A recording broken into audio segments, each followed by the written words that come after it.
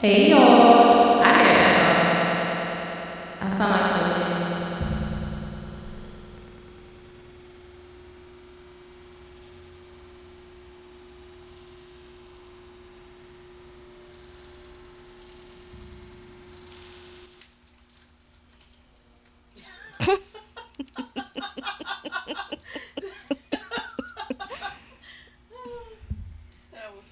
When they make you read the Bible. And lo, that was the voice of God. Yea, I say unto thee. They can hear me?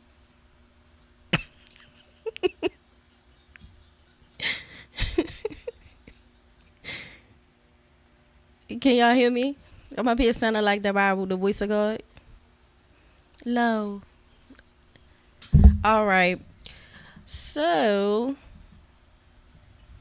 get everything set up real quick.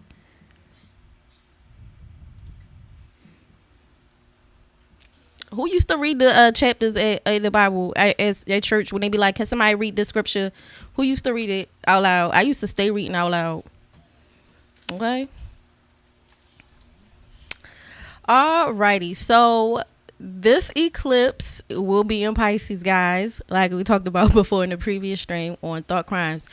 So Pisces is an interesting constellation. I know people think that everything's chill, and I already told people before in other streams, Pisces is chill, but there's parts of Pisces that is very malefic in certain regards. Like they is very raggedy, like ready scratch face off. Okay. So that's what we have going on right now. And it's all in the pursuit of our ideals. Pisces really centers on what we believe in, our faith in life, listening to the messages that we get from the great beyond, the will to go on in life. Okay. Also redemption. This is where we get the whole redeemer archetype from. Hey, everybody. Hey, Gigi. Hey, Herc.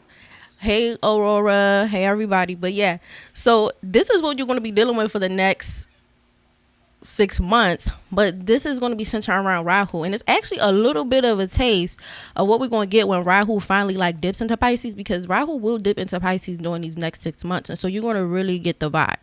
But it really deals with redemption in a very aggressive manner per se, because Rahu deals with severance, so taking things away, cutting things off, even almost to a malicious standpoint of just violence. So yes, it's cool. We got the Little Mermaid, but it is a very aggressive sign. But the good thing is like whatever people believe in, or if people want to Donnie McClurkin get back up again and get their life back, you can. You just have to make sure you have the energy to fight and get back into those things. This is why I said a fool to a wise man, which it really can go either way. All right. So the eclipse happened on the 17th, which is a couple days ago. And in this eclipse, this is the chart of it. This is what it looks like. And in this eclipse is dealing with on the axis of Pisces, and it's dealing on the axis of Virgo.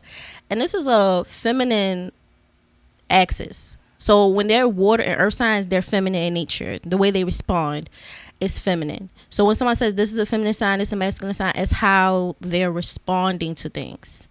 So Pisces and Virgos don't respond in a masculine way. They are receptive. They are reactive. They're not necessarily initiatory. So they deal with relationships, bonds, wanting to be safe or protected. And so that's especially a main thing with water signs. Like sometimes they'll be safe and protected to the point where they're being very malicious in some regards. Like we're doing a lot of hyper coding, hyper protecting, and then it's not really going that well.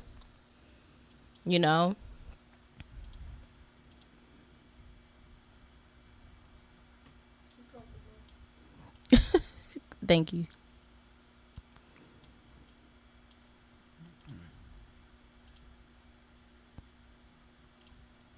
Okay, there you go.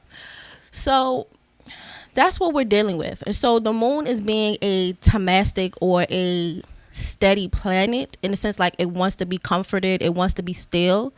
But we're also having planets in Virgo, which is also an earth placement, which it wants some type of stability, but some of these planets have some actionary standpoints. And so we're feeling like this push and pull between kind of going with the flow or kind of making things change and be different, but it's not necessarily in a masculine way. It's almost like trying to change from the inside out. Like the change is inward outward, not like outward inward. And so when you have like Neptune, the moon, and then you have Saturn opposed Mercury and the sun, we have stuff where you confuse it, like you intuitively know what you want to do, but there's still so much confusion and you're not very clear, but you're always very like held in like a points or viewpoints that may or may not be right. So this started a few days ago.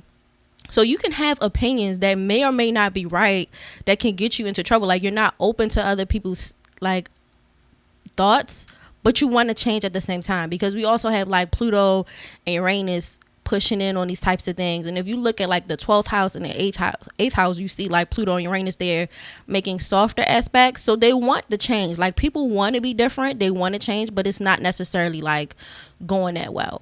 So like, yeah, this is a great time for like creativity, romance, and organization, but I actually would not set your expectations too high.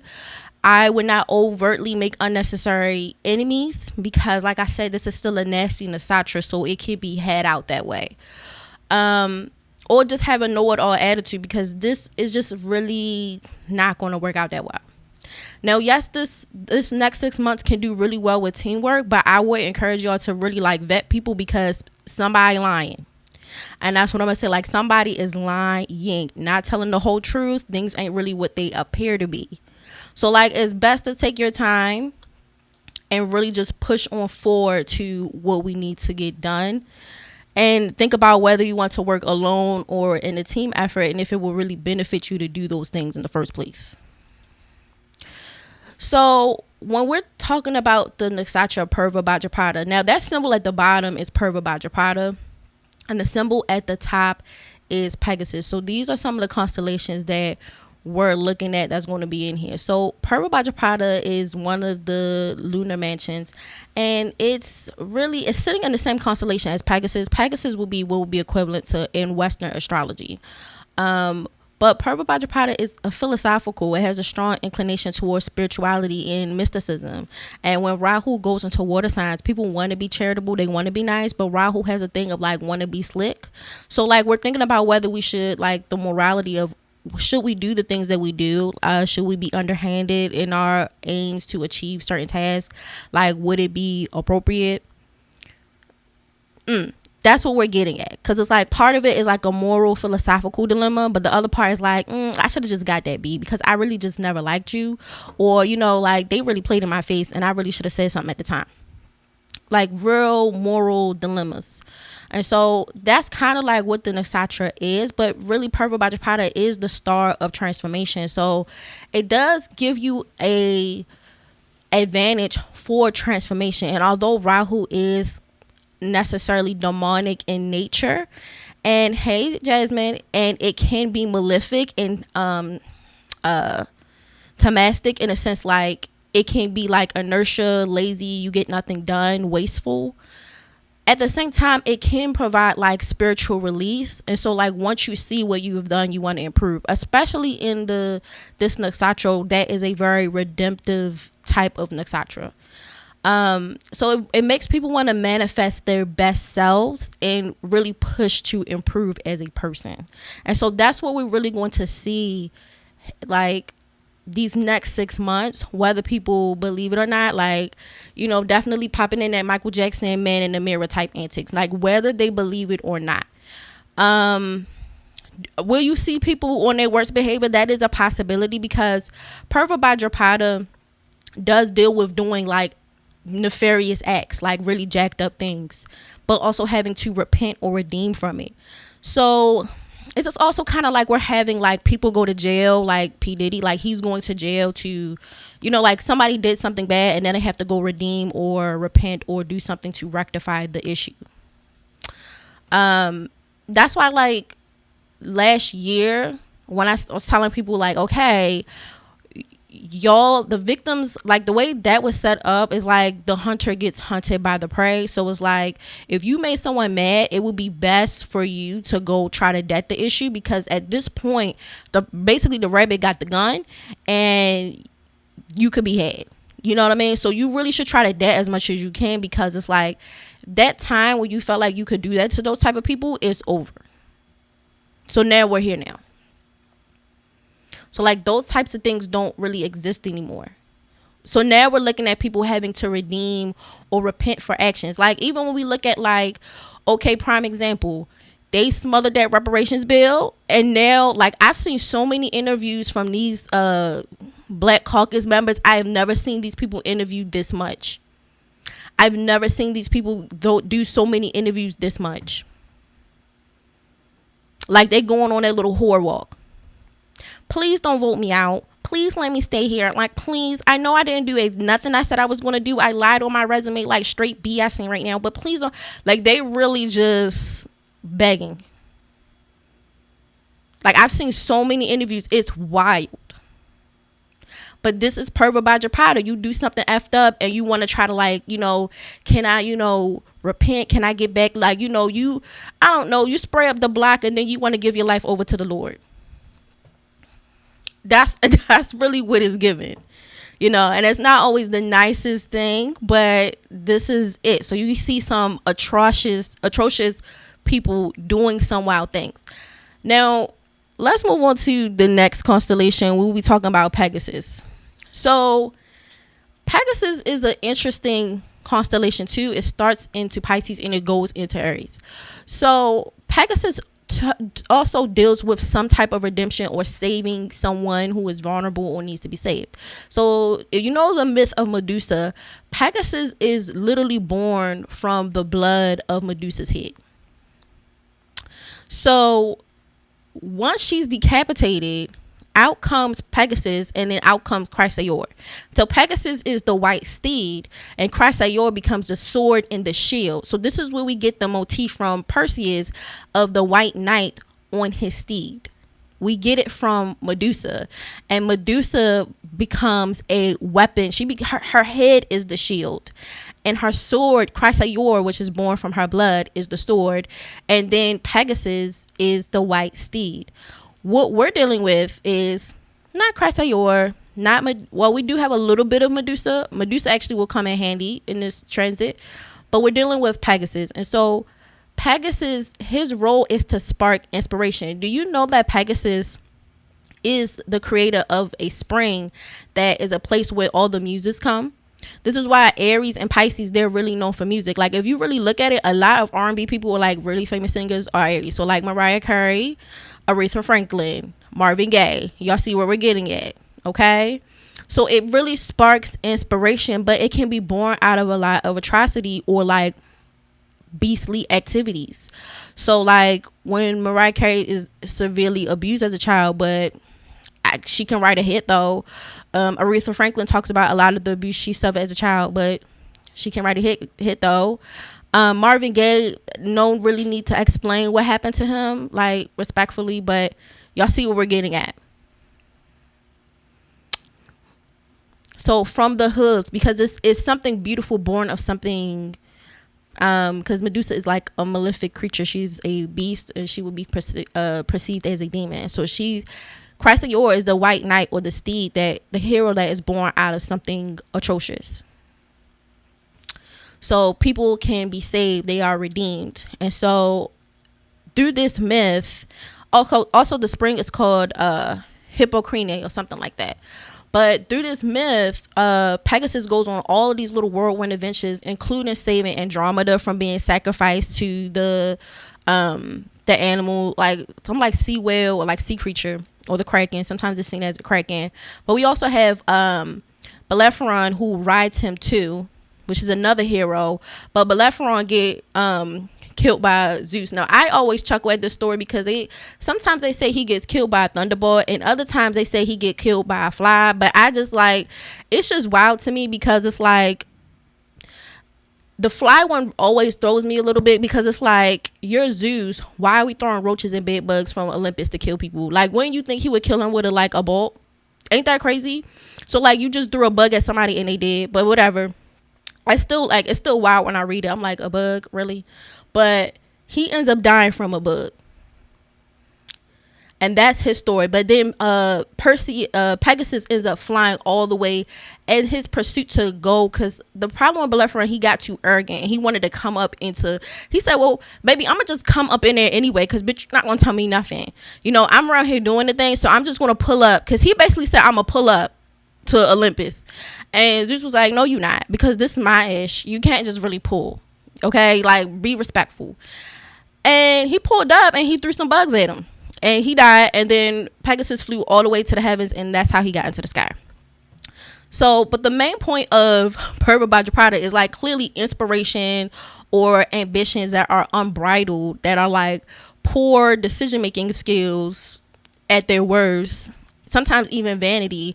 It gets people in trouble, but also something beautiful born out of something effed up. So like, I'm saved, I'm redeemed, or something is transformed from that. So Pegasus is transformed into something beautiful, and he's in the sky and all this other stuff. Pegasus on a crash out, bitch. You know what? But like, look at his mother though, because like sometimes we have to examine who people mothers is. Okay, Pegasus' mother is Medusa. Like, be for real. That's all I'm saying. I would put everything on Pegasus, but like, he had different writers. He had Perseus and he had Bellerophon, and both of them was wilding. That was not his idea. I feel like Pegasus is a victim of buck wild drivers, and he just in a passenger. That's really all. That's really what he did. Like, Pegasus really didn't do nothing. That's why he got a star and Bellerophon didn't.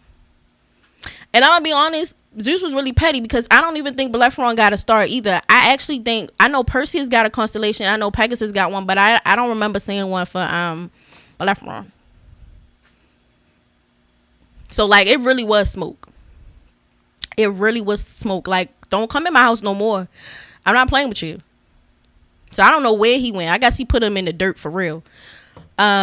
This is your story, girl. I'm telling you, because like sometimes the fairy tales be really knocking. They really do be knocking sometimes. Like, really be gagging. Yeah, Zeus was not playing. He's like, you're not coming in my house with that. Medusa's story was pretty tragic too, I guess. And you know what? I'm kind of annoyed with Medusa, because I feel like this is going to be a wild take, and I might have to save it for Patreon, but I just feel like the feminist was doing too much with Medusa, because like, that's not even okay. We have to put the stories into context to the society, and then we also have to put the story in context to what happened. Okay, so even though Medusa, it does play a major role in this transit, where Medusa is wild or primal feminine nature. It's actually destructive feminine force. And destructive feminine force can create a shield. This is why, okay, you see how the Miami girl was trafficking and she was talking real greasy to people, like on some like madame stuff. You see how she weaponized her femininity and created herself a shield. Like, I'm a victim too. Women or feminine, destructive feminine forces, they can do that. They also can create mutations. Like, I've also was reading on other studies that other astrologers have done that talked about how the Medusa star Al Gore was also associated with genetic mutations a lot. Now, I might do that in combination with X-Men, and we can really, really gag on like astrological stuff, because sometimes like I just be sitting at home just gagging. But yeah, Medusa is not like that, because I'm gonna explain something to y'all. The reason, y'all have to think about it this way. Athena was beefing with Poseidon, right? They had a long-standing beef. They actually was even beefing over Athens. Athens wasn't Athens at first. They both was competing to see if they can become the patron god of Athens. Again, this is before it's called Athens, right? Peep, peep. So they both was like, Athena was like, if I remember correctly, because see, I'm trying to remember this off the top of my head. She was like, look, if y'all pick me, I will give you the democracy, silk presses, and I will give you olive trees, legit olive trees. She was like, I will give you some olive fruit trees, blah, blah, blah, blah. Poseidon was like, yo, pick me. If you worship me, you can get into the water. Nothing gonna bite you. You want to be good. You want to be good like nothing. The piranhas, nothing. No water bugs in the city. You're not going to see nothing. Okay, all the fish, all the crabs, seafood delight. The crab rolls is out. The crab rolls. Okay, they was competing. They had a long-standing beef. Let me tell you something. Poseidon did not win that. Athena won it. That's why it's called Athens. Now, Medusa was supposed to be on Team Athena. Why was you smashing Poseidon? Girl, what is you doing? And then you smash Dummy in my temple. You out your mind.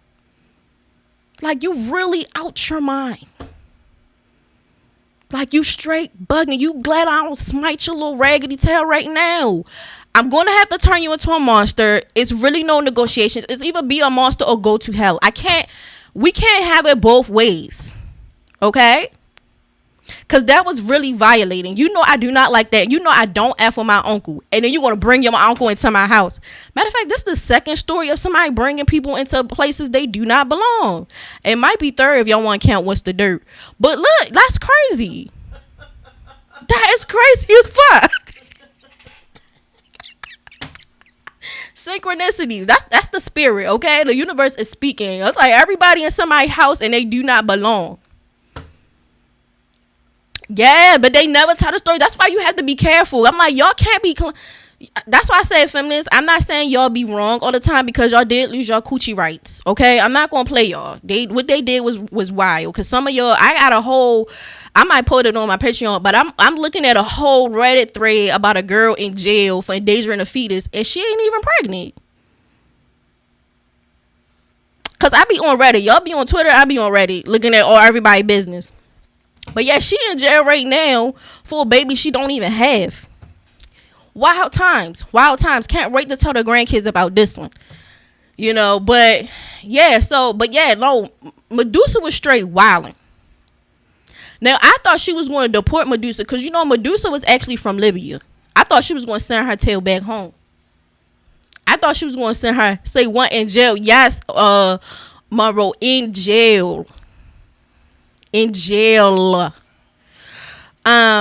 of the beast, you really have to see who is translating what, because like if you're looking at it from a certain lens, like translations are so important, like really, really important. I'm not even going to get I could roast because I love reading the Odyssey. That's one of my favorite stories, in the Iliad. Now I remember Emily, I think her name is Emily Brown. She's literally the first one to ever translate the Odyssey. You know, they lied and said that Cersei was throwing puss. In reality, like, people was getting assaulted. And she was like, why would these men sit up here and translate this book and straight lie? Like, that's wild. But, you know, translations of myths are so important because it helps you to do astrology better. So, like, yo, you really cannot lie like that. Like, I need you to tell the story for real. She was on a 6'9", did a, come on, Cthulhu. Is it? Oh, I think it's Chulo. I'm gonna get it together. But like, you really have to pay attention to that because specifically for the Medusa story, there's a Greek version and there's a Roman version. And like, I'm gonna be for real. The Greeks tried to be like the Egyptians and the Africans, and then the Romans tried to be like the Greeks. So I'm gonna have to try to get close to the source. I'm gonna try to keep it with Greece first, and then maybe like Africa. Like, I try to go there, and then I might go to Rome third. In that order. Like, I have to keep it that way. But yeah, Medusa was from Libya. Yeah.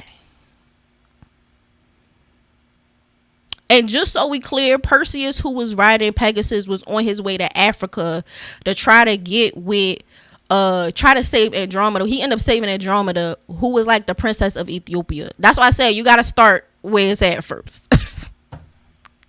But yes, I'm just saying Medusa was a Libyan queen. Black girlies like that. Look, I don't know because Medusa also has a thing too. Like, there's also a strong thing in astrology where they talk about how a lot of times black people are protection from black magic.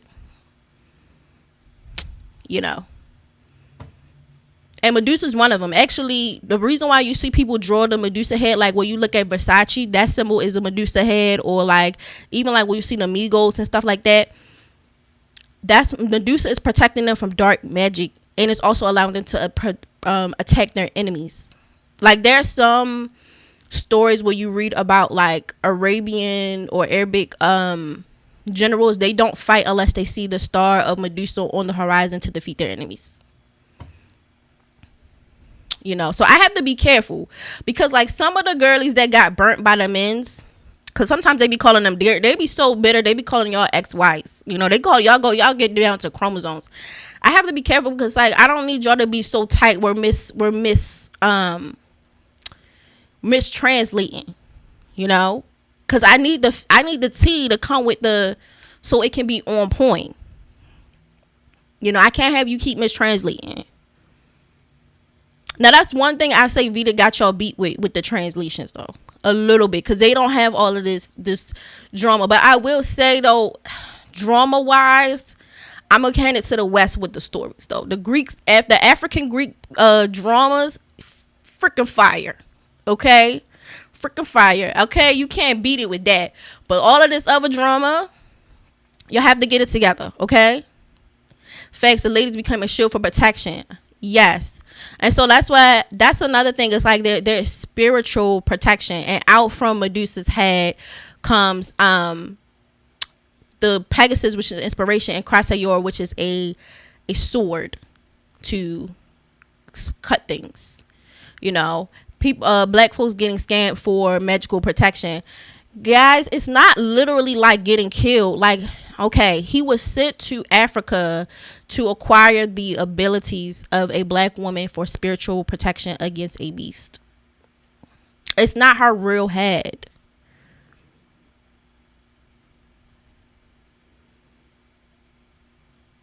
And Medusa is wild, primitive, feminine, destructive power. Part of the primitive destructive power would be women are a little bit better at witchcraft, to be honest.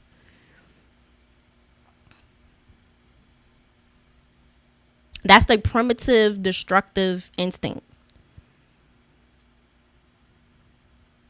Also mutating naturally occurring things. But she's not literally getting, you know, because her powers are translated to transmuted into Pegasus and then the sword. So she becomes a shield and a shield, a sword, and a ride. Those are her children. Bless you. So that's why I said, like, you guys to be a little bit careful. Can you cut your locks, remove your protection? Really depends. That is a great question. Hair does have like spiritual connotations to it though, but that's why her hair has quote unquote snakes. Also, that's why she's part snakes, because I can't go into technically, okay, and I might have a whole thing with this because I don't like how y'all telling stories. Like, y'all have to get the story together. Okay, if you want to tell the story, tell the story. When you see a snake in a woman, no, that's talking about priestess ability, psychic ability, and spiritual mental powers. So when we talk about Eve, we talk about Medusa. That's what they're talking about. When we talk about the Little Mermaid with these little serpent tails and stuff. Now, I could also tell you how this pertains to the Catholic Church and how they also took it too, because it deals with Sibyls and the African ability to see the future. Because a Sibyl was a soothsayer. They could see this future. Because remember when y'all used to read in the Bible, they used to talk about Sibyls. Okay, Sibyls are African. They come out of Africa. Now, all of a sudden, we got a switch around an energy, and now some of the same things of what a Sibyl is sitting up in what will be considered the Vatican now. Okay? So what they're saying is Medusa's spiritual strength was crazy. Super duper strong. Because she had a snake tail and snake hair. Come on now. It don't get stronger than that. That's why you still see her everywhere. This girl like thousands of years old. How do you see her head everywhere? Has a lot of snakes around her. That's talking. She's talking about how strong her spiritual abilities are. Aurora. That's what she's talking about.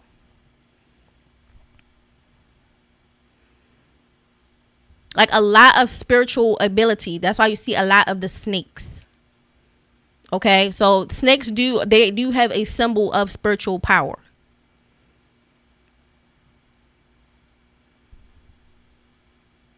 That's why you see them. It's even in like the Adam and Eve situation, Medusa, Little Mermaid. You want to keep seeing them. But that explains the dream I had. What you dreamt about a snake? Because that could be the final. That could be like a energy coming to you. Sometimes the snake also represents ancestral power that you've had before that's coming to you through your line. Because the snake is also supposed to represent the brainstem and the spine going up into the brain.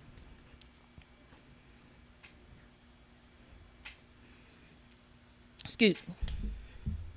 That's why I say, like, that's why I say I'm not saying the girls is wrong with some of the complaints they've been having about their coochie bills, but listen though, that's not what that means.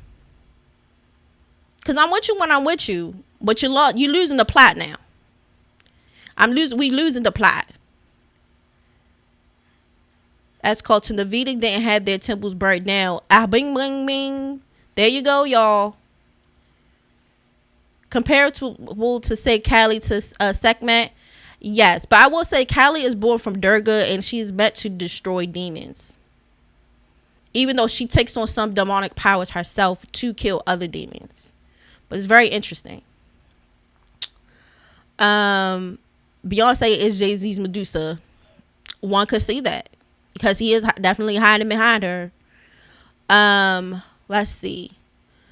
So you're saying whitewashed her? Yes, women are better at most than the witch doctors. Yep. That's why I said y'all have to be careful with the translation. That's why I said I'm not blaming the girls that's mad at the boys, because they could have just got a bad translation. I'm not really trying to be petty. Like, I swear I'm not. I'm gonna be quiet. Stop disrupting. All right, but no, I might talk about it because it's like a whole thing about mermaids, snakes. Because I had a whole thing. I was like obsessed with mermaids, child. Like, mermaids was everything for me.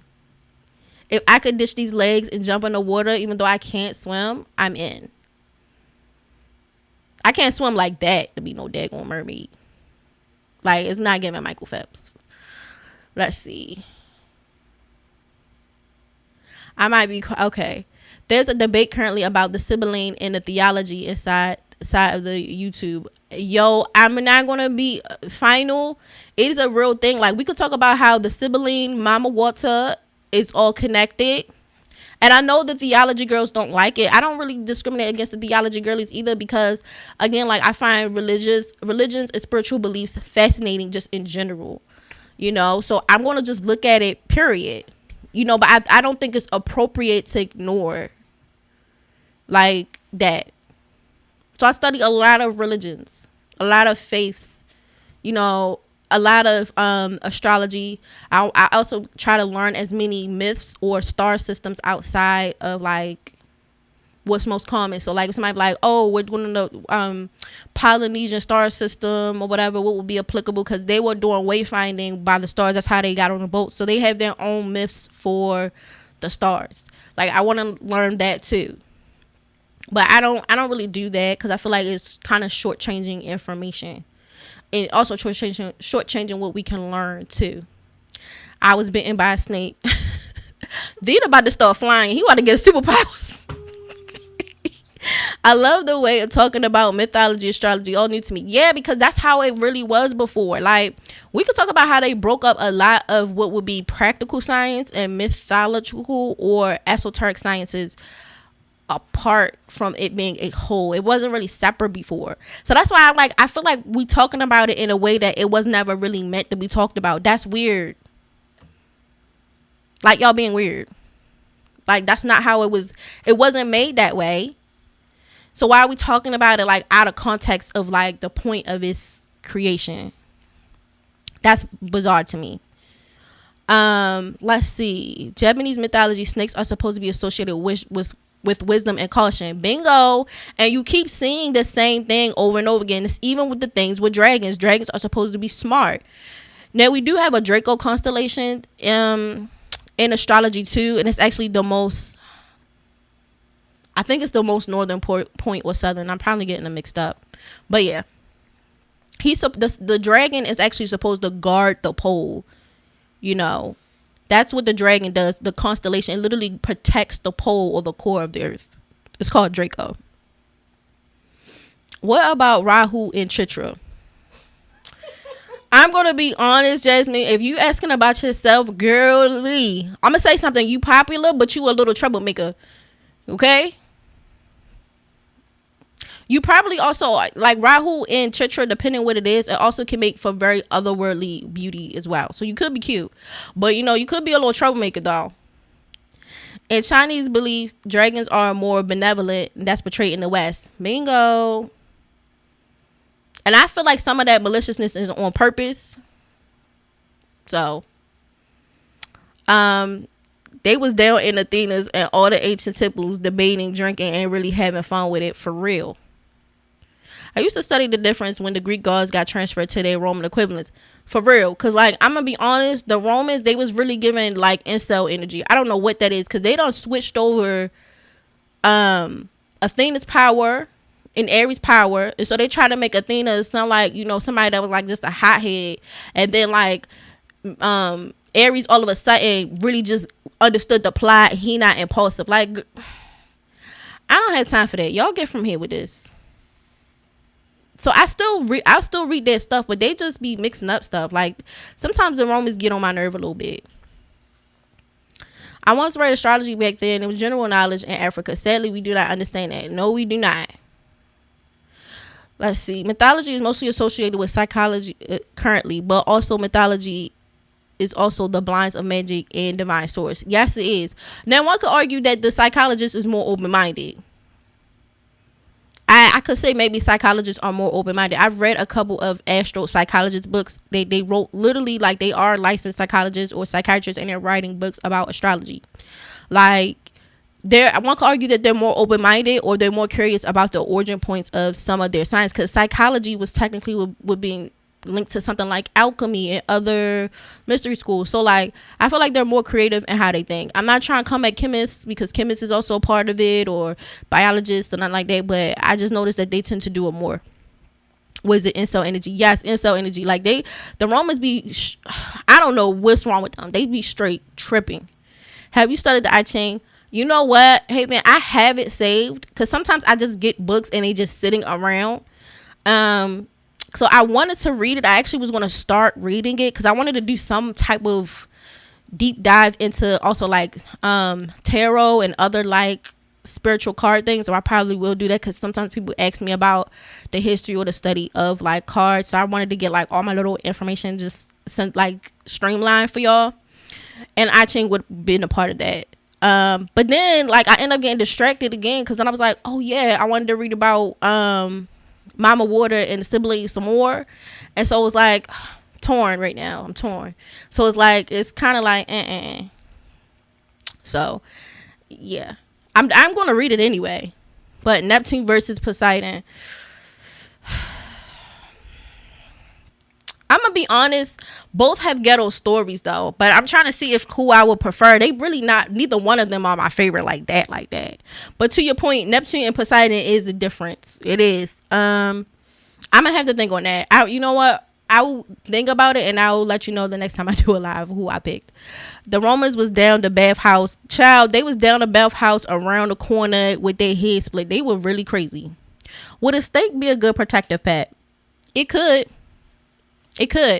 And it said like the snakes are also animals that are similar to humans in the fact that this is what they speculate, that they also have like a pineal gland. That's kind of like how they associate with them. Like there's some animals that they associate with like pineal glands or psychic abilities. So like snakes, cats, etc. I think it's because it's a copy of a copy. Yeah, because the Greeks used to go to Africa to go to college. What we consider like college and stuff. So like they would come down to Africa to go to school, and then they would go back.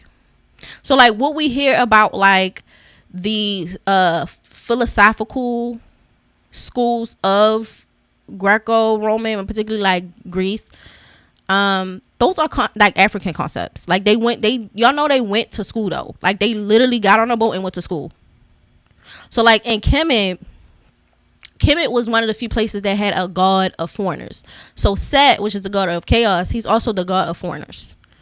So like they understood like they are not like us on some Kendrick Lamar, like that they're them and we're we. Okay, we're not the same peoples. Not the same. And they understood that. That's why they had a whole different deity for foreigners. Also, you know, like I said, Set was for like thunderstorms, chaos. So that means with foreigners come chaotic energy. Also, I would like to say too, like, you know, their pyramids were made around Orion. Now, Orion will be the Greek name of the constellation, but traditionally Orion was called Kim, like Kemet. Kim was the black son of Cephas, the god, the king of Ethiopia. So his name wasn't Orion at first; it was Kim, like Kemet. He was the black son. And don't get me wrong, like the Ethiopians, they were black, but black in a sense like they understood that Kim was blacker than his other family members, like Andromeda. Like he was much darker. So that means he's probably coming even deeper from the continent. That's why when people be like white people, I'm like, I don't know what y'all are reading, but when I read this and people are saying like these countries, and I'm like, those countries are only in certain places, so I don't know how y'all getting it. Like Orion is literally called the Black Prince. He's like he's the black son of the king of Ethiopia, and these are constellations. So I don't know what y'all doing. I don't know where y'all get these books from, and I'm not really roasting y'all or judging y'all, but I'm literally confused. Let's see. How do I know my sign and rising? So you would put in your birthday. So like the sun signs are pretty kind of locked in because they pretty much the same thing every year. Like November 21st to December 20th. Like that's kind of how you know. The rising sign is way more sensitive because what you're looking for in the rising sign is you're looking at the signs coming up the eastern hemisphere. So most of these constellations are about a 2-hour window. There's only a couple of them that ain't a 2-hour window. They're rare. So like think like I think Aquarius is rare, Pisces is rare, and I want to say Aries is rare too. So they're 2-hour windows. So like if you miss, sometimes I've had some people you close to an hour, like in under an hour, the rising sun was completely different zodiac. So that's when you're looking for the rising sign. That's what when I ask you for your time, like I know I need the time. That's what it gives you. You don't get a rising sign without a time. The rising sign sets the first house, which is the physical body. So it actually denotes how you were born. What is your birth saying about who you are as a person? The physical body also, the first house also says how you look, how you come across the world to the world, and genuine or general health means. It also can be how you begin task in life forever. Like how you were born can sometimes determine how you begin things in life. So if you were born with a lot of dramatic or a lot of very intense themes, that can be also how you begin different chapters in life because you're facilitating that because the first house is the beginning. So you really need that. And once you have the first house, you get the other houses too, all the way up to the 12th house. And each house has a different meaning, what they necessarily rule. There's areas or points in your life what they rule. The house system also tells you the hemisphere too. So you have the underworld and you have the above ground. So everything from 1 to 6 is the underworld. Everything from like 7 to 12, that's above world. That's the ground level. So yeah. Greeks were taught by African teachers. Yes. That's why I said Hercules, like, look, I don't know where y'all be learning that stuff, but that when they be coming up here, I be just looking like, that's not how that worked. They went to Timbuktu and learned everything facts. Because I had a book about the Dogon. I don't even know where it is. I'm going to have to just reorder it. So, yes, Carl Jung was talking about Kundalini. Yeah, I was telling you, the psychiatrist and psychologist was like, they was really like, had very dynamic thinking. I suggest reading about the lumbilicus too. Okay. I might gotta write that down and come back to that. African mystery schools were really it back in the day. Yes, it was. Moses was part of a mystery school as well. Let's see. I didn't know all those Greek societies and academies were from Africa. Yes, they were. Yep. That's why the oldest The some of the oldest sigils for Europe, like the houses, like when you know how like noble houses put up their sigils, the oldest sigils had black people all over it. They were like black people. That's why I said I don't know what y'all talking about. Like, it's weird. BMORE, if you look into study cards like tarot, such, have you heard of the cartouche cards? They are great based on Egyptian mythology, Isis, Hathor, etc. I have not heard of that deck before, because sometimes I study different decks. But that's not a bad one, because I actually was going to do something on like the origins of cards, because it comes from playing cards and how playing cards become a game, but they also become a divination technique simultaneously. So I might do a whole little side thing for that one, because that'd be fun. I feel like Aries rising folks have big bobbleheads. Shady, but Aries shady little boots. That was shady.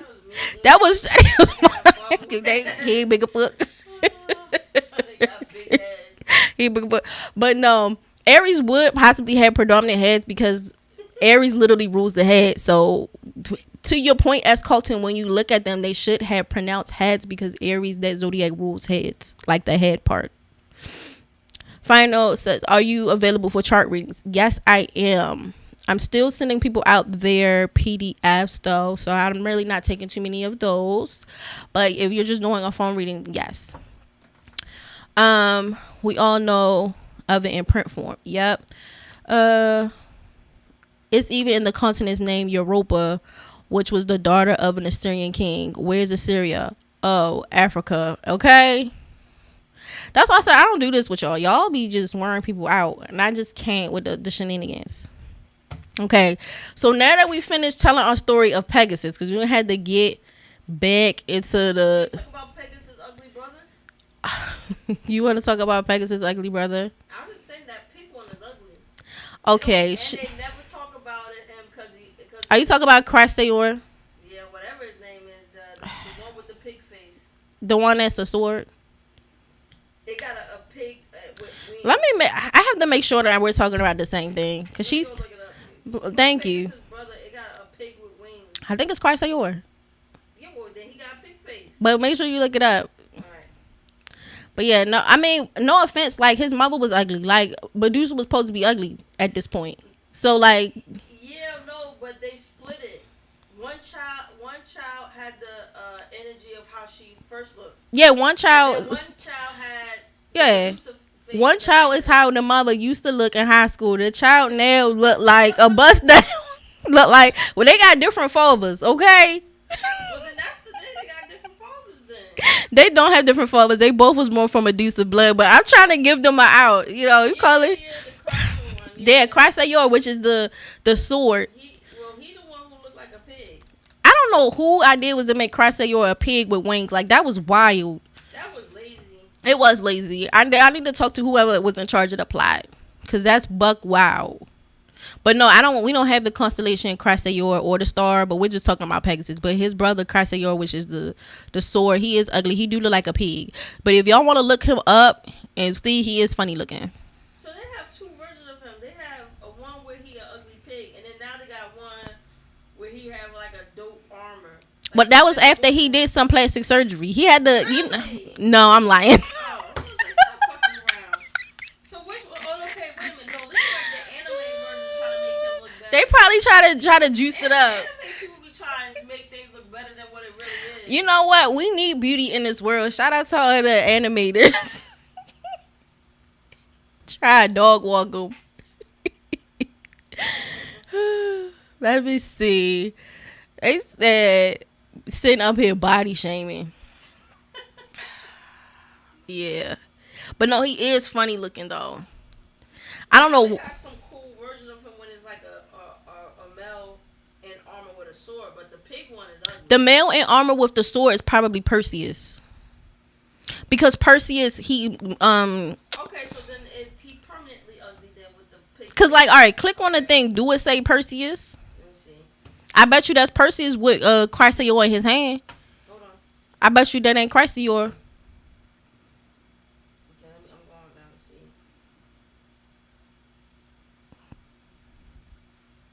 They got this one as Chrysaor. That ain't no dang on Chrysaor. I I was used to him looking like a pig.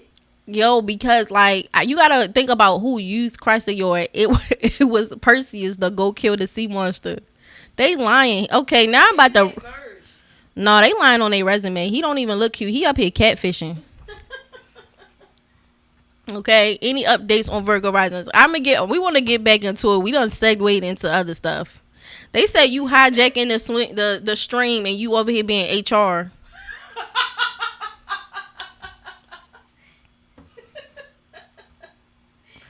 That's funny. But yeah, so that is Pegasus. That's the myth. Let me see. We go to the next one. They say we want to get back on track. I know. Somebody's like, where my stuff at? But no, they having fun. Alrighty. As Colton said, she have a lot of Aries in her family, and they do have big heads. But they rule the head, so they should have like really defined head areas. You know.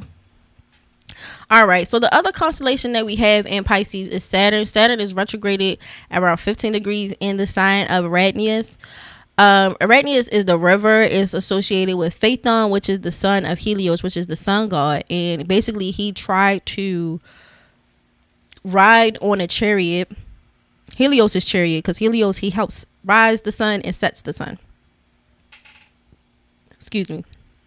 And he wanted to prove himself, so he basically, I know they say they like Helios begged him to get on, but honestly, the most thing that made sense was that his sisters let him get on. You know, so they let him get on, and basically he started burning up the sky, and Zeus had to put another one down. And let me tell you, Zeus be putting them down in the dirt. Okay, so he done already put Bellerophon in the dirt. Then he put little Phaethon down in the dirt too. You know, so he put him down in the dirt. Then they was crying. But this is also why we get the weeping sisters. I think they're called the I'm having a brain fart, and they're not the Pleiades, because the Pleiades got their own thing too, but they're called something else. I'm having a brain fart. But yeah, it is the star called the Weeping Sisters, and it's in the sign of Gemini. I would not be shocked if that's the same thing as Audra with people crying, but that's the story from the Western side. They're called the Weeping Sisters. And usually when you have a transit through that, it rains. And I'm gonna be honest, I tracked it, and every time we had a transit through that, it did rain. It was wild, but yeah, it rains. It's called the Weeping Sisters. But basically, it deals with trying to get something before it's time, and how dangerous that could be, trying to prove yourself or go on these like wild ideals. But as you can see, this is the sign of Pisces. Like, you're doing something before it's ready. You're trying to get up there, do your little thing, and you're not really ready. Now, Eridanus is before where we have Purva bhadrapada. So Purva bhadrapada means that sometimes you do bad things and you have to make up for it too. But before that, we get in stars talking about you were never ready. So sometimes being unprepared can lead you to do bad things. Then you got to make up for it. The Helios myth was straight up copied from Egyptian god pantheon. They can't remember the god's name in the Greeks, and they borrowed this from it. See, but that's what I'm saying, Colton. They just be making up stuff. That's why I said when they be like, it's white, I don't know what y'all talking about. I don't. White people are dumb when it comes to that. It's white. It's blackwashing. No, it's not. No, it's not. No. But you're not wrong. I don't know what. That's why people be doing that. I don't know what they talking about. Could that crash out? Could that be a crash out constellation? Yeah, Pisces can sometimes be a crash out constellation. You know. Question: why do so much mythology involved? Child. We're gonna get onto that later, and I cannot be doing all of that on YouTube. Okay, I cannot be doing all of that on the YouTube. All right. I can't do all of that on YouTube. Sunita might have to go give me a Patreon thing with a private stream on Patreon or something. Because sometimes it's literal and sometimes it's not. But I can't be doing all of that. Y'all get my little video flag, because this was just to help y'all. You be going into a whole different direction to America. I can see that. I wouldn't be shocked either. Look, I'm telling you, the way they steal, the way they copy and paste. Because remember when y'all used to cheat and they be like, if you copy my homework but make it a little different, it's giving that. I would not be shocked by that. But yeah, I cannot be going on to all of that. Because I remember like a few years ago, I was about to start really telling people about covens and stuff and what to watch out for. But some of the stuff was not YouTube friendly. Like I had a whole PDF file. It's sad that that's so different now. It's so different now. I can't even tell y'all what to watch out for. But just know some of the covens be criminals. Okay? Criminal witches. With some charm-ish. They be doing illegal things. But I cannot say that. With really like deep details. No.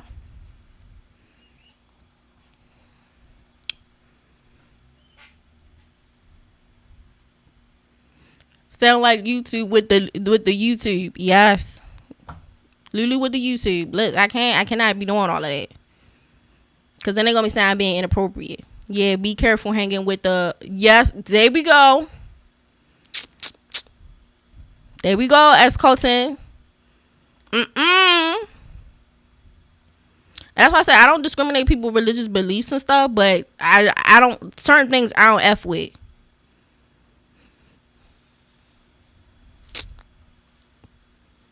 I don't F with.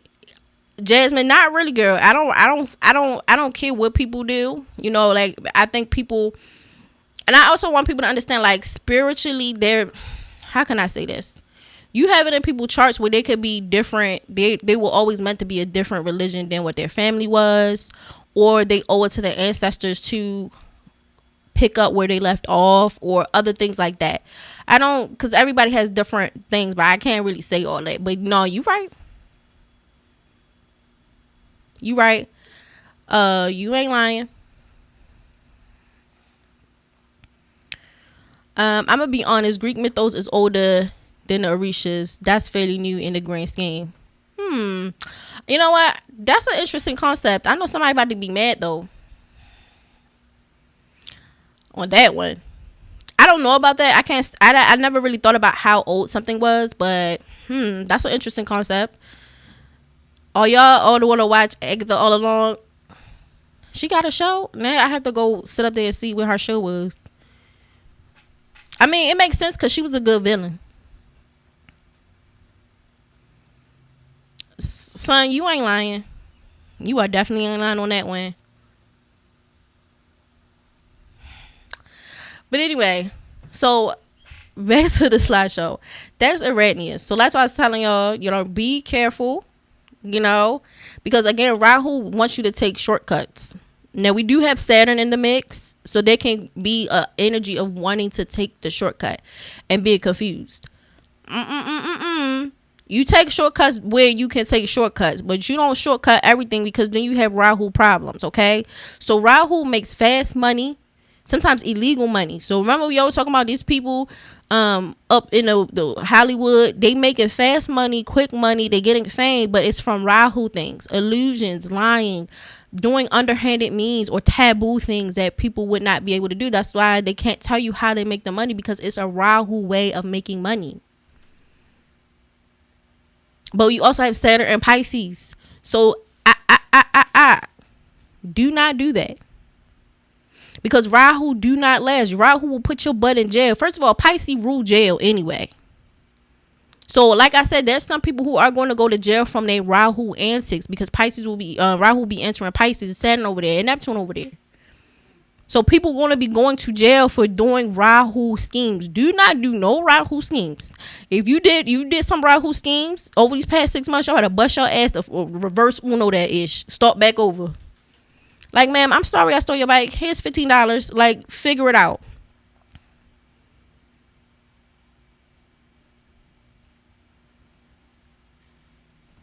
Okay? And that's be my last warning to y'all, because I tried to warn them last year. If you have a victim, try to do the right thing by them, because they could come out and beat your ass. So, no shortcuts. You take shortcuts where you can. Like, oh, I found, I don't know, an easier way to do this, not illegal way. Y'all get what I'm saying? Because Rahu in a water sign is going to make you think moral compass. Because water signs, they deal with sometimes issues around faith and morality. Because it's a feeling. It's thinking about sensitivity. It's very intuitive.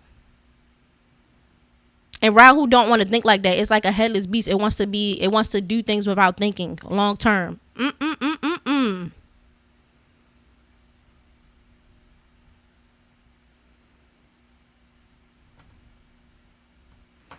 So let's move on. Now, we already started talking about the aspects with Neptune, Saturn, and the moon are conjunct. You're probably also going to be more sensitive than usual and picking up on more things too. You do have it opposed to Sun and Mercury. So when the Sun and Mercury are conjunct, you could be more attached to your ideas, but this also can not be a good idea because there's a temptation to be attached to your opinions, be attached to your ideas, not listen to anyone, and then we're in a mistake or we make unnecessary enemies. That's the problem. When did it become so popular to become a scammer as a profession? Well, I'm going to be honest. It could be because Neptune really been in Pisces since 2011. So if you notice, like out of the 2000, and I'm not saying we never had no scammers in 2000s, but you notice once we hit the 2010s, scamming just went like crazy. Because Pisces deals with some levels of deception, so does Neptune. Glamour, illusion. But now we have Rahu here, which deal with more glamour, illusion, and more deception. But then we also have Saturn here, which would break up a lot of that, to be honest. Now, the soft aspects, we do have some positive ones. So we do have Pluto and you have Uranus. Now, Uranus is an algal, so it deals with feminine destructive forces. So this can be anything from like propaganda and all this other stuff, and how to make appropriate feminine destructive forces. Because algal is a demon too. She's not necessarily nice. Medusa's not nice, but she can be used in an appropriate way. So feminine destructive force. Then we have Pluto in Capricorn. Now, we've been dealing with Pluto in Capricorn since 2008. Now, it was in Aquarius this year, but it just retrograded into Capricorn this month, actually. So this, if I remember correctly, I think this will be the last time that Pluto will be in Aquarius. And so I am thinking about doing maybe a podcast or a stream for Patreon about Pluto and Capricorn and what it means. And we'll be seeing a lot of themes of having to work through plutonic things in Capricorn from 2008 up until now. And Pluto deals with our sense of power, wealth, relationships, even transformation. And so trying to work these all out through Capricorn, it deals with resources, power, ambitions, and sometimes almost competitively so. And so what are we doing about these types of things that started as far back as 2008? Because now it's about to go next year. It'll retrograde forward. It'll stop retrograding this year, and then it has to move forward into Aquarius. And Aquarius is a new time. It's different. Pluto isn't in the earth sign. It's now in the air sign. Final Medusa is necessary violence. True. She can be quite necessary because they needed her skill set to move things along. That's like, we also have primitive male aggression too, which is Capulus. But both are needed. Masculine destructive forces or masculine primitive forces and destructive feminine forces. And Medusa's destructive feminine force was able to save Andromeda from her starting mama, Cassiopeia. Because Cassiopeia, her mama was the reason why she was up in that daggone chair about to get ate up anyway. My daughter better looking than all you bum bitches. Basically. And she done effed around and got her daughter sacrificed. Fooling around. And then it took another black woman to come help her. Okay? So sometimes you need another like bout it be to break up some other stuff. And you sometimes can't break up stuff with like, hello, how are you? Like, okay, that's cool. But sometimes like, girl, I'm about to get ate in a chair. I need y'all to turn the whole table over. And get me out of here. So this will be the last time, like this fall. And I want y'all to think about it. I would not be shocked if y'all see similar things going far back as 2008. Stuff with this election, all types of stuff. Baddies of the mythos, okay? Stop playing.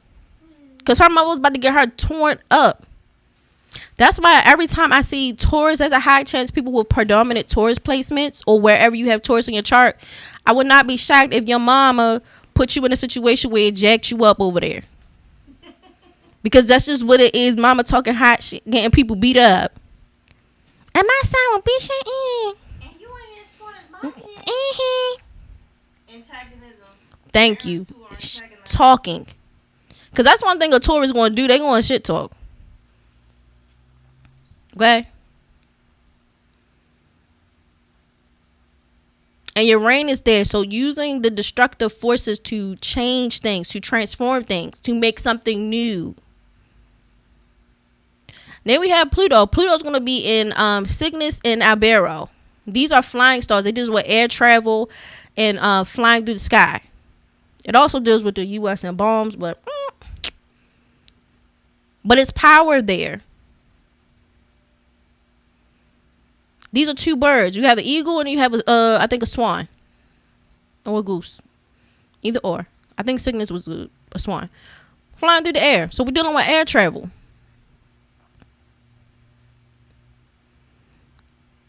Positions of power.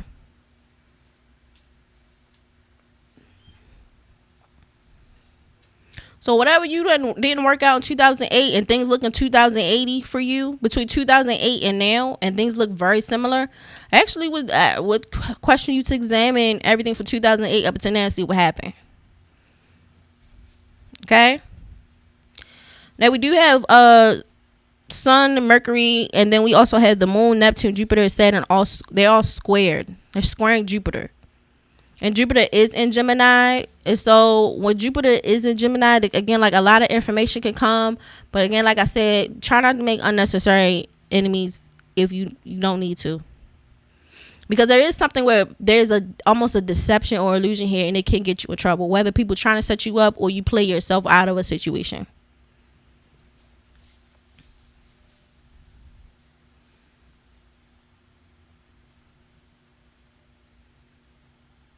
And it could also be a thing too where you want to expand in certain ways, but there's restrictions that are kind of keep you from expanding so rapidly. Because it is square Saturn. And it is square Sun. So there's an ego thing of you wanting to force people to do things your way and from your perspective, but there's not enough details ironed out. So make sure you have all the details out. Make sure you understand what's going on, and don't take on any endeavors that are too big. You're going to get in trouble. It's going to not go how you think it's going to go. So if you look from 2008 to now, and some of these things sound similar, but nothing too big was hard for you to finish those types of endeavors.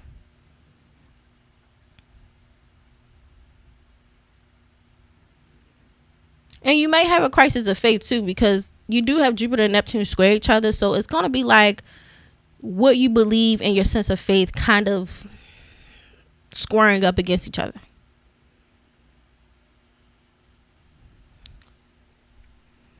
And just the nature that the sun and moon are opposed each other. The moon is habits.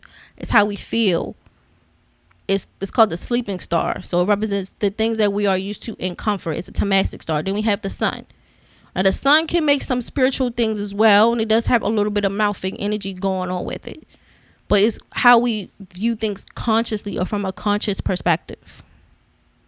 So what happens when your habits and your consciousness or your ego and how you feel aren't the same? So how you feel about yourself and how you view your emotions consciously are kind of split. This can create self-esteem issues or like habits that undermine things that we're consciously trying to pursue. Now, with it being on Pisces and Virgo, again with the water and fire, the water and earth signs of Pisces and Virgo, water is what sticks. Earth, Virgo is the earth sign. So it's like, it's just what's there. It's what's lying down. is what you put down. So what happens when you're trying to take something that's imaginary, something that's concept, like intuitive, like water, like Pisces, and we're trying to make it into something real, like an earth sign. So we're taking things that are imaginary into trying to make it something real, but we're having some issues trying to iron those out.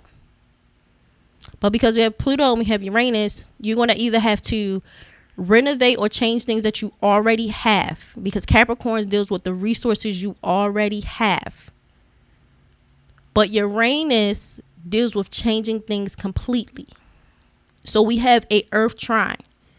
So the sun and the moon was in Virgo, Pluto is now in Capricorn, and Uranus now is in Taurus. So we're actually forced to change things, our opinions about things that are tried and true, because the earth sign deals with things that are tried and true. And because it's making a aspect to Pisces that's a water sign, it's asking you to have faith or to redeem things that you once thought tried and true, to change those as well.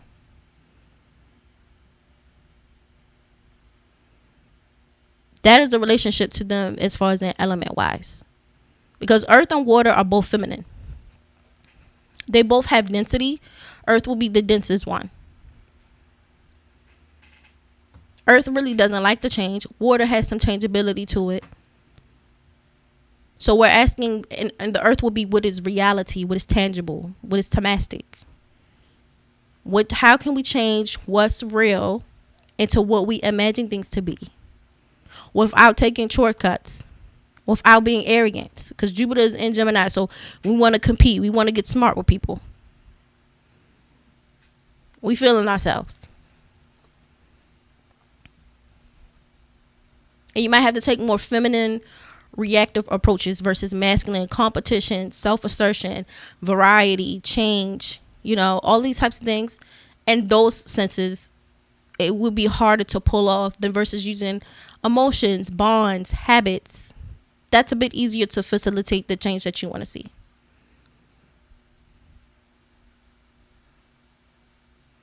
Earth is fixed, water is fluid. Yes, in that response. But I would be careful, because fixed is a whole modality too.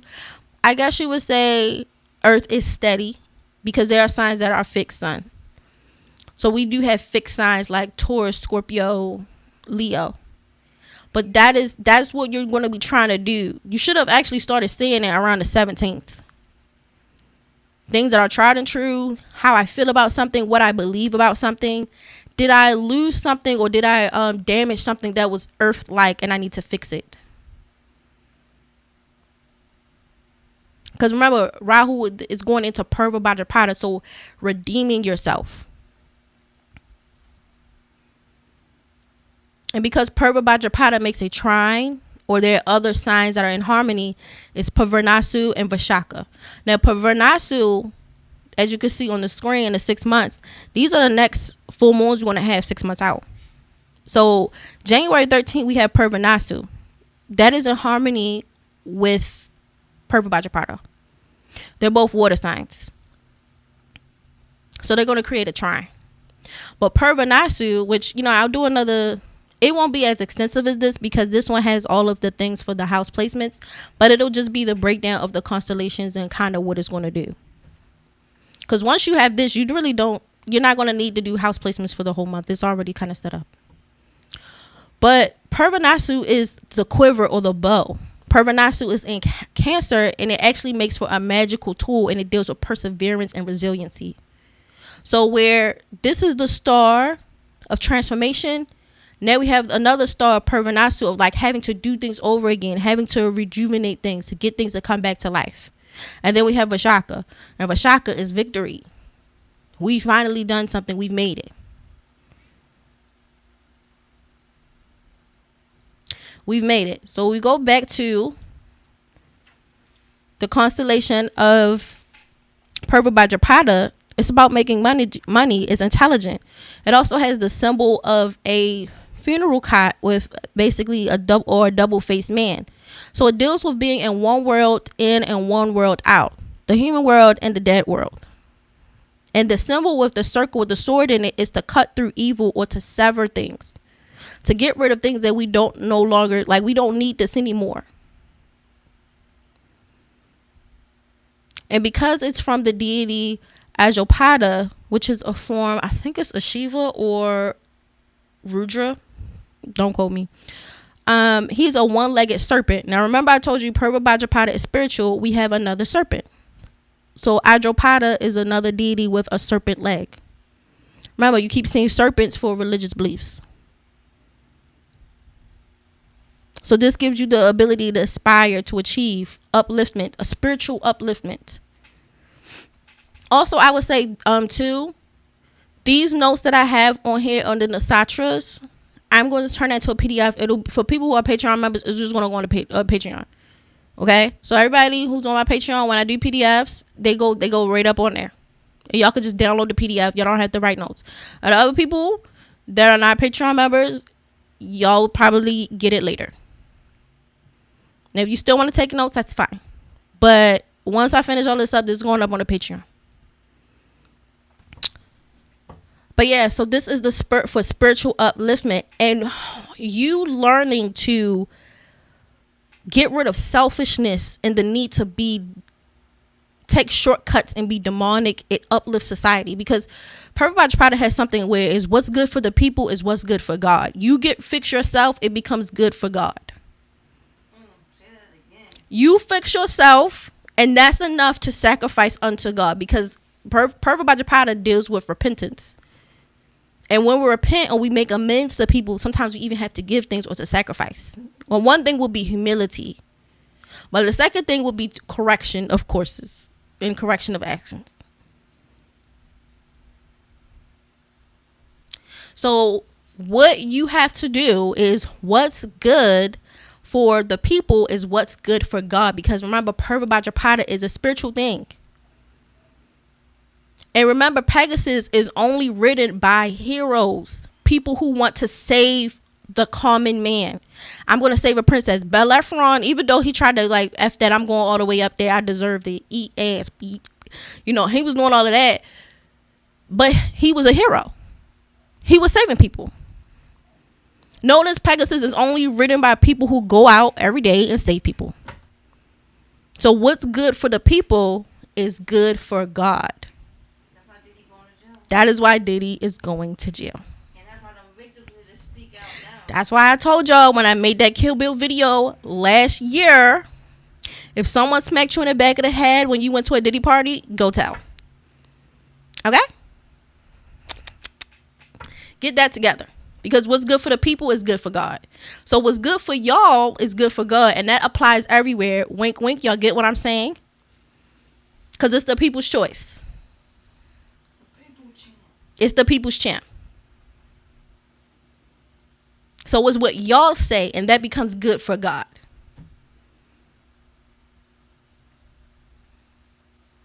That's how that works. I need to go after all the criminals. So any criminal, anybody that you want to... The eclipse happened on the 17th, so we already in. So what's good for y'all, it's good for God.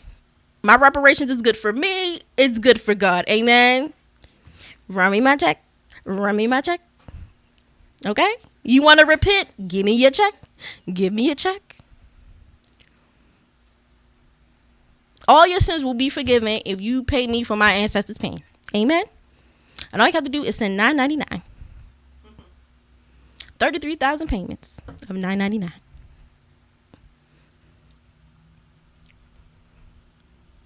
That's how Purva Bhadrapada run. This is a spiritual nakshatra. Jupiter is a religious nakshatra. This is why Pisces deals with faith. In particular, a lot of times Pisces is associated with Christianity. Sounds very Christian, right? He's waiting for you. Just get back up on some Donnie McClurkin-ish.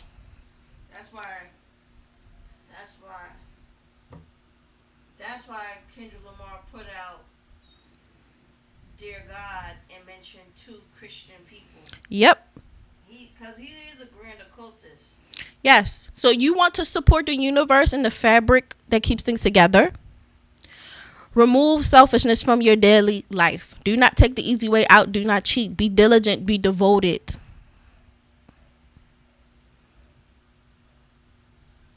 That's what you can do. That is what you can do. Because what's good for the people It's good for God. Now let's talk about the flip side of this Nasatra, because again, it's still a nasty Nasatra. It's not nice, right? So this can create losses through women. So P. Diddy is sitting in jail because of what? A woman. So the other thing is, if you ain't do nothing wrong, you gotta watch the ladies, okay?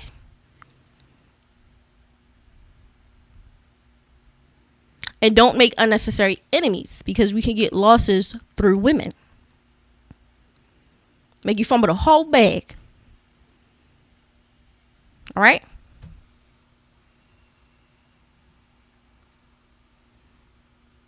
Playing with the whole bag.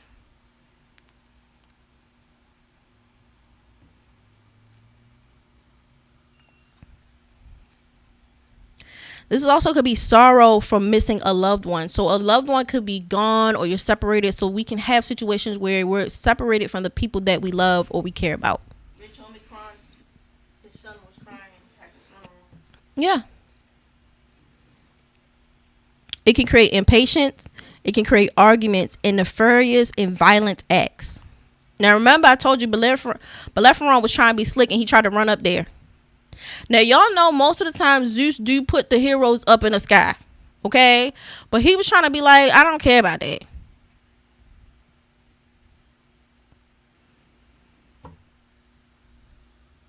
So there we go. That's why he in the dirt. It's also linked to people selling meat, battle, war, killings, passion, being impulsive, being secretive. This is a two-faced man. So it's a double-faced man. So being two-faced or having more than one motive simultaneously. It could deal with people who are great communicators and they're influential, but they can create some mental instabilities. I also would suggest people to keep their livers clean, keep their kidneys clean. Don't eat a lot of junk food. Take some herbs to help them kidneys and liver so we can have a balanced, steady mind and make great decisions. We also take some herbs for brain and cognitive function. All right? So that's what I would suggest, low-key. It also deals with repenting and learning from your mistakes. If you make a mistake and you F up, apologize and try to make it right. Do not make unnecessary enemies. You see how we're getting to unnecessary? Y'all see how the line, how you can easily make an op just for nothing?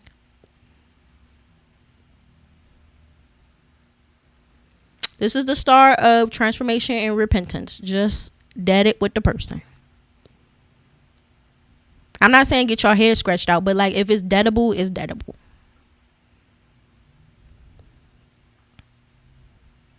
But overall, this is considered the burning star. It's the star of transformation, and it can help us accumulate wealth, because although this is all of this repentance and having to fix everything and blah, blah, blah, it still can help you accumulate wealth. You still can get money. You can still get blessings from this if we have the right spirit. And because it is a erga nakshatra or a fierce nakshatra, it can deal with fire, destructions, demolitions, weapons, excessive force, dealing with enemies and rivals. And because it deals with the god Bhadrapada, which is the one-legged god with the serpent leg. His leg is a snake or whatever. It deals with standing on what you believe or your spiritual beliefs. Because remember, I told you the serpent is spiritual power. So he only has one leg and it's a serpent. So he's standing on his spiritual beliefs. Standing on his word. No, we didn't do the rising signs yet. We were kind of like running our mouths a bit. We actually should technically be in the rising signs, Doms, but we're not. We was all running our mouths, you know. They wasn't getting no means. You just asked. You been an instigator. You already failing the assignment. We're like 3 days in. But destructive force. And sometimes fighting for your beliefs might even come up into an argument or destructive force. But like I said, this isn't a nice nakshatra. So Purva bhadrapada deals with severance, so being separated from loved ones, but also destroying or separating yourself from evil. Because you see that circle with the sword through it, that is with the plus sign, that is an image of a sword shattering or pushing through evil, cutting it off, severing yourself or separating yourself from evil or malicious deeds. That's why it's repentance. Like, I'm sorry I did this to you, blah blah. You're separating yourself from evil. So this is Pisces in itself is a sattva, or a gunna. Gunna is what is known and what is reality, and also what is self. So in the breakdown of what's known, reality, and self, Pisces, the constellation, will be sattva, which will be transparent. It will be light or pure consciousness, which helps us to unveil the truth or see the truth. And because we're able to see the truth in Pisces, we're able to get inspiration, beauty, balance, health, contentment, and energy. It ultimately gives us liberation. We're free. That's why it's separation. That's why it is a sword. That's also why you see Pegasus with a sword too. Like, he also has the whole knight with the sword on the back of him, like the whole steed. It's separation, or to kill evil, to separate ourselves from evil. And liberate you from the material world to bring you back to the source, or quote unquote, back to God.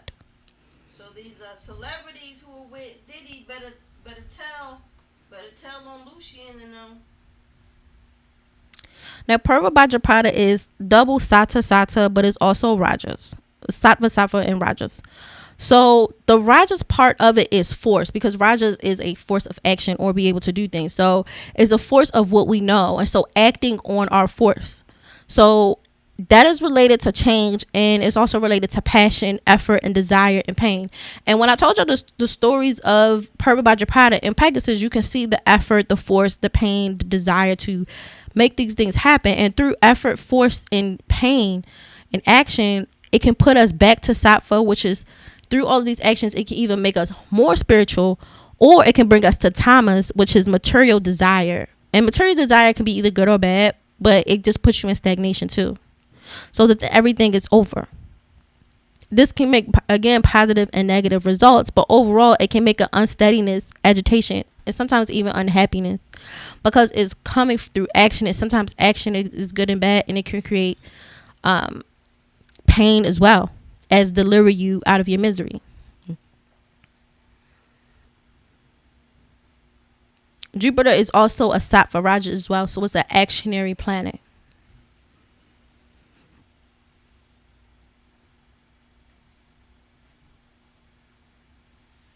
All right.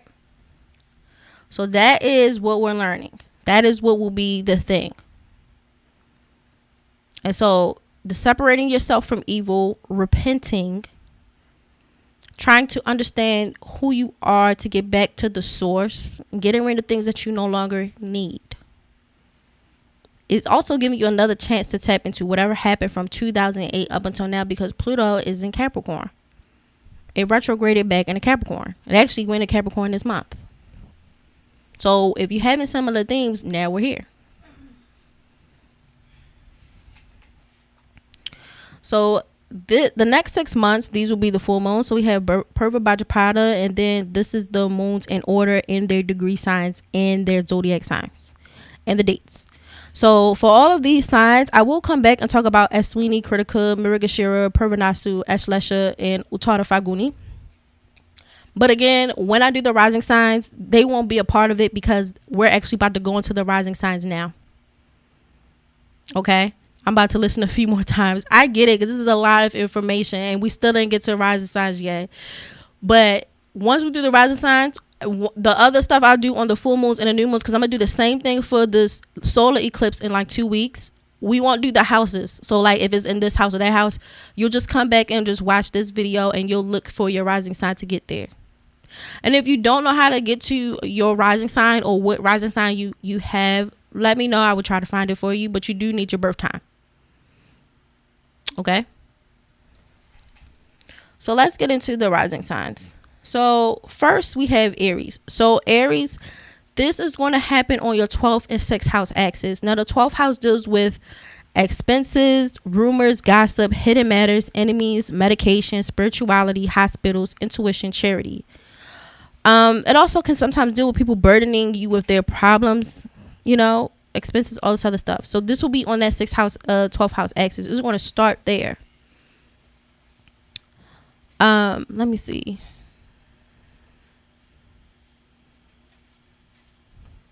I heard there's an asteroid in orbit that appeared as a second moon for 2 months. You know what? I saw that article too. It actually came on my phone because I try to get as many astronomy articles as possible, but I did not read it. So I cannot answer that question. I did not read that article at all, but it did come straight to my phone. And I will be going back through the comments. We'll have a part where we can just people can ask questions and stuff like that as well.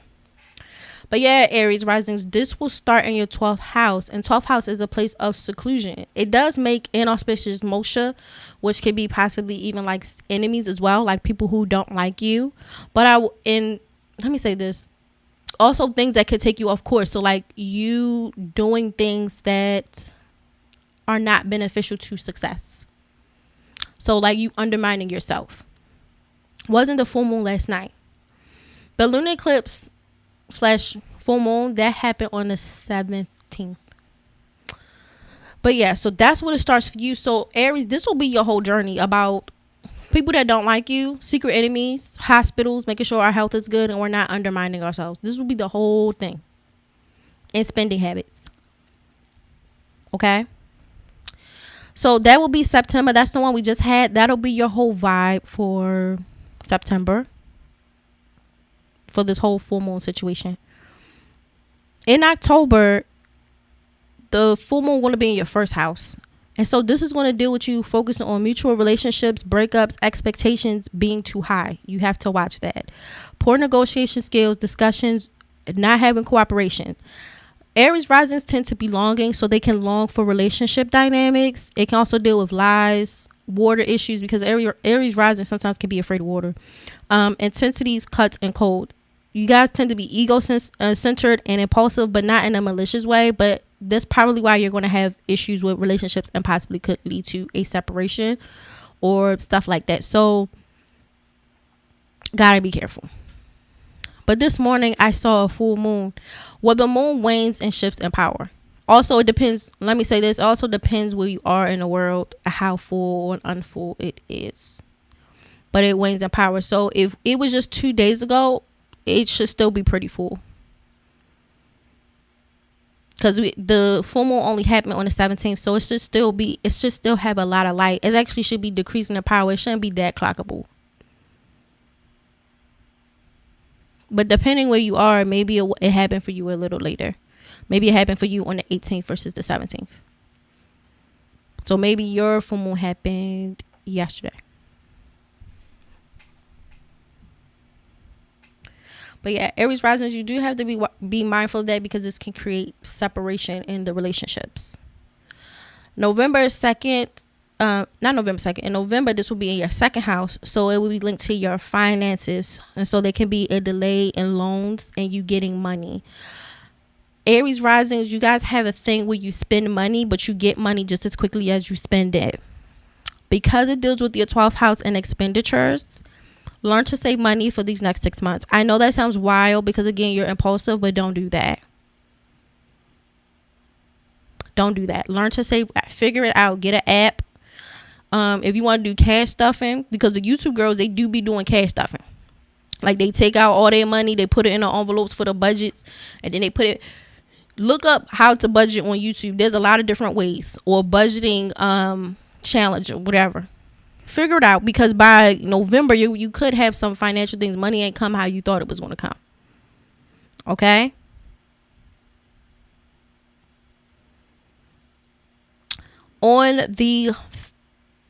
In December, it'll be in your 3rd house. And so this can be poor travels, issues with in-laws, education.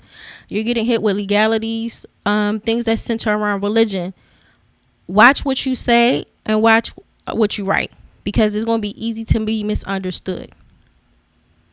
Okay. And this is around November. That's why I say you're doing this preemptively. Notice this is chronological order. So wherever the eclipse started, you're going to have to work through those energies until the next eclipse season. That is why it's set up this way.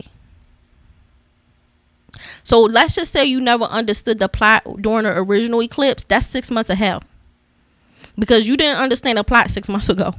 So as these keep going up in order, you in trouble, girl, because there's gonna be 6 months of it just running through. How many houses are there? There are 12. That's my problem as an Aries. Thanks for the tip. Yeah, Sunita, don't do it, girl, because this is not the time to F around. Now, don't get me wrong. Does Purva bhadrapada help you get money? Yeah, but like, okay, it starts here. The next part that helps you to make money is Purva Nasub.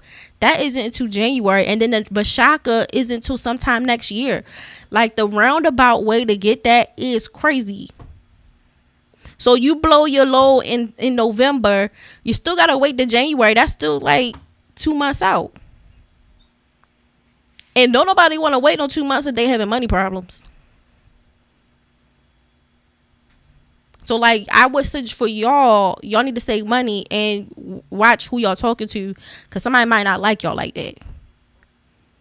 And then you 6 months in their face. So they already started talking about y'all. So you probably should be mindful of that. Now, Aries risings do have emotional thinking, in some sense. They love to talk and they love hanging with their siblings. So they can be quite the chatterbox. But remember what I told you? It's easy for what you say to be misconstrued against you. So you need to watch your mouth. And I know that's hard because you got Gemini in the 3rd house. So no. By January, this will be in your 4th house. So this can deal with family, security, stability. Basically from like family versus career. Aries can kind of be a little bit controlling at home and trying to be doing like this whole home situation and just really overbearing. Knock that off.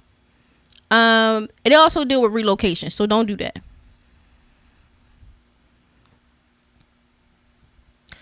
By February, it'll be in your 5th house. So this is going to deal with lover, kids, sex, sports, creativity, hobbies. There can be conflicts with friends, kids, lovers, and events. So somebody could disrupt something. You trying to have a good time as everything's getting disrupted.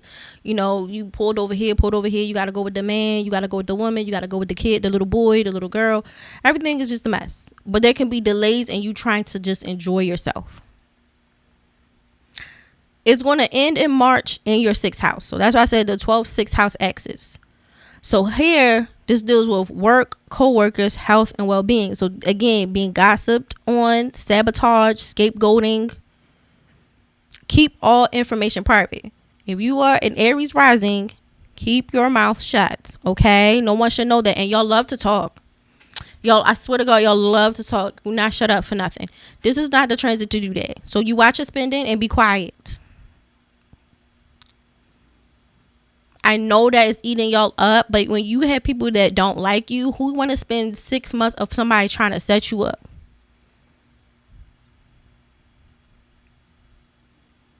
Okay, the redemption is to get money, because again, Purva bhadrapada can get you some money, because it is a money getting, etc. But again, it deals with fighting, so then you might got to end up smacking somebody's daughter or their son. Okay, because you couldn't keep your mouth shut. So the 12 6th house axis deals with health. It deals with relaxation. I also would say, because y'all 6th house deals with Virgo or whatever, y'all should probably work on your digestion and your nervous system. Keep your nerves down. But think about that. Because the 12th and 6th house axis, the 12th house is like inauspicious moksha, but the 6th house is Arthur. It's Arthur house. So that it can make you money, but it's a house that has to grow or mature. Because the 6th house, it can give you still competition and enemies, but it still can make you money. So like, where you can have competition and enemies, but you can still make money. Work. Somebody cannot like you, but you can still make money. So then somebody try to undermine you because they don't like you. And then you broke. So again, keep your business to yourself. Watch your spending. Watch your health. You might even do some spiritual stuff too, because the 12th house deals with spirituality.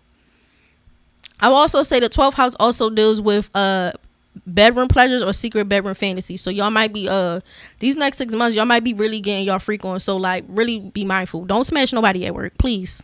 Please. Okay? That's it. Moving on.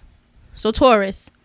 This one is happening in your 11th house. Kind of feel a little bit bad because the 11th house is supposed to be a lit house. It's actually the house where you make money from your earnings.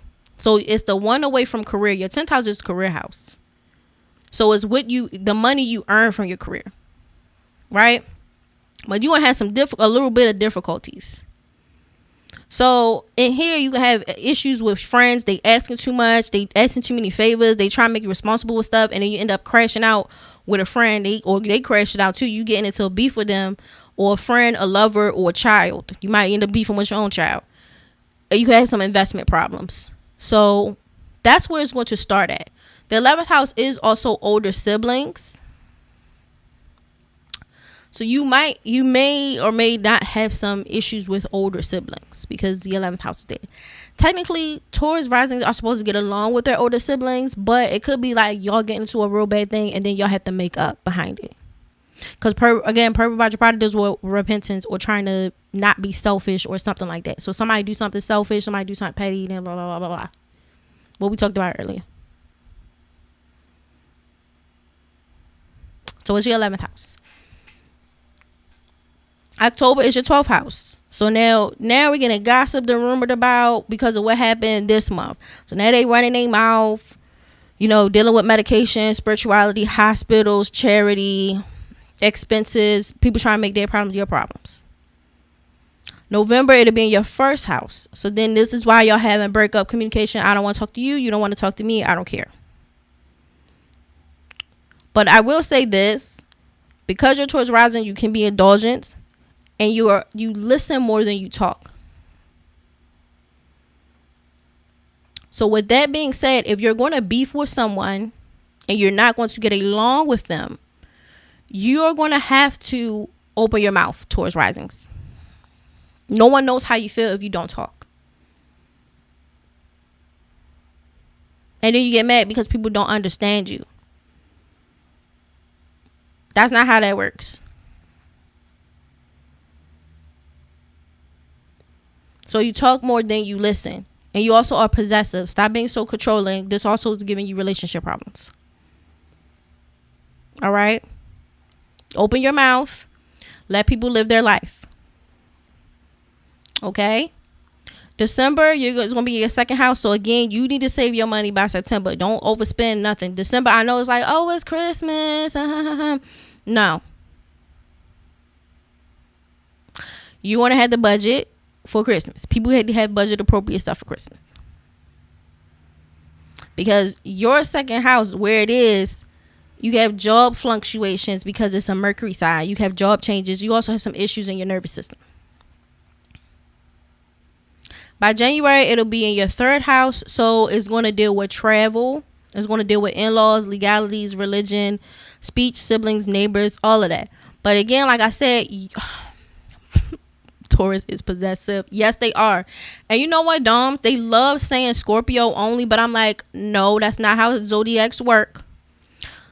The fixed signs, which is Taurus, Pisces, Aquarius, Scorpio, that is a fixed cross X. It's actually the cross of vitality.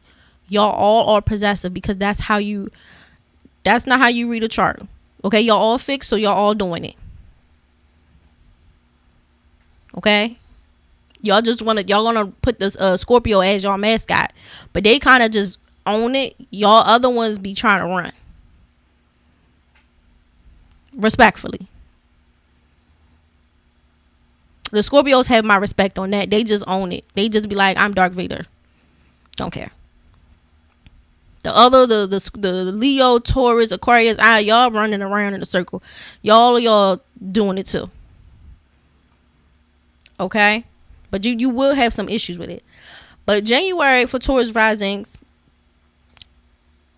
this gonna be in your third house. So with that being said, that is in Cancer. So it does make y'all really great at artistic things, and y'all are good at associative thinking. So like sun is the cat, as cat is the that whole thing, or like sun is the day as moon is tonight. Associative thinking, right? It makes y'all have a really big memory, and y'all very emotional thinkers. The problem that I have with y'all, again, y'all don't think. Also, y'all don't think your thoughts out loud. Like, you think that people should understand you without talking. It's a couple of zodiacs that do it. Taurus rising was one of them. They definitely don't say how they feel out loud, and then they get mad because people don't understand them. Okay? So, Taurus, y'all have to open your mouth, because then you mad because people don't understand you, and then you feel like you're valid for being evil. It's a couple of signs that do this. It's not just Taurus risings. I actually can have it like Mercury in Capricorn, Mercury in Cancer, all the Cancer placements. Let's start with that. All the Capricorn placements. But like, y'all feel like y'all valid to be evil. But like, no one knows that. Like, I want y'all to be for real. Because like, to be fair, y'all want to have non-verbal communications, which is dope. Don't get me wrong. You know how you in sync with somebody, you look at each other and y'all just know? That's fire. However, if I don't know you like that, I have to know what you like. Not you make up in your mind that you got a problem with me. You never say what the problem is. And then you start being evil, and then you crying. Baby, it's giving villain arc. It's giving villain arc. I cannot tell you how many people that have predominant cancer placements, Capricorn, Taurus rising, and they get up there, they show their butt, and then they call my phone saying, why my relationship falling apart, or why can't I find nobody? You're not, who, be for real. Get in the mirror and be for real. You want to get with somebody and not talk, and they don't know nothing about you, but they supposed to know about you? That sounds crazy. Like, be for real.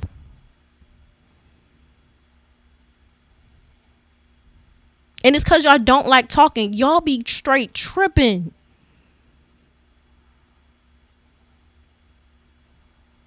Capricorns don't talk. Cancers don't talk. Taurus risings don't talk. Scorpio risings don't talk. Hey, Steve. Y'all don't talk.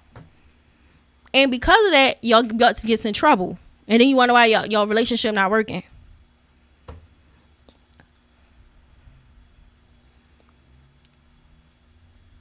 Scorpio stings and get on with it. Facts.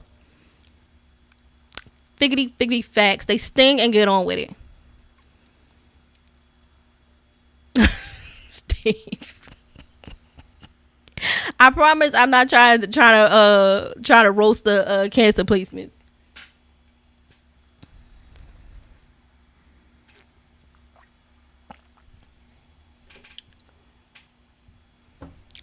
I'm really not. But I do see that as a common thing with certain signs. They don't talk, and you ask them about it, and they on the phone, you doing a reading, and they do not talk. And I'm looking at you looking at me. I'm on the phone, you on the phone. I'm like, I want you, when you hang up from this reading, I want you to get in the mirror, and I want you to say in the mirror you want somebody to understand you without talking, and see how much sense that makes. Somebody has to get to know you to know your nonverbal cues. Like, for real. Like, be for real. Like, get in the mirror and say that with a straight face. That sounds crazy. But that's how they think. They think in associative thinking. That's what I said. It's a feminine sign, so it's thinking in a feminine, creative way. It's creative. But it's not necessarily like that. You know, we want a mind reader, girl. Okay, for mind reading, I have to understand you as a person to know what your motives are. Doms, like, you can't be like, okay, you can't react and be like, you made me mad, girl. And I'm like, I don't even know what the problem is. I don't even know what your boundaries are. I don't know what you like. I don't know what you don't like. So, Doms, for real, if we got into an argument, I'd be looking at you like you crazy. Because I don't even know what happened. That's it. That's all I'm saying. Because y'all, like, some of the signs are like, y'all be spazzing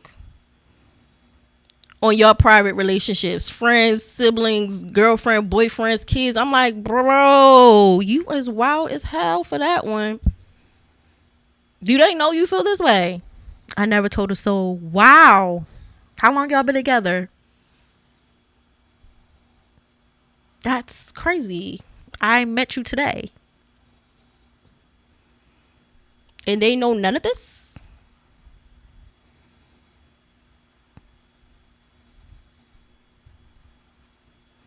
They actually should know it before I do.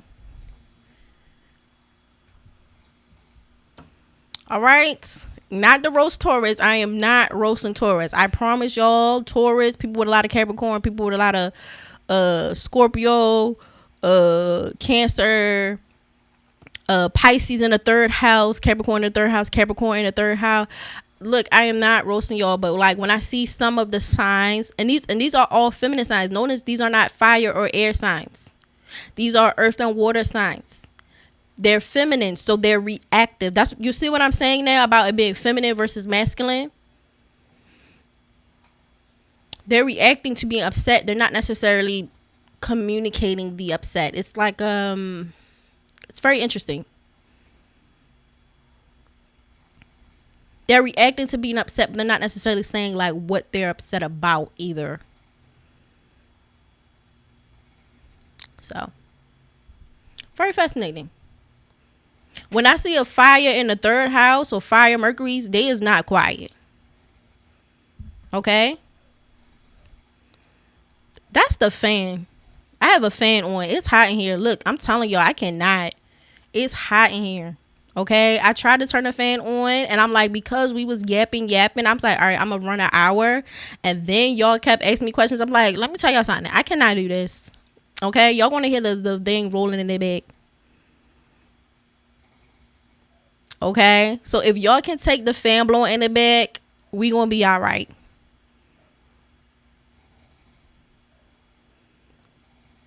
And it's a riggedy fan too.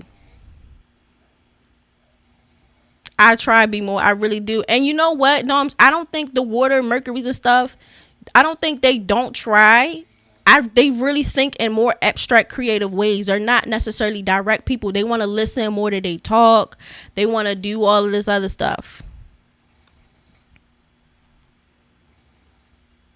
They're very creative. Moon somewhere around here. You know, Moon like to sit out the window and be in people's business. When people are having regular conversations, he don't care. When people start getting ghetto and fighting, child, he runs out to the window. Like, he be in their business.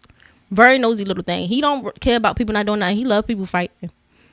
I only seen one time where somebody fought so bad, he was fed up too. Like, he could talk. He's crazy. He was fed up with the argument. He's like, I'm out of here. I'm like, you wasn't invited. You in them people's business. But yeah, he loves being in people's business. If somebody was screaming outside right now, he'd have run to that window. He loves it.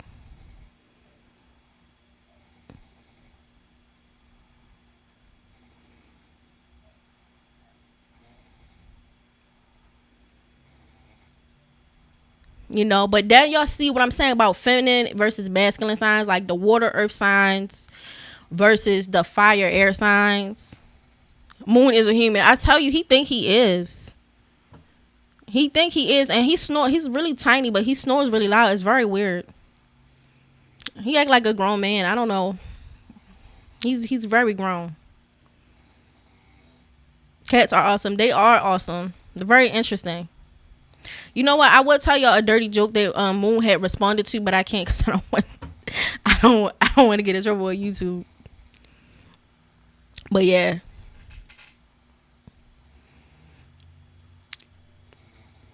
But that's it. Now y'all see the water fire signs. Like, y'all see what I'm saying about feminine, masculine signs, like him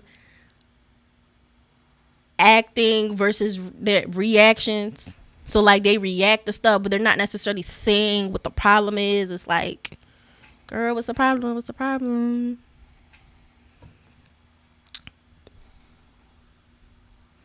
My bestie Leo dog, she used to tear up the heels as revenge. Wasn't even getting through enough attention. Child. Bessette is my cat. Oh, that's cute. That's real cute. All right, let's get back to this because I don't keep segueing. Um, let's see. Taurus risings. So yeah, we got a third house. Okay, so with all of the associative thinking, did you do all the rising signs? No, I am at Taurus right now, and it is in chronological order. I know sometimes I go out of order because some of the signs in the back get tired of waiting, but this time this one is in chronological order, guys. So February, y'all gonna have it in your fourth house, so y'all gonna be dealing with emotional family drama and probably even relocation. Yo, Petunia and Frankie sound like two old people.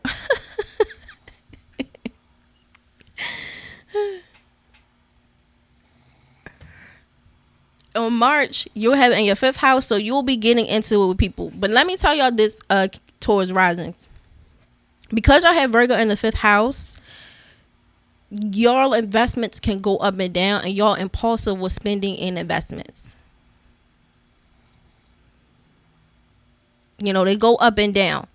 Now, Taurus risings, although y'all are a Venus sign and people can overtly find you attractive, there's a lot of insecurity as it comes to romance. You guys are very cynical, and there's a lot of changes in real romantic sphere. There's a lot of impulsiveness, and y'all could be bad gamblers. All right. Moon is probably Salem. You know what? And when I watch Sabrina, he loves it. He loves it. One time he was watching one show with Prince where it was like vampires and stuff, and he was biting people, and he ate that thing up. I told you he's messy. You put on something nice, he will leave. You get somebody getting beat up, he coming. The lady was getting beat up, laying on the ground, blood gone, and he was up there just watching it. I was like, he loved the drama.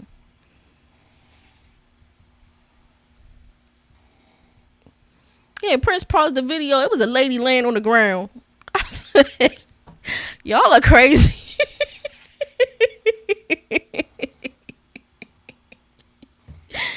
Prince was like, is he watching this for real? I said, yeah, he like it.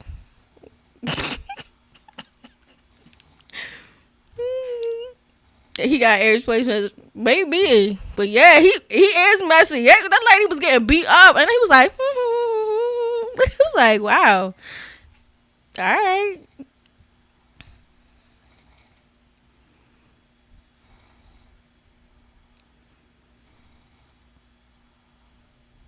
He also don't like a lot of rappers too, cause some of the music get on his nerve. But he always like R&B and stuff. But some of the music it make his ears go flat. He get mad. He don't like bad music. It makes him upset. Sometimes he even just leave the room. He just dip.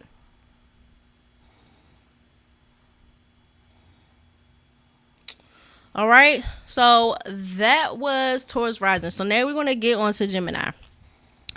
So for Gemini, this is going to be on your 10th or 4th house axis. So this is going to deal with career and work, because the 10th house is career, the 4th house is home, family, mother, these types of things. So it's going to deal with this axis. So the 10th house, you just had an eclipse in the 10th house, which will be either yesterday or the day before, depending where you live.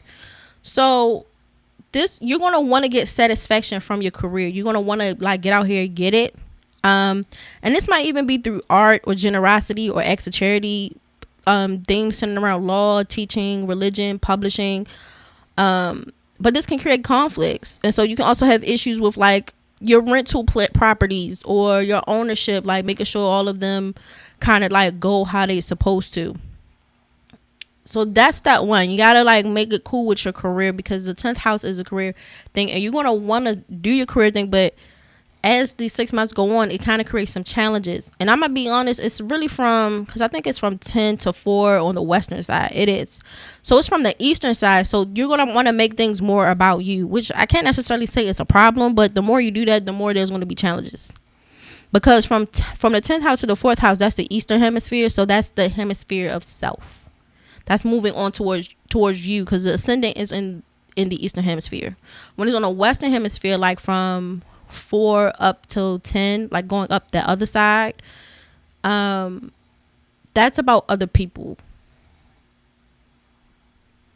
So the full moon, you're going to want to make it about self. So I suspect that means probably, I really think that your new moons are going to be in the Western hemisphere. So you might have more opportunities with other people, but habitually you want to make things about yourself. I have a high speculation, but don't quote me on that one because I didn't see what all new moons we're going to have for the next 6 months. That'll probably be in 2 weeks because we have a solar eclipse in about 2 weeks. October, you're going to have one in your 11th house. So again, friends asking too much, too many favors, too much responsibilities, yada, yada, yada. A lot of spending. You even feel like you're being underpaid, and there can be issues with older siblings. Typically, Gemini risings don't really get along with older siblings. Because 11th house, even though it's earnings from career, it deals with older siblings, and that's in Aries. So y'all might not see eye to eye. Okay. November is in your 12th house. So again, rumors, gossips, enemies, medication, spiritual beliefs, all of that. But because it's Taurus there, you're going to want to indulge more and you're going to want to spend more. Try to keep that in the bud. You know, you might have more sex, you might eat more things, blah, blah, blah, blah. Which it kind of on par for Thanksgiving, so I don't know. December is going to be in your first house. So again, you want mutual reciprocal relationships, which can lead to breakups. You have to make sure if your expectations are too high. Poor negotiations is a thing. Because your first house is a Mercury sign, you need to make sure your nervous system is in check. Because you're an air sign in general, and this deals with Libras and Aquarius too, you're going to need rest and relaxations. The air signs in the first house is not a bad sign for a physical body. But the physical, for air signs, they need time to assimilate information and to rest. They have to go lay down. They do. So you make sure you have enough time for that. You like mental stimulation, but you need to go lay down. It's cool, but get some rest. The other thing is completing tasks. Excuse me. So Gemini risings are great at multitasking, but you need to actually complete tasks that you set out to do. Okay? Even if you just juggle the same 3 things, that's cool, long as you can just close them down. But don't take in too many things where you can't finish stuff. January is going to be in your second house, so it's going to deal with finances. Because you have the moon in the second house, this can create fluctuating expenditures. And you can be spending money on food, art, history, architecture, etc. But Gemini rises, because the moon is in the second house, make sure you have emotional stability. You can make more money, and you're probably going to spend a lot less if you feel stable. I'm a Capricorn rising. Oh, you must have heard me going on the feminine signs, the earth and water signs. You know. But I love all of my signs. I really don't have a problem. But I do notice that's a habit for the water people, the water and earth people. The water and earth tribe from Avatar. I do not talk. Telling you. Like, yeesh. You know, the fire and air signs might be ghetto, but at least they talking. At least they talking.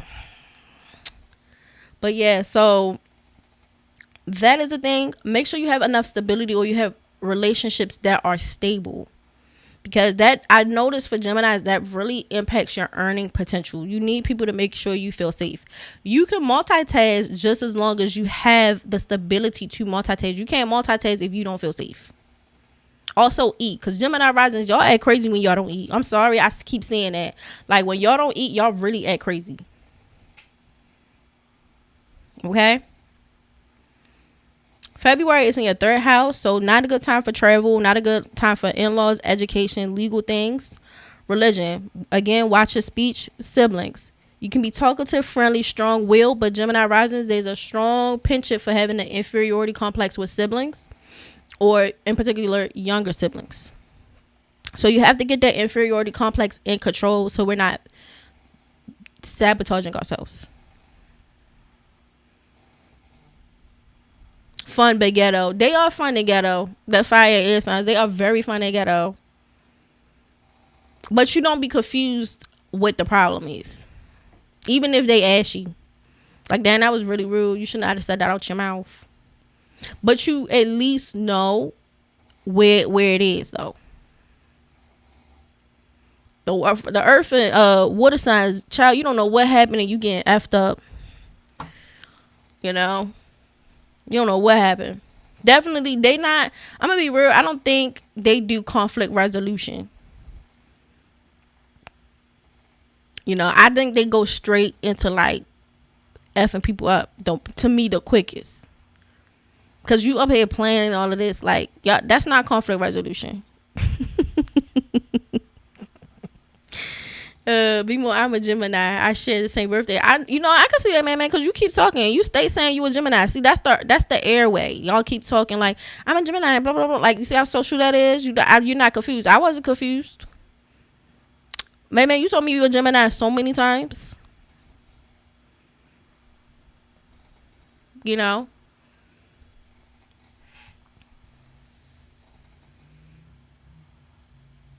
So yeah, that's why I said the earth and water people, whoo-wee, turn people up, child.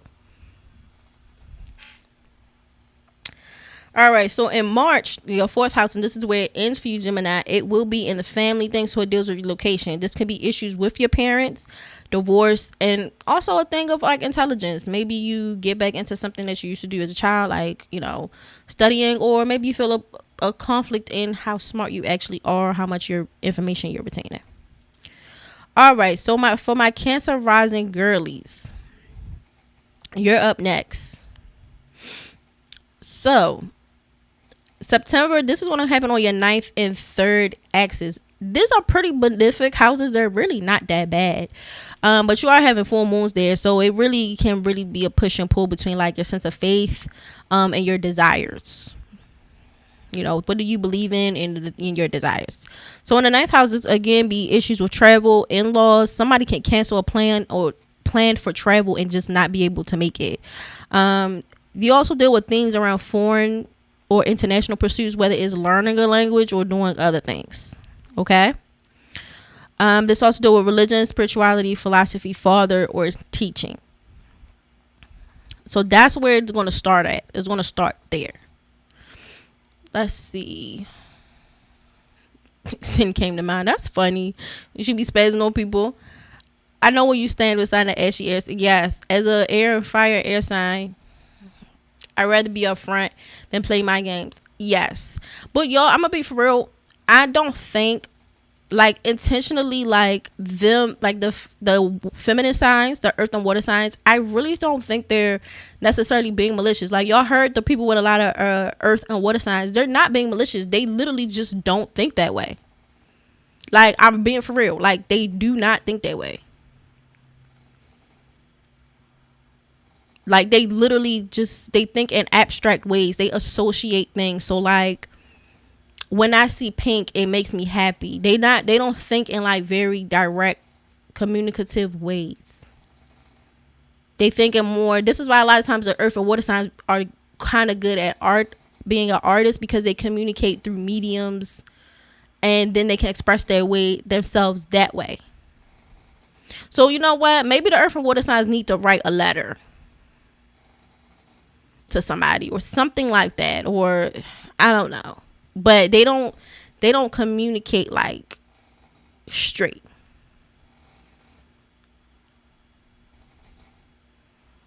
Like they don't think that way. It's very creative, but like the creatively finding ways not to talk. They like, it's very interesting. Like they want to communicate in non-verbal ways. Like interesting. All right. So for Cancer, October, it is in your 10th house. So again, you're looking for career things to be satisfied with there. But for Cancer, this is in Aries. So this can be in military, like pilots, athletes, business, doctors, surgeons. So these things will kind of show up here in these type of like centers. Also could deal with maybe like rentals or maybe ownership issues too, because it is on the 10th and 4th house axis of career and home. So November 11th, this deals with friends and your friend groups, you know, investments, lovers. So you can have some issues there. They can be asking for you too much. Again, with Cancer, I think there's Taurus in their Their 11th house, so again, they're very hard working. Their older siblings can be artistic, and it can be a lot of harmony with their older siblings, or they can be artistic too. So this will be like the first couple months. It'll kind of deal with that. And again, these are kind of benefic houses, so it's kind of like, you know, I'm not saying that the issues isn't that big, but it's still kind of like manageable. And that really depends what's in your chart too. Let's see, you gotta take a deep breath before speak water earth girlies, because it's going to give earthquake, typhoon. You ain't lying. BMORE, I do well with writing. See, maybe y'all should do that, because like they really do not speak straight at all, girl. They be speaking sideways. They speak sideways. Nothing is ever straight, child. And it's not a read. It's just y'all don't think that way. Y'all don't. But that's why people be saying y'all manipulative, to be fair, like to the earth and water signs. Hey, Deidre. All right. So for December, it'll be in your 12th house. So y'all will be gossiping too. Now, or gossiped on. It's always like people not liking you, enemies, all of that. Now, the only thing is, because your 12th house deals with a Mercury sign, they could be indulgent, and Cancer signs are pretty moody. Like their emotions kind of go off of like how they think. Now, the one thing I do know about Cancer signs, they're very smart. Cancer risings are just very, very smart. But the thing is, y'all can spend a lot of times planning and doing research or dealing with things in technology, but do not indulge when it comes December, and learn not to hoard things. Y'all just be having a lot of nothingness sitting together. Y'all just keep things that don't need to be kept. Okay? So keep that in mind. January, it'll be in your first house. So again, having issues in relationships, and you wouldn't have to like take stock of those things. But I will say, as a Cancer rising, this will deal with service, codependence, moodiness, silence, and art. And again, y'all don't like to talk, so this also can create relationship problems. Y'all could, at y'all worst, have codependency issues, because y'all like to service people. And so sometimes not being allowed to service people, y'all actually can get an attitude behind it, because y'all want to be the one to really do something. So if you're not allowed to do that, sometimes y'all kind of just make things more than it needs to be, you know. Or sometimes like and again, I swear this is not getting into the feminine signs. I am not trying to drag the feminine signs, like I really am not. But I do notice like sometimes y'all get with people that are like emotionally effed up just so they can need y'all.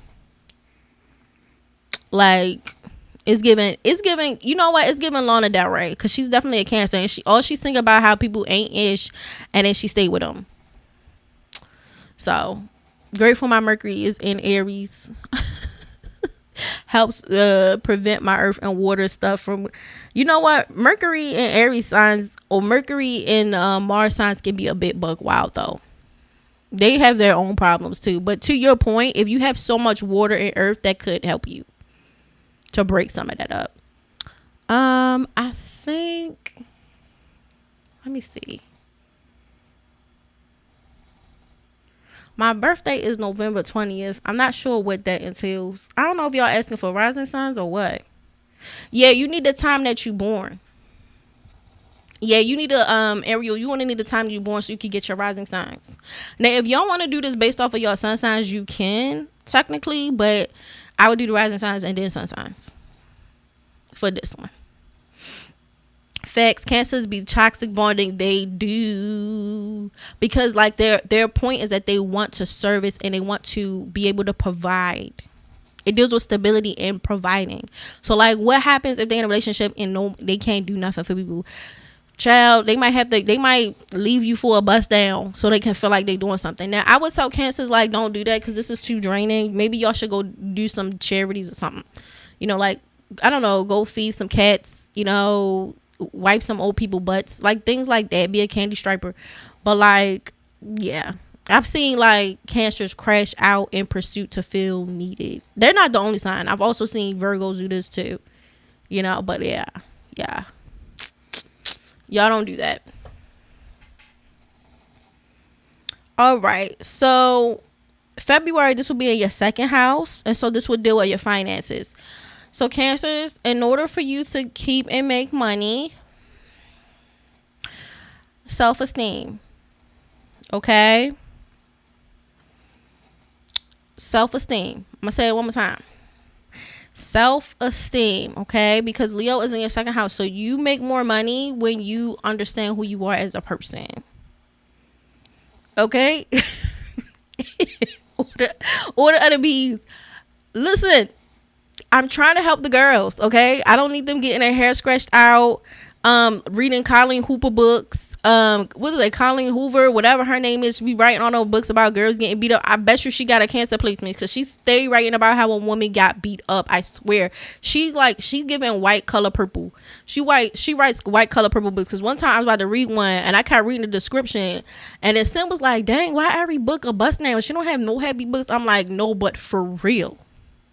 Her Lana Del Rey, like I would not be shocked if I checked Colleen Hoover's chart and it said Cancer somewhere.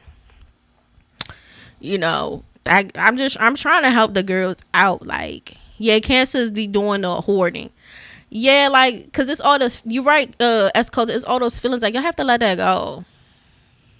Frida Kahlo is a classic Cancer, and that makes so much sense for her, because she stayed in, like, a lot of ghetto stuff. But, yeah, like, I'm trying to help y'all. Like, don't do that. Because, like, okay, in order for Cancers to make more money, they need good self-esteem, but if you with somebody that's, like, beating y'all up and stuff, like, how you gonna make more money? And I can't tell you how many people with Cancer placements like, I need money. And I'm like, girl, self-esteem. Like, I keep... it's self-esteem. Like, I keep trying to tell y'all. Like, it's... And they always look at me crazy. I'm like, yo, it's be the same thing. It be the same thing. Like, I hate that, but it do be the, like, Cancer, stop dating stray cats and stuff. Y'all be meeting people off the streets that's not nothing. So y'all feel like y'all doing something. You know, Virgos too, but you know what, I'll be honest, the Virgos don't be writing songs about it, they quiet. Like, they live their raggedy lives in peace. But I know they do it though. They don't say nothing.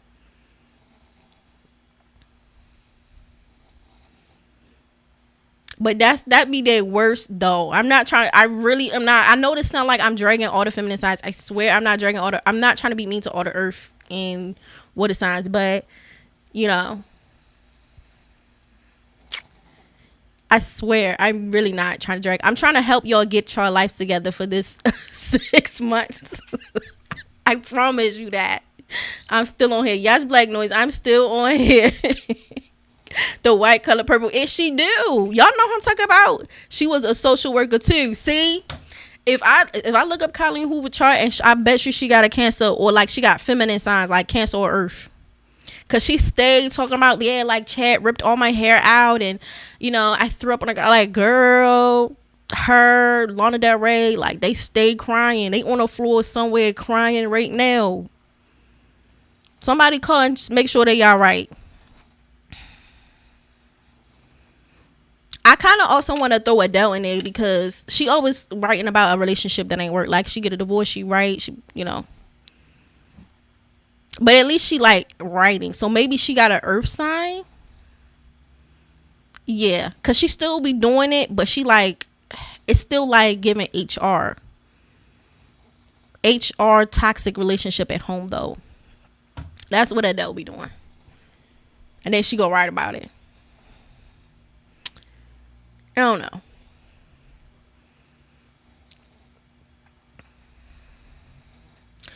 Okay, Chula, if you know it's the morning, that at least cuts down six signs. So that cuts out at least in half. So the more you know about what time you were born, the closer you can get to it. I'm just sitting in the bucket over here with the other crabs. Yeah, I swear to God, I am not trying to roast y'all. Damn, BMORE hate the earth signs. I do not. I promise you, I do not. I do not hate y'all. Like, I don't.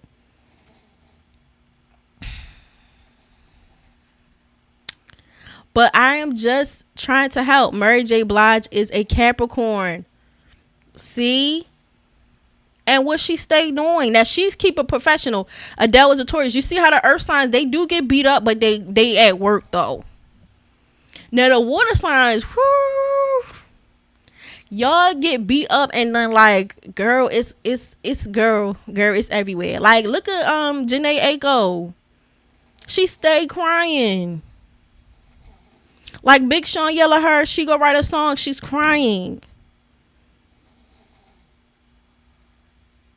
Oh, this water hate. I am not hating on y'all. I'm really trying to help y'all this 6 months so y'all do not get effed up. I promise you that. But y'all see the difference between the water and the earth signs when they be because they both be doing it, but they do it a little different. Yes, earth signs will work through it and make a buck. Stray cats, yes, child. Cause okay, Virgo will pick up a stray cat, but they will never tell you. Because remember, Kelly Rowland said she was outside picking up the boys off the streets. And I think she's a Taurus. That's all I'm saying. That is all I am saying. I am not trying to drag. I am really trying to help y'all. Use painful my art and craft. Thank you. That's one thing I would say about the feminine signs. They be like, this was a bad time, but especially the earth placements, I'm gonna make some money. Now Scorpio is a little bit different because it is a water sign, but it's a Martian sign. So, and it deals with warfare. So yes, they actually do plot, but it's not always for money. Not always. Sometimes a Scorpio will set you up. It's not even about no money. Now, earth sign will keep working, but they might not necessarily like get their lick back like a Scorpio will. Yeah, Scorpio is getting revenge. They not necessarily. It's not always about money, All right. Okay, Cancer in March is going to enter your third house. Listen, I swear to y'all, I am not reading. All of these notes will be on my Patreon, and then I will release it after a while for free on my Patreon. So y'all should at least join as a free member, so that way y'all can at least get the PDFs that are for free that will come out. But this one will be for free, but the Patreon members will get the notes and stuff first. In March, it'll be in your third house. So again, like siblings, speech, neighbors, watching what you say. But okay, because again, Cancers have Virgo a few signs away from it. I want y'all to understand, like, y'all are very smart. Y'all have very sharp memories, but y'all could be like pessimistic and y'all could be very critical. And this will create also relationship issues, and this will also hurt your self-esteem. So like, I am not dragging Cancers, but in order for you to make the most out of this 6 months, these are the things that you're going to have to not do. Okay? I'm not dragging. I swear. If you want to be nice to somebody, go to a homeless shelter. Go to an animal clinic. Go donate some school supplies. It's not the worst, Katrina. I am really trying to help. I am not trying to drag. Because I know y'all like, ooh, the earth and water signs, like in the chat. I'm like, I am not dragging, but I do see a pattern. Caps date down, period. Listen, Latasha. I am not trying to be petty. Y'all have to figure out something for these next 6 months. But if you are a Cancer sign, you have Cancer placements, you want to do better, get some self-esteem. I am not even joking. All right. Now we to our Leos, okay? Now, Leo, this is going to start in your 8th house, right? So let me just say this. Because you have Pisces in your 8th house, your 8th house is really what your partner owns. It's in Pisces. So a couple of things. You need to be careful with financial advice from others. You guys can sometimes be insecure about how to manage your finances. Okay? The next thing is, Leo, I know you can't help it, but you need to watch your attitude. I am not even joking. I am not even joking. Okay? Watch your attitudes. Because y'all can make, especially like the Leo risings, y'all make money because people like y'all. Okay? You be mean, they don't want to deal with you. Because remember we talked about making unnecessary enemies. Don't do that. Y'all also could be with people that make bad financial decisions. So you need to be more mindful and more confident so they not messing up your bag. The other thing is your partner's money might be slow. So anyone who's a Cancer, a Leo rising, your partner could have been hit with something financially that could have slowed your income this month. Like an unexpected expense, blah, blah, blah, blah, blah. Okay, so the Leo risings was like, yeah, you're right. Okay, yeah, watch your attitude. Unnecessary expenses, a tax, a audit, anything too good to be true. Also, say no to loans. Y'all don't need to do no loans or nothing. Don't borrow no money if you can't borrow no money. Like, just figure it out. But you really shouldn't be borrowing no money because or no loans because people like you anyway. So you should be able to get it some way. Just figure it out. But don't do that. And watch your partner. They might can't count.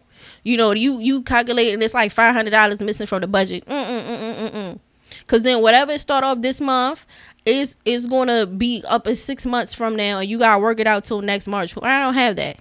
So no credit card.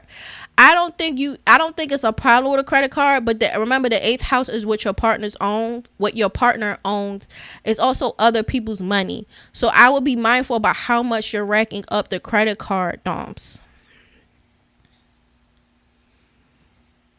I would be careful about how much that you're racking it. And it should be something that's manageable. They might can't count. Listen. Okay? And they might F your stuff up.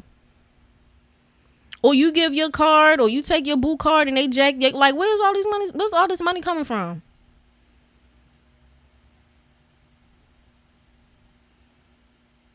Also, because the Leo rising sometimes can be they feel intimidated when managing loans and credit. So like if you're not good at it and you have not learned it, you should chill.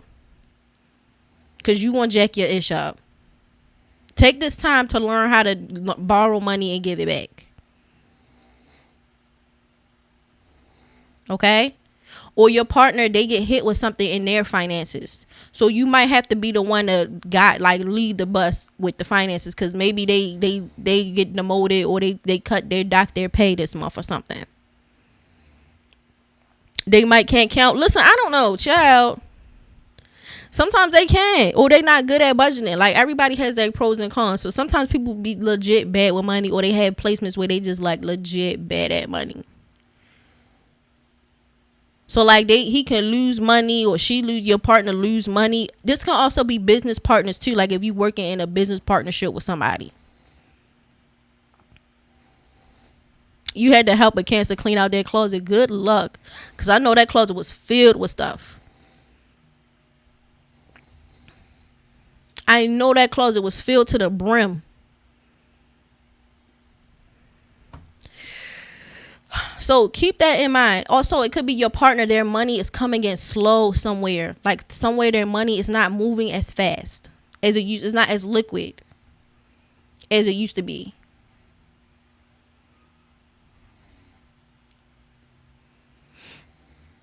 All right, so next month it'll be in your 9th house. So again, issues with travel, it's delayed, someone can't make it. Also, don't promise anything. For anybody, when y'all see, if y'all have a 9th house, this 6 months thing, when y'all get this PDF thing, don't make no promises. Don't try to promise nothing that you can't deliver on, because there's gonna be some problems.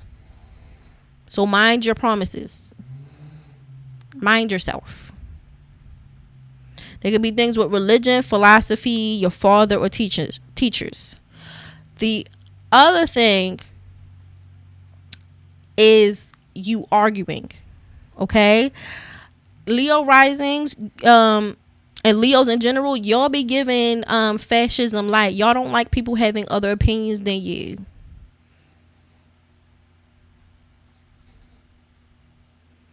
Y'all don't like other people having opinions than you. Somebody have another opinions, child, you better tear them down to the floor. Okay? It's giving Third Reiki. Okay, I have my own opinions. Not true. True, Kylie. True, Kylie. Fight me then. True. I argue a lot with my partner. Listen, that's what I'm saying. Like, Kylie in denial a little bit, but like, fascism, like, and I put that in the notes too. Okay, because we all can have our own opinions. Stop trying to tell me what to do. You don't even like being told what to do. That's what the Leo. That's why I said the fixed signs be crazy. Y'all don't like being told what to do, and y'all don't follow no directions. With baby tyranny, for real. Y'all better go on and beat feet. Y'all do not like being told what to do.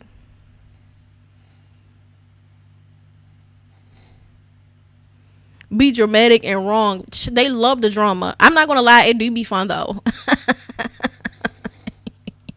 Hard-headed, yeah. Well, fixed signs, they love to learn the hard way. You can never tell them nothing. They love to learn from experience. Experience, girly, learning on the job.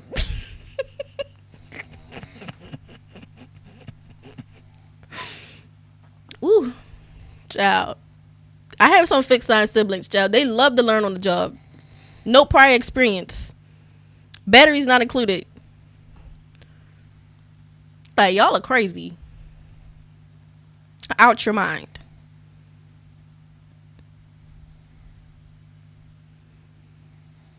Leave us alone. I am not trying to read, but y'all definitely do that. Y'all definitely do. Like, somebody can really be telling you the truth and y'all do whatever y'all want to do. Promise you that.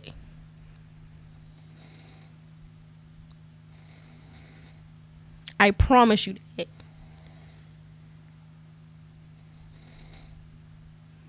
That's why Drake lost this beef. He did not take nobody's advice. You know he ain't take not one no good advice. They told him don't make fun of that man's wife, and you went right on over there.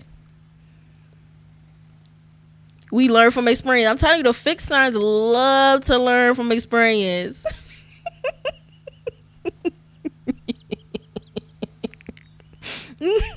Girl, don't go that way. Ah! All right. Well, now y'all are crazy.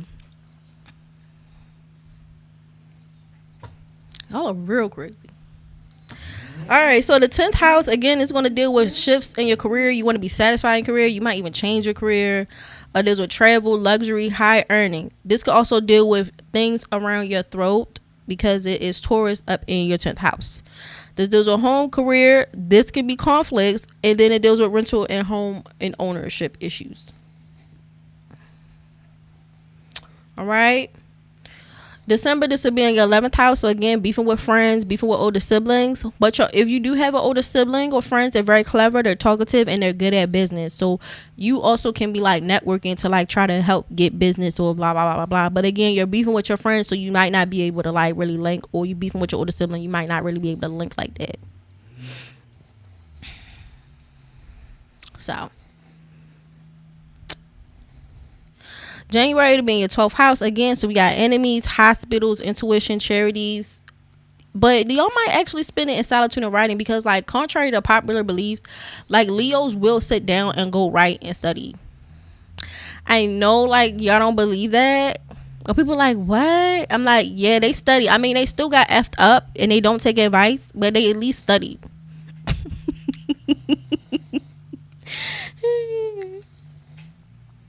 Now, February is going to be in your first house, so this will be in the sign of Leo. The thing y'all have to worry about, again, because Leo, y'all main problem is y'all attitude. Watch out for being arrogant, petty. Watch out for stress and being prideful. Now, Leos, they could seem self-centered, but to be honest, they do need a lot of self-reassurance. Like, yes, it can look like, oh my God, like how much attention do you need, B? Like, girl. But they do need a lot of reassurance, like, for real. So like they need people to be like, you did good, Daquan, keep up the good work, I see you, blah blah blah. They need a lot of that, but they're also prideful. And I think like this is what I'm saying, like with y'all, like y'all attitudes be like really fucking atrocious, so it make people not want to do that for y'all. Okay, because at least this is where I'll give it to the earth and water signs girls. They know they need all of the attention, or they need to be all in the mix, so they be like, they'll go out their way to get it. Leos be straight lying, being rude, and dirty foot, like very dirty feet, back bottom of the feet black as fuck, and then rude, and then be like, gas me. I like, gas what? What am I gassing? You was rude to me.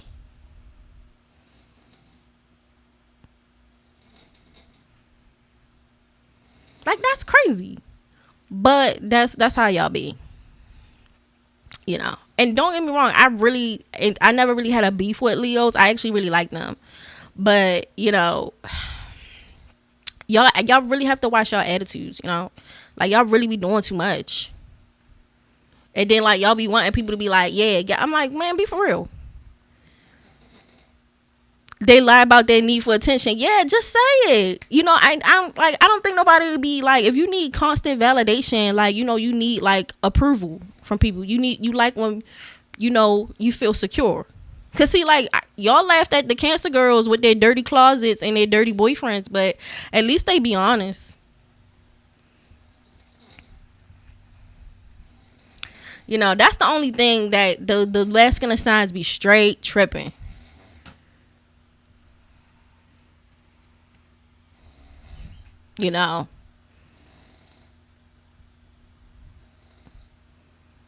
So y'all want to be seen, y'all want to be validated, and you know what, that's really not like a wild thing. Everybody wants to be validated, seen, and heard, but like arrogance, pettiness is wild.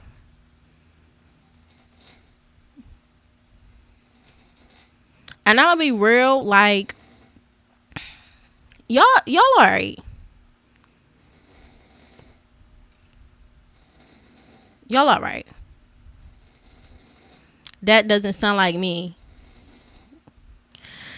I'm an Aquarius. Well, you know what? Aquarius got arrogance too, because they stay thinking what they do for a career or their work is more important than other people. And sometimes y'all be talking about nothing. Like, y'all be sometimes be straight dumb. Like, just dumb. Y'all phoned it in. But that's why people don't be liking y'all neither, like the Aquarius, because it's like, you be trying to be like, somebody was like, yeah, I'm real smart. Like, that's just, it's laying on thick. Like, like, my work is important too. Your work is important. We can both support each other. Now, not you try to like little sis me and then be like, I gotta go into the lab, big tit energy. Like, girl, you're tripping. You're tripping.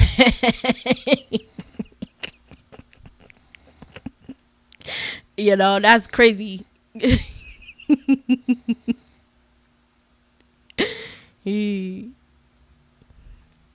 My girl in Aquarius, and I bet she thinks she the smartest thing, yo. And they be like, my work is more important. What I'm doing is so important. Lulu in Aquarius. And how he felt? He felt like his was so important.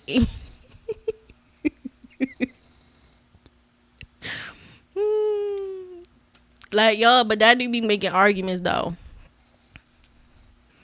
They different. I do notice the genders do wear it a little bit different.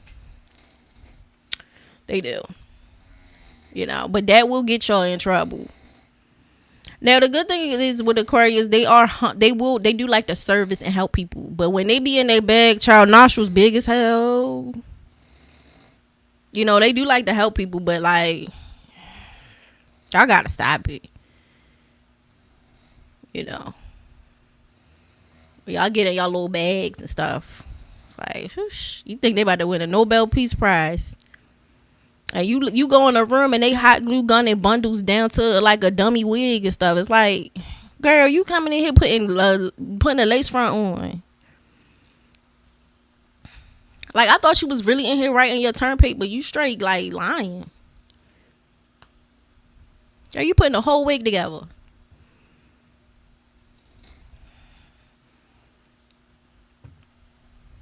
But yeah. So that is the thing for y'all. Now by March it's going to hit y'all second houses. So for the Leo risings, y'all income could fluctuate. But the good thing about Leo risings, they're very clever. Oh, they're very clever. They're going to find a way to make some money now. They will find a way to make some money. They're very smart. And they're actually very charming. So they like actually can like network to make money. But because y'all might have argued with somebody during these past 6 months, you might can't get into your network to do it. So like try to be nice and not have no stinks attitudes so that way y'all can make some money. This live is zodiac roasting. A little bit. But it's not out of no meanness though. I swear. I swear. I swear. Like, listen.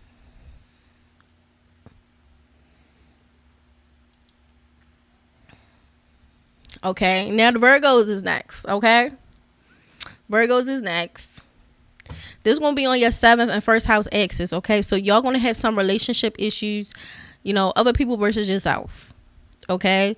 So this can do with some promises, compromises, agreements that kind of get unraveled. They're not going how they thought you were going to go. Partnerships aren't going how they thought they were going to go. Like things is just not happening how you thought it was. And I know for Virgo, I know that it's splitting. Okay, I know they like, girl, this was supposed to go one way and it's not. So for the people, all them Virgo placements, I know y'all straight tripping right now. But again, like I said, this eclipse is not about that. Okay, it's kind of going with the flow, finding your spiritual plane. Like, you know, don't be so tight buddy. You know, loosen the cheeks a little bit.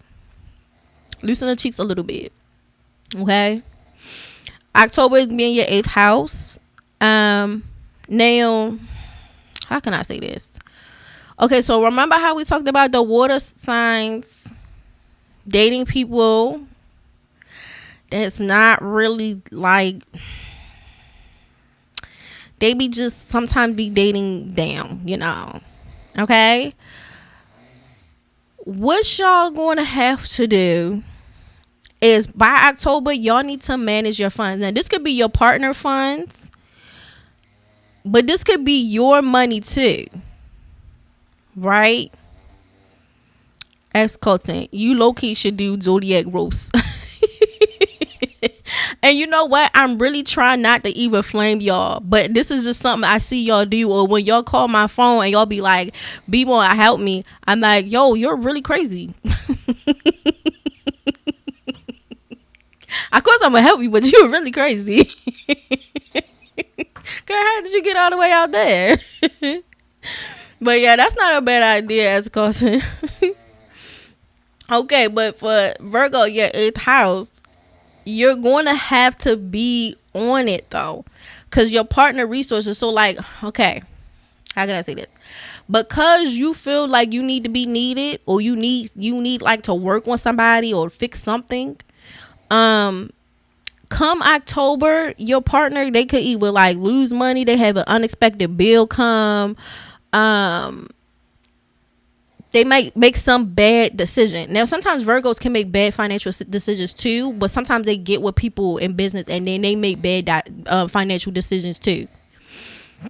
And so then they kind of have to like try to figure out all of this stuff. Also, because Aries is in the 8th house, Virgos stay lying. Y'all are very competitive.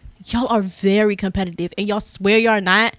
And y'all swear, like, this is why y'all love Scorpios. Like, what y'all think Scorpios be doing, I'm telling you Virgos be doing. Y'all are very sneaky. Y'all are very sneaky, very calculated, very, very, sometimes even jealous. And y'all be trying to lie. Now, I'm not roasting y'all for being jealous, because jealous is a normal emotion, but you putting actions behind that is wild. I see you. I have Mars in Virgo. I love Mars in Virgo. That is such a dope placement.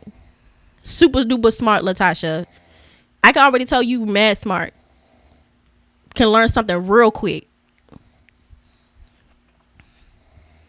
But y'all are very sneaky. You thought you was going to fee 5-4 in here. Come again. And I know you're not going to say nothing with your non-confrontational So I'm going to just wire you out and get you up out of here. Yeah, because I'm going to blast you. Because, you know, y'all don't like to talk. You're a feminine sign, so you're going to be quiet. But I'm about to wow you all the way out.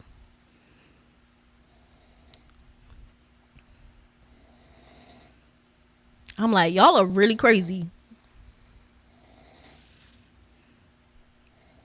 My brother and sister are raggedy Virgos. I'm telling you. And the only reason why people don't think they raggedy is because the earth signs really becoming collected. Okay? Not a thing in out of order, out of place. But y'all be mad sneaky. Y'all think y'all slick. You know, I would give it to the Scorpios because when they do you wrong, they be in your face with it like, I'm about to dog walk you.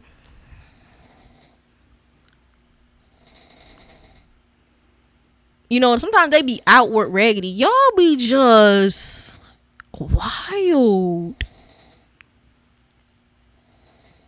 Just be wild. Remember, Nas and Kat is Virgos, and they probably hell on wheels at home. It's insane. No, it is insane. You be really shocked. That's why I cannot with Virgos, because you think they normal, and then they start being not normal randomly. You be like, whoa. I thought you wasn't crazy. What are you doing? What are you doing, Earth sign? You really blowing me right now. I thought I was gonna see. I didn't bring the Aries here because I knew they was gonna knock over my stuff. I didn't think you was gonna flip your and start knocking over stuff.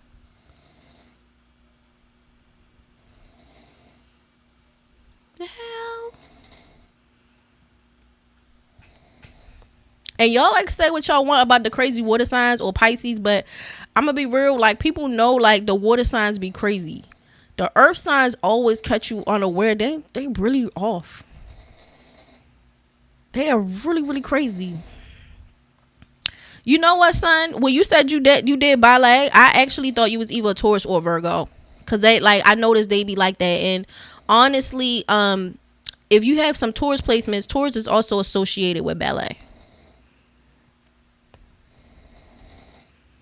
No, we didn't get the Sag risings yet. We almost there. We had Virgos. The Virgos fooled you. Yeah. And they competitive and quiet. Yeah.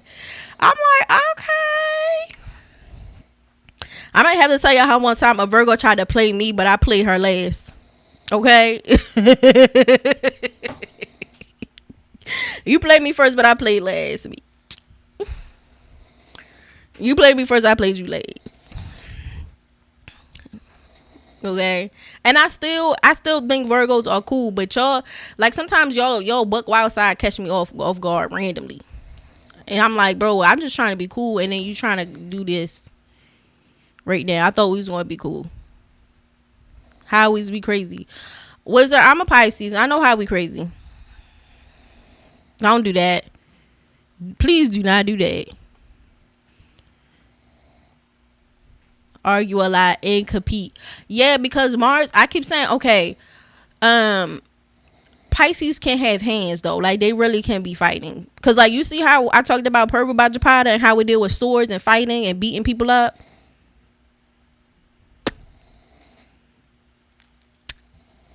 Yeah. Yeah. Same with Virgo. I say their 8th house is a Mars sign, so they low key, they quietly be trying to beat people up in the corner. But, like, typically Pisces be hot, like, ghetto outwardly.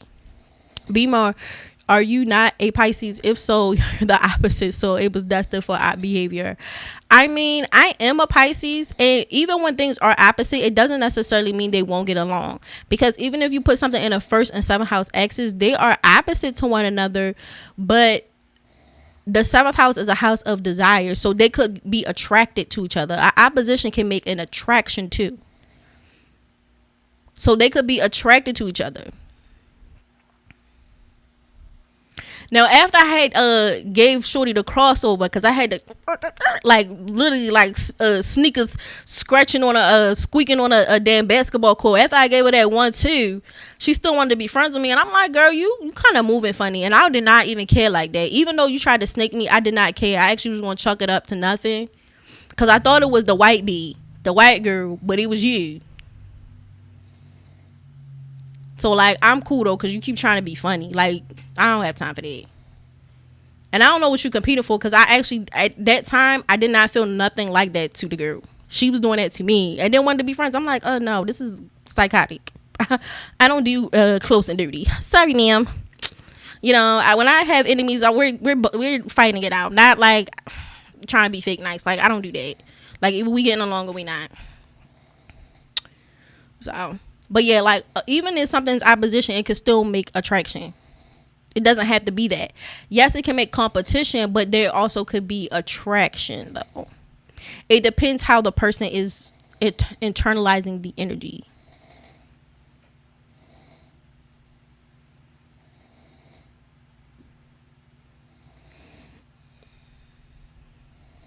Yeah, you could still be friends with Virgos. It really depends on the placement and how they're internalizing the energy. Because an opposition could be competition, but it could be attraction too. And every time I tried to make friends with one of the Virgo girls, they just snapped on me. Like, and I'm like, girl, I did not even, like, you're tripping. Like, I actually just came here to support you, but I'm out. I don't know what this is about. Bye. So, gotta go. You know, I don't have a problem with them. I actually think some of them have some dope signs. I say the Mars and Virgo is fire. Mars and Virgo is a straight fire placement, but y'all, sometimes y'all just be snapping on a glow. Not me being Allen Iverson. I had to, girl. I had to. And it wasn't even no, it wasn't even nothing petty. Okay, it was a little petty, but like not all the way. But yeah, it wasn't even me that time.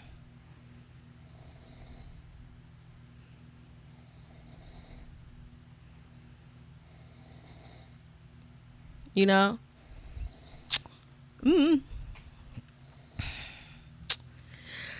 So let's get into the Virgos.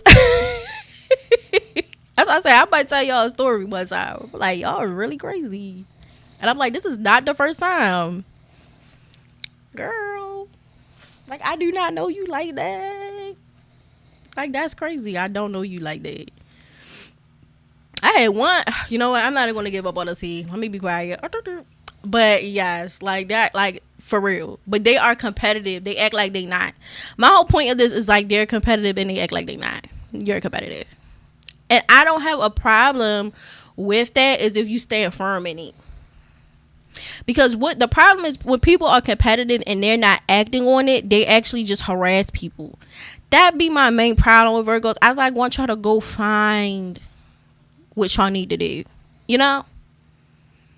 That's it. Just go find what it is that like really that's your thing.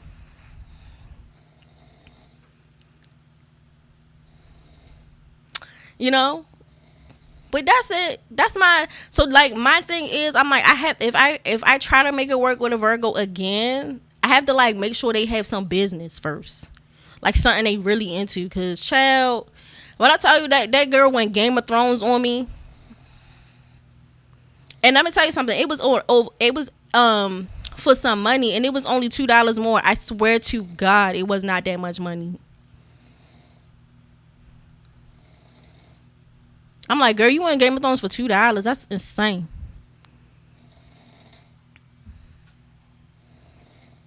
And yes, we was adults, not even kids, like grown. But yeah, they need to have some business because they are very competitive. So like Virgos, please have some business and don't be trying to be competing with people unbeknownst to them. $2 is wild as like I'm telling you, like it really threw me. I'm like, girl, I do not care like that. I promise you. Like, are you okay? You know, like y'all have to get some business. Like Virgos is not a sign that cannot have no business. Like you need to get some business, ma'am, right now. Okay. All right. So now we talked about possibly poor financial decisions for Virgos. Now November it'll be in your ninth house. So you know the travel issues, people breaking their promises, you breaking their promises, etc., etc.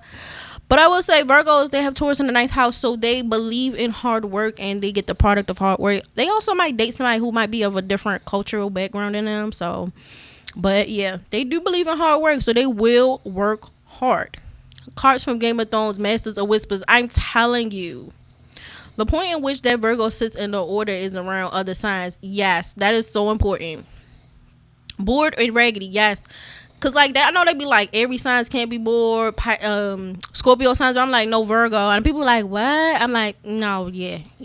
I need to get some business, like right now, for real. Hey Lolo, December. This is going to happen in your 10th house. And so this is going to center around, because y'all have a Mercury sign in your 10th house, this can center around like a job change, other things, but writing, advertisement, sharing ideas, anything that you can share ideas through. A lot of times Virgos have jobs like that, business, lawyer, etc.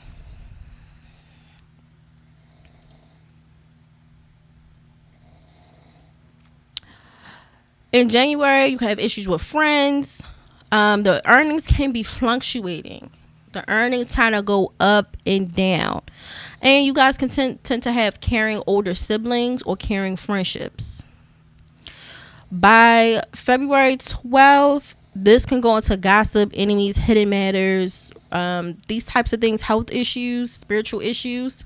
The thing about Virgos, I will say that they tend to be altruistic. You know, they are disciplined. They like to do research, but they can be very hopeful and altruistic by default. And sometimes that can mess them up. They also can be a little bit egoic, you know, petty, arrogant a little bit too, because this is Leo right behind. They're right behind Leo.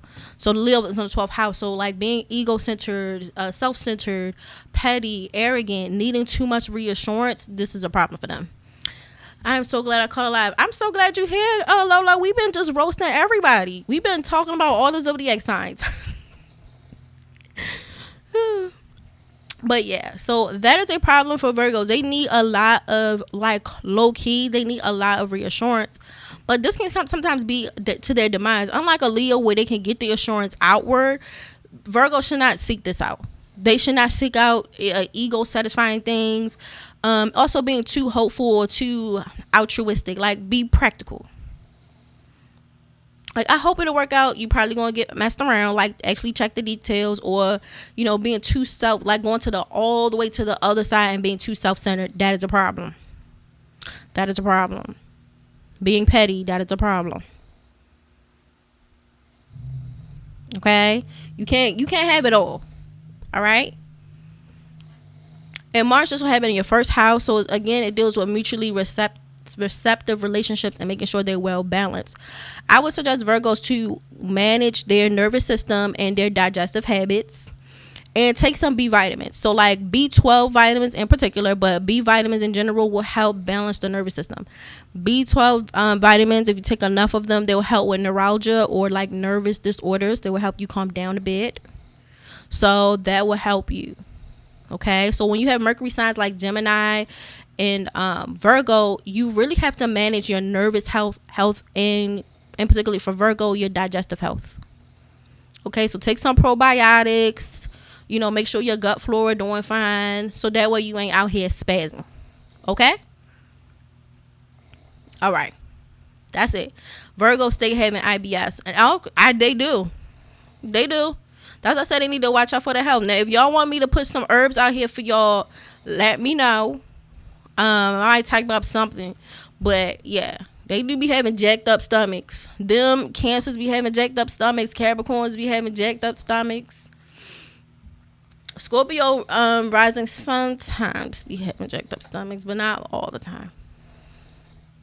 They sometimes can have jacked up stomachs.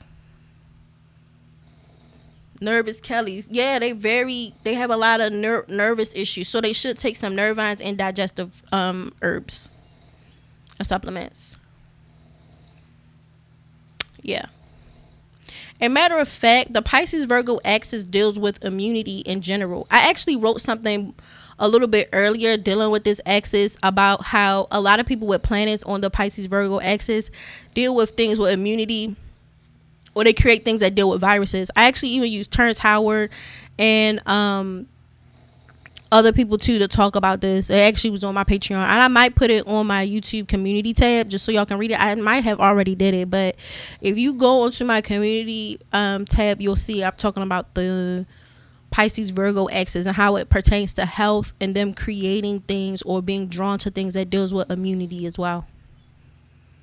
So yeah, y'all get y'all stuff together.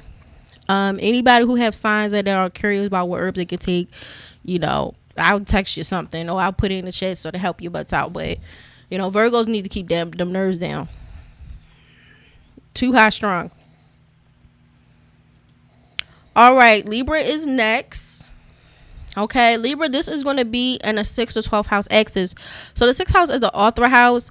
It can mature over time, and it gets stronger over time. It deals with enemies, co-workers, scapegoating. Please keep all your private information private. If you're a Libra rising, don't be telling people your business. Don't be telling people your business. And it deals with creativity. I also say because you have Pisces in your 6th house, Libra, it deals with your lymphatic system, and you should take some herbs to pump your lymphatic system, and don't overindulge in sweets because that also backs up your lymphatic system. So that's what you need to be mindful for. Hold on real quick, y'all.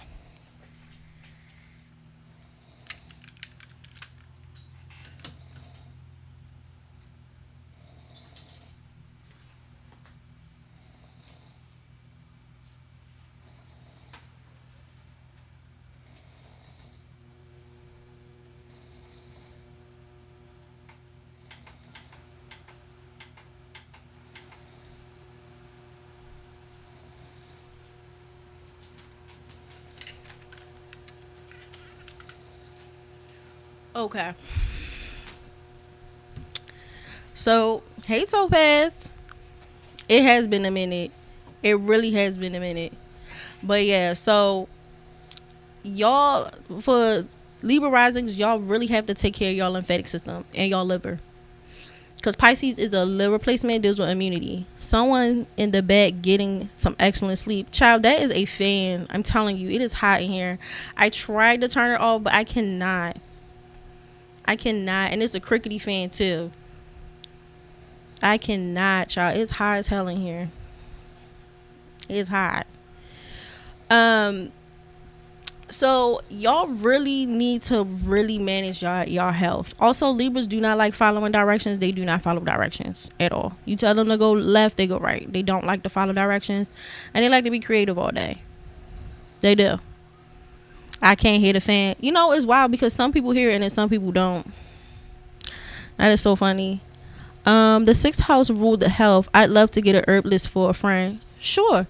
The 6th house is acute health problems too, just so y'all know. I feel you. It's hot where I'm at too. Yeah, and I can't turn the air on. I feel like the air, like I put the air conditioner on, it's like loud. So I'm like, I might just have to put the fan on.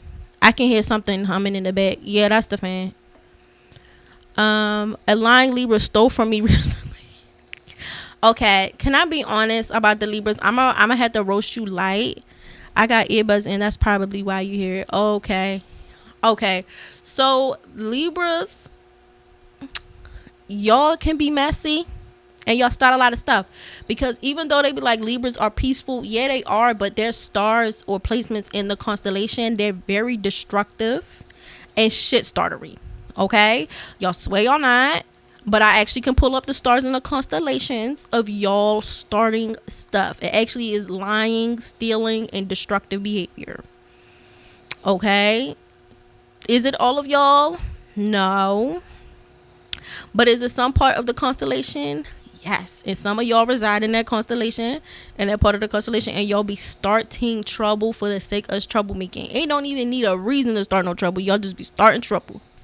And then y'all want a fence ride too. So like after you start trouble, you act like you don't know what happened, and then you want to sit up here and not pick a side even though you stirred the pot. Okay? So that is another thing too, like they do. Like, That's why people they be having an attitude with y'all. No, Libras be messy and be trying to be nosy tea sippers. They are messy. And you know what? I wouldn't care. I I actually wouldn't care if they was messy, but like some of y'all have to be a little bit more directed. I love them, but Libras and their agenda, sheesh. Okay, because I'm really about to get into Libras. Like we drag the feminine signs. We have to get into the masculine signs with the air and the fire, because it's like Libras actually like compete for attention. They really do. They swear to not. I'm just so humble bragging about humbleness that I don't have. Like, it's crazy. That is crazy. You know, agents of chaos, baby. They really are. They really, really are. Child, between the fan and moon snoring. And you know what? Momo just be doing his own thing. I told y'all Momo is a grown man. Actually, when he got him, it actually shocked me that he could snore. I didn't know cats could snore. I never had a cat that snored. He was the first one I had that snores, but he snores like he works jobs, and he don't. All he do is mind my neighbor's business. That's all that cat do. He's mind's business. But yeah, like they do. So that is something y'all do. Y'all compete for attention, and then y'all might not have it. So because when y'all are in the proximity to the signs, one thing a Libra would do, they can compete for something and might not necessarily have the skills to close it. And that's something I tell people with, if I see that they have Libra placement somewhere, I don't. Yes, he's a nosy cat. Like when he watch my neighbors, he'll only go to the window to watch the neighbors fight. If people are getting along or just talking, he don't go outside. But if somebody's like saying F you, blah blah blah blah, he'll go outside. He's like that. He's very messy. He's a messy boy. Competitive, very competitive, but they might not have the skills to close the deal. So like I'll give y'all an example, because like Sin was teaching me basketball and stuff. So like when she was teaching me about like the whole Pippen situation with Michael Jordan, you did all of that and you couldn't close the deal. You could not close the deal. Or when she was telling me about that, she was showing me about the KD situation. You did all that and you could not close the deal. KD is a Libra, I think. Yeah, he is. Loan denial. That is funny.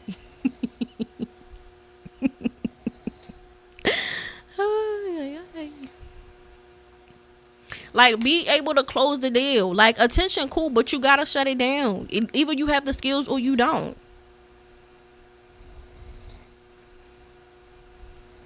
Like, be for real. Compete, attention, guilty as charged. Yeah, they compete for attention, but like sometimes y'all compete for stuff that y'all don't even know how to do. Like, what is wrong with y'all? You sure that's not a West Indian reborn as a Well, you know what? He was he it wasn't like we got him from like a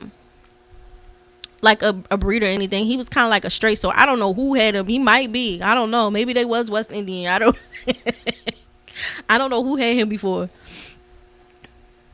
You know, but yeah, like when you a Virgo, because like they're positioned to Mars and Mars signs. Please make sure you know how to do something. Okay? Please don't compete for something and you don't know how to do it. Thank you. Because then y'all knock somebody out the way that know how to do it. You get up there and you choke. Hey, El Magic. And I'm just sitting there like, girl, what was the reason? That's why I say chaos for the sake of chaos. Don't know how to do nothing. But you knocking people out the way and you can't do nothing. Now, don't get me wrong. Libras can get attention now. And if you just want to get something off of attention, they got the bag on that one. They definitely can get attention. But you knocking people out the way and be like, that's why I said the Libras with the whole basketball thing, like, yeah, I'm a leader, blah, blah, blah. Pippen, you couldn't do it. KD, you couldn't do it. Like, what? And that be a thing they do. They love to do that. They love to talk a good game. You get them up there, nothing get done. They just was talking. Because remember, Libra is one back from Virgo. They just talking. And they also trying air signs. Just gabbing.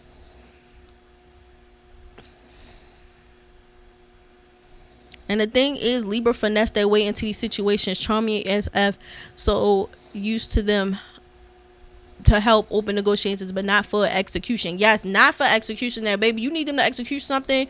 You gonna have to give up a pinky toe. It's over. They do not get nothing done. Which I don't have a problem with, but I don't need you to stop coming over here with that. Thank you. Talking loud and saying nothing. Thank you. Great lawyers, though. Great lawyers. Baby, great. They're alpha males on YouTube. Great lawyers. The finesse kings of Libra. Yes, they will finesse, girl. Y'all need something done. If it's talking, they will do that. But if you got a Libra, you got to run a resume before you believe them. You got to run a resume and have them do it in front of you. Because you never really know. They might not know what they're doing. They could just straight lie. So you see how I put out those 2 Libras? They talked all that stuff about being in charge. And then didn't they one time learn how to do leadership skills or take some leadership courses or anything? And then gonna say that, yeah, leadership is hard. Huh? Like, then why didn't you take no leadership courses? But y'all see what I'm saying? You didn't say not one leadership course. That's why I said, Libras, y'all have to understand why people don't like y'all. Why they don't like me? Be for real. Like, honestly, be for real. Cardi B, you see how she finessed her way up into there and still can't rap. She could have learned how to rap on the job. She still can't rap.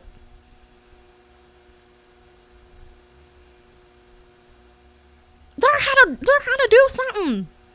Now, I will say she can do a live performance and it's entertaining. Now, I don't know how strong her choreography is, but she can do a live performance that's entertaining because, she was a stripper. And so that's basically live performances every night. So it was pretty, she got that one. But girl, actually learn how to, like, be for real. We roasted everybody before Libras. Yeah, exactly. We was roasting everybody before Libras. They procrastinate, gift a gab. Nothing can be done. Yeah, thank you. That's all I'm saying, Libras. Like, learn how to do something. Cardi is struggling. Not wrong, Topaz. Fence riding make people distrust you. It's true.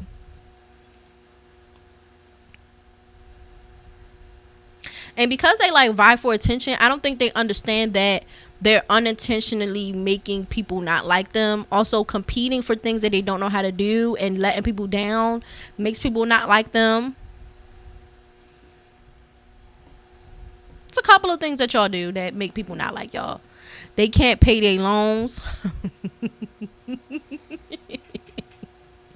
That is so funny. But yeah, that's it.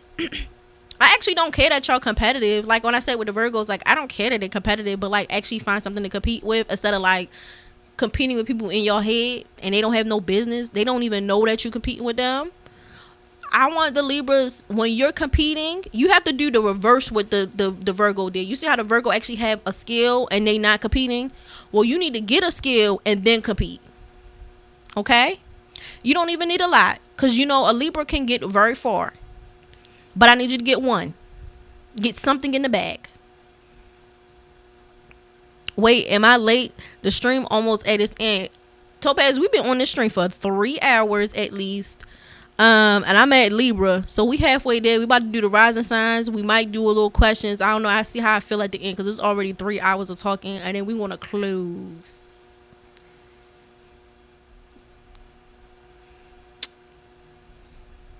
I understand why people don't like Libras. I embrace the darkness. Yeah, cause honestly, I want y'all to understand this. You know how somebody is very competitive, but they really that girl or that boy, and you really can't say nothing. You know what? I could say dang, they so competitive or whatever. But look at the talent. Look at what they're able to do. Like for instance, like you see how Usher is. Usher's low key very competitive, but he actually can sing and he actually can dance. Yeah, so somebody said that they didn't get the notification either. But yeah, he actually can sing. He actually can dance. Y'all see where I'm getting at with this? Also, low key, why Libra hate Libra risings? AKA Beyonce is a Libra rising, and Kim Kardashian stayed trying to compete with that woman. Delusional. A Libra rising and a sun is not the same thing, and they don't function that way. A Libra rising is like the physical body, how you look, how you move through the world. A sun is how you think consciously, how you see yourself, self-esteem, what you're awarded for by people in prominence. It's your father. Like a consciousness or consciously doing something or egoically doing something and just doing it without even thinking. It's not even ego. It's just who you are as a person. As a rising, it's not the same thing. Cause it's like if you're just a Libra, you're doing those things without even. It's not even rooted in ego. That's just how you are. But like a sun placement, you're consciously acting this way. Because the sun is our consciousness. It's how we see ourselves. There's no concept of how I see myself with a rising sign. Unless your sun is also there too. Like your sun is also in the rising or the first house. We're having earthquakes here. Woo. Girl, where you at? Can't compete with thought crimes. Jokes. See, I'm being introspective. I noticed y'all can't say these things about Scorpios or Sages. Oh, they coming. They coming, child. We had a whole thing about the feminine signs already. But yeah, like no, that's what it's a difference between like a sun, a moon, a rising. Like their motivations, their psychology isn't the same. You know?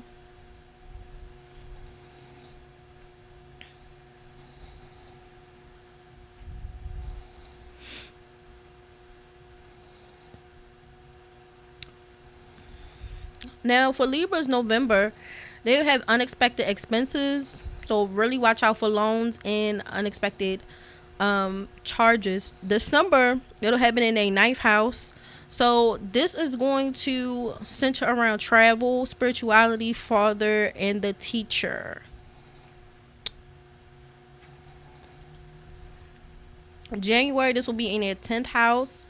So there will be some rental issues, home issues, career issues, maybe job changes. Libras really like the concept of helping others or being of service. Even though they're very conservative or they're very, and not conservative, competitive. Even though they're very competitive, they do genuinely like to help people. Moon, a hardworking house can, ain't it, child? But yeah, they genuinely like to help people. They do. They like to be of service some way. They like the concept of it.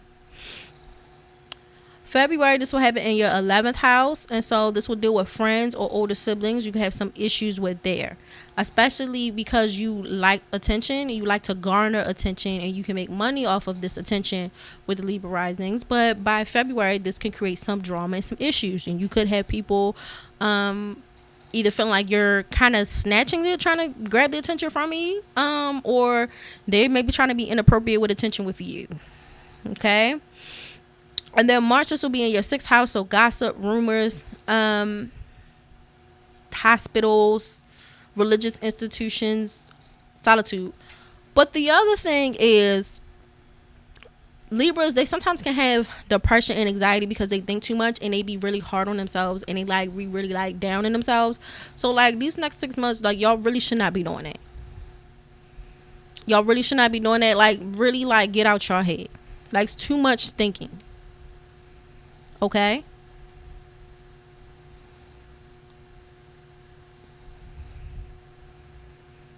I'm hearing moon sign. Yeah, I'm a child. I love my baby, but dang. But yeah, y'all just get out of y'all head and y'all will be fine. Scorpio, So Scorpio, this will be on your 5th and 11th house axis. So it should do with lovers, sex, romance, older siblings. It also could deal with fun, friendships, and also earnings from career. So this will be in your 5th house. So it'll start with the lovers, sex, kids, romance, etc. By October, it'll be in your 6th house. So it'll deal with health. And so because you have Aries here in the 6th house, you really should be really mindful of accidents, colds, fevers, cuts, because Scorpio risings tend to like be pedal to the metal, and so they're very aggressive, and so they can get like a lot of injuries and scrapes and stuff like that.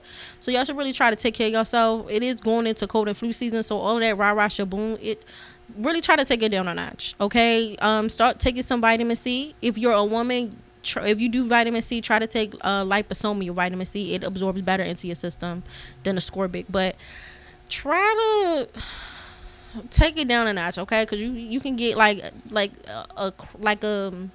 what they call like acute injuries, acute illnesses, like scrapes, headaches, fevers, etc. Also possibly some arguments too. November, this is going to be in your 7th house. There can be a lack of compromise. Y'all know y'all controlling. Try to figure it out and take it down a notch. Don't nobody want to deal with that all day, okay? Don't nobody want to deal with that. December, this is happening in your 8th house. Now, to be fair, Scorpios are very manipulative, but they also are very great at business. They do know how to flip some money now. Now, I would suggest y'all not to do nothing underhanded, like we talked about before with Purva, bhadrapada. This is not a time to do your Scorpio shenanigans, and I put it in there and this happened. No, absolutely not. BMORE, I almost forgot. You was right about that Lilith in the 7th house workplace-ish. I had a worker who was being real rude towards me. It was jarring. Yeah. Yep.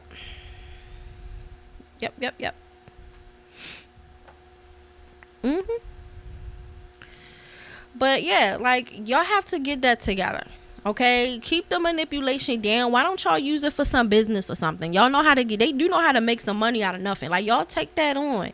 It's a couple of signs that know how to make some money out of nothing. But like, you trying to be, on some Machiavelli, everybody spinning around, Olivia Pope, like, chill. Okay, y'all know what y'all be doing.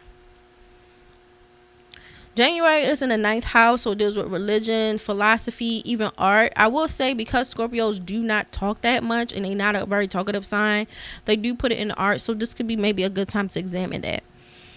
February is in your 10th house, so this with the home, career, and being self-directed. Scorpio, stay self-directed into your own business. As soon as y'all get out of your business and start worrying about other people, y'all start hating, or people start hating on you, and nothing gets done.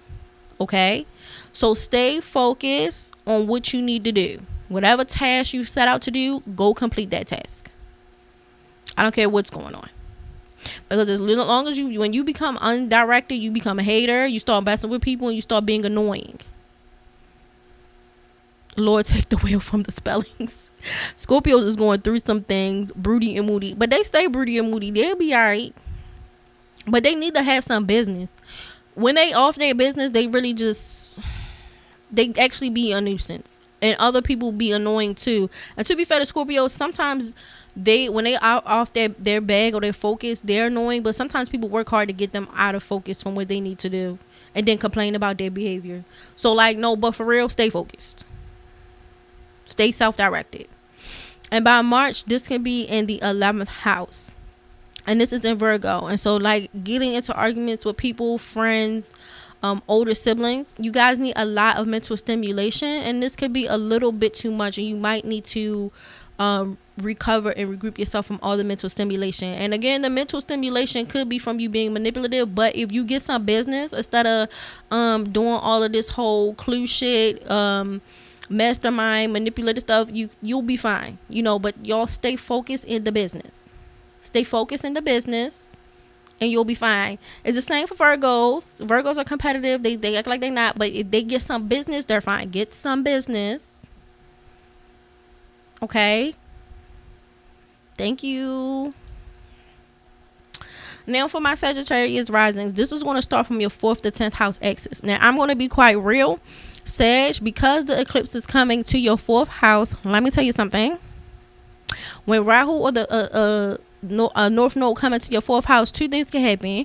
You're going to see some ghosts come up in the house, or you want to see some roaches come in the house. Some roaches, bugs, mice, some type of pest. Every time you have Rahu go into that fourth house, you're going to see either some paranormal activity, or you want to see non-human beings, which would be like animals, come up in the house. BMORE, is it too late for Diddler in the ninth house with avoiding legal issues? I don't know what Diddler's rising sign is, so it's a bit hard to tell. Hey Rex, it's a bit hard to tell a little bit. I will have to do it in a different technique. I can't do it with this house technique because I don't know him. Roachless owner. Business, hobbies, mental, physically, stay busy, avoid the dark side. Yes, that's what they have to do. You know, I could roast them, but like it's kind of like enough said. But please get some business, please. I can make a bag though. They can make a bag. That's why I say like they do know how to make some money. They know how to make some money. Them Sagittarius, they know how to make some money too. But I wish y'all would stay focused. I hate a flop era Scorpio. Flop era Scorpio, flop era Sag. They broke. They annoying. Roaches still exist. I rather the paranormal. I get it. But yeah, when Rahu coming in, maybe, I don't know, people see that grandmother come in the house. Who knows? Damn, so if you got a sibling that's going to be confrontational in this eclipse period, there's a possibility, especially if it's your 11th house. Now a couple of the signs have it in your 11th house, so when I put this into a PDF form and you see the 11th house, you'll see siblings, and I might tag on one more just so y'all can understand like what each house means. So like when you go look for your rising sign or your sun sign and you see it, you understand. But the 11th house means earnings from your career, but it also means older siblings. That could be an issue. Friends could be an issue. So if you see 11th house, that's what that means. Especially in a full moon. Not broke and annoying. Yes. Broke and annoying. I'm like, yo, what is your problem? Go get some business. I'm a Sagittarius. Not flop era. While we having the road session, I have to. Like, I'm trying to. Y'all heard me say, sacrifices y'all make here will go to heaven. Y'all want to get right with the Lord, y'all have to get right at home. Okay? I be trying to help y'all. So this will help y'all get right. Now we're gonna have a new moon eclipse, a solar eclipse 2 weeks from now. That'll be something different. But y'all want to get right with the Lord, y'all gotta start doing this. Where my pervy Falguni people at? Yeah, y'all got to get right with the Lord. Because this is Purva bhadrapada. So, y'all have to get y'all stuff together. Y'all can't be out here wilding. Cat need a sleep study. Shh. Oh, my goodness. Moon with the chopper. Well, to be fair, the moon is also this fan going off, too. So, I'm going to give him, a little bit. Because it's the fan and the thing. And actually, the fan is closer than moon. So, y'all might be hearing this riggedy fan louder than him. So, I don't know. But, yeah. And the ghost, what the F? I swear I be supernatural transits. I've seen it before. Yes, there are supernatural transits. So, if you natally have the North Node or Rahu in your 4th house, or you have an eclipse that's coming in, and you're going to have more occultic events at home. And that's what we said. Y'all be seeing some ghosts. Y'all might be seeing some bugs and stuff, some critters, but y'all be having that. I don't know why my lunar houses is so. I don't know the kind of pervert I'm working with. Okay. The pervers, particularly this one, is going to be a mutable one. So you're looking at Pisces. The other pervers. Some of them are in Sagittarius area. But this one is in the Pisces area. It's over in Pisces. So this one it's still a mutable cross. Sleep apnea. He might though. I'm like, you know what? Am I not paying attention to him? I have Rahu in my first. What's your take? Rahu isn't horrible in the first, but it can make people self-involved. And maybe people don't see you as clearly. Or maybe you could come off people see you as manipulative too. But you should, like, it's a desire to be self-focused or self-involved. So let's see. The 7th house is full to the brim with opt. I'm a 4th house Sagittarius. What the F? That's not bad. BMORE, what's a good reference books for learning the lunar mansions? I'm going to get y'all something. Let me see. Give me a second. I'll make a post on it. I have to remember to write it down. And y'all can harass me about it too. But I'll make something about the lunar mansions and what they are. I think I might have a book that could be easy for y'all to read and short. Because I don't want y'all to be looking at something, make y'all eyes closed. Because it is y'all will have to understand like new words. Would be like Sanskrit. So I'm trying to find, I'm gonna think of some that it gives you what the words mean too, instead of like writing as if you should already know. And then help you understand what the lunar mansions are, how they behave, and a little bit of mythology. I actually think I have one book y'all would be really, really good at. It would probably be good for y'all, but I'm gonna just skim through it real quick just to make sure it's not like crazy. Because you know, people recommend you a book and you're like, girl, what is this? You know. But that way y'all can get into y'all lunar mansion bags. And the lunar mansions, I know how people be like, well, it's Vedic. It actually work both ways. Like, you can still find a lunar mansion in Western. You just have to know what constellation you're looking at. And if you don't know your constellations, you're not going to, it might be a little bit hard for you. So we talked about Pegasus, and then we talked about Purva, bhadrapada. They're in the same place. So how does one know what house and sun sign you are? That's like Scorpio sun in a 12. So you're a 12th house Scorpio. Yes. Yes. Wherever your sun sign is in that house. Yeah, lunar mansions for dummies. It's for me. Girl, why you sound like you selling shampoo? All right. So back to my Sages. So again, October is going to be in your 5th house. So you could be having some issues with lovers, children, sex, creativity. Now, Sages, because y'all have Aries in the 5th house, y'all tend to be individualistic and rebellious and impulsive. Really try to nip that in the bud, because this can create some issues, you know, fighting with people. That can spark a lot of stuff. Like, get it together, girl. Get it together, girl. We love the individuality, but like the rebelliousness, the impulsiveness. Get it together, girl. Get it together, girl. This will cause some issues. For November the 6th, again, gossip at work. This is not the 6th. No, in November, it will be in your 6th house. So this will be gossip at work, health issues, sabotage. Please keep your information to yourself. Don't be sending up here people telling people your business. Because it is Taurus in the 6th house, make sure it's actually Taurus. Yeah. So because it is Taurus in the 6th house, this can also be some injuries or issues to the throat, neck, or face. Because it is Taurus here, there's a couple of fat back placements. Cancer rising is one. Sag rising is another one. Please don't be fat. Okay, keep the fat backs to yourself. Like, stop, don't be overeating and all this other stuff, because it's like, for my Sages, like, when y'all eat, do y'all feel on your right side like some pain under the rib cage? And I know y'all do. That's not a heart attack. I'm gonna tell y'all exactly what it is. But I know for a fact, for people who have Sages or Sag risings, I'm gonna tell you exactly what it is. But it's not no heart attack. Yeah, Sagittarius, unfiltered menaces. They are very individualistic, rebellious. Can't nobody tell me nothing. They're going to need that IV pack.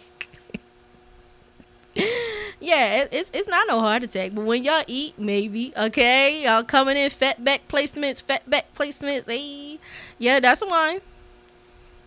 Causing arguments during Thanksgiving. Why you in my business? I have to talk to y'all. You know, I have to talk to y'all. So for my Sag risings who get that pain under their rib cage, let me tell you how fat y'all are. That's not a heart attack. That's your gallbladder. Your gallbladder is screaming in pain because you raw dogging it. It don't have enough bile, like the stomach bile. Remember that? You need that to digest fats. You don't have enough, and you keep eating. Why? Why do you keep eating? And I know you feel your side hurting. Why are you eating? What the hell? Why do you keep eating? your ribs are screaming. You cannot digest fat. You don't have enough to digest your fats. And you keep putting food in your mouth. Are you okay? Yes, milk thistle, dandelion. But I'm gonna get y'all something real quick. If y'all don't have a herb store by you to get milk thistle or dandelion, although dandelion you can actually go out in the wild and get that one. Y'all drink some apple cider vinegar. Take a shot of that, and that will increase your acids, so you can break down some fats. You're welcome. Wait, is that fat shaming in his zodiac? A little bit. Some of y'all are more fat than others. I don't know what you talking about. I know what I'm talking about. Cause I need that food. There we go. Here come the fat girls. Sagittarius can burn though. They can burn food really well. But they don't. They still have digestive problems because they fat. And they don't have enough things to break down the fat. So if you want to be that fat, at least take care of your stomach. Like, for real. Like, this is a intervention. If you want to be fat, please take care of your stomach. Thank you. Yeah, zodiacs also rule body parts. Yes, they do. That's why I said y'all gallbladders be screaming. Screaming. I know them be screaming. Because y'all just keep eating. Like, why y'all doing that?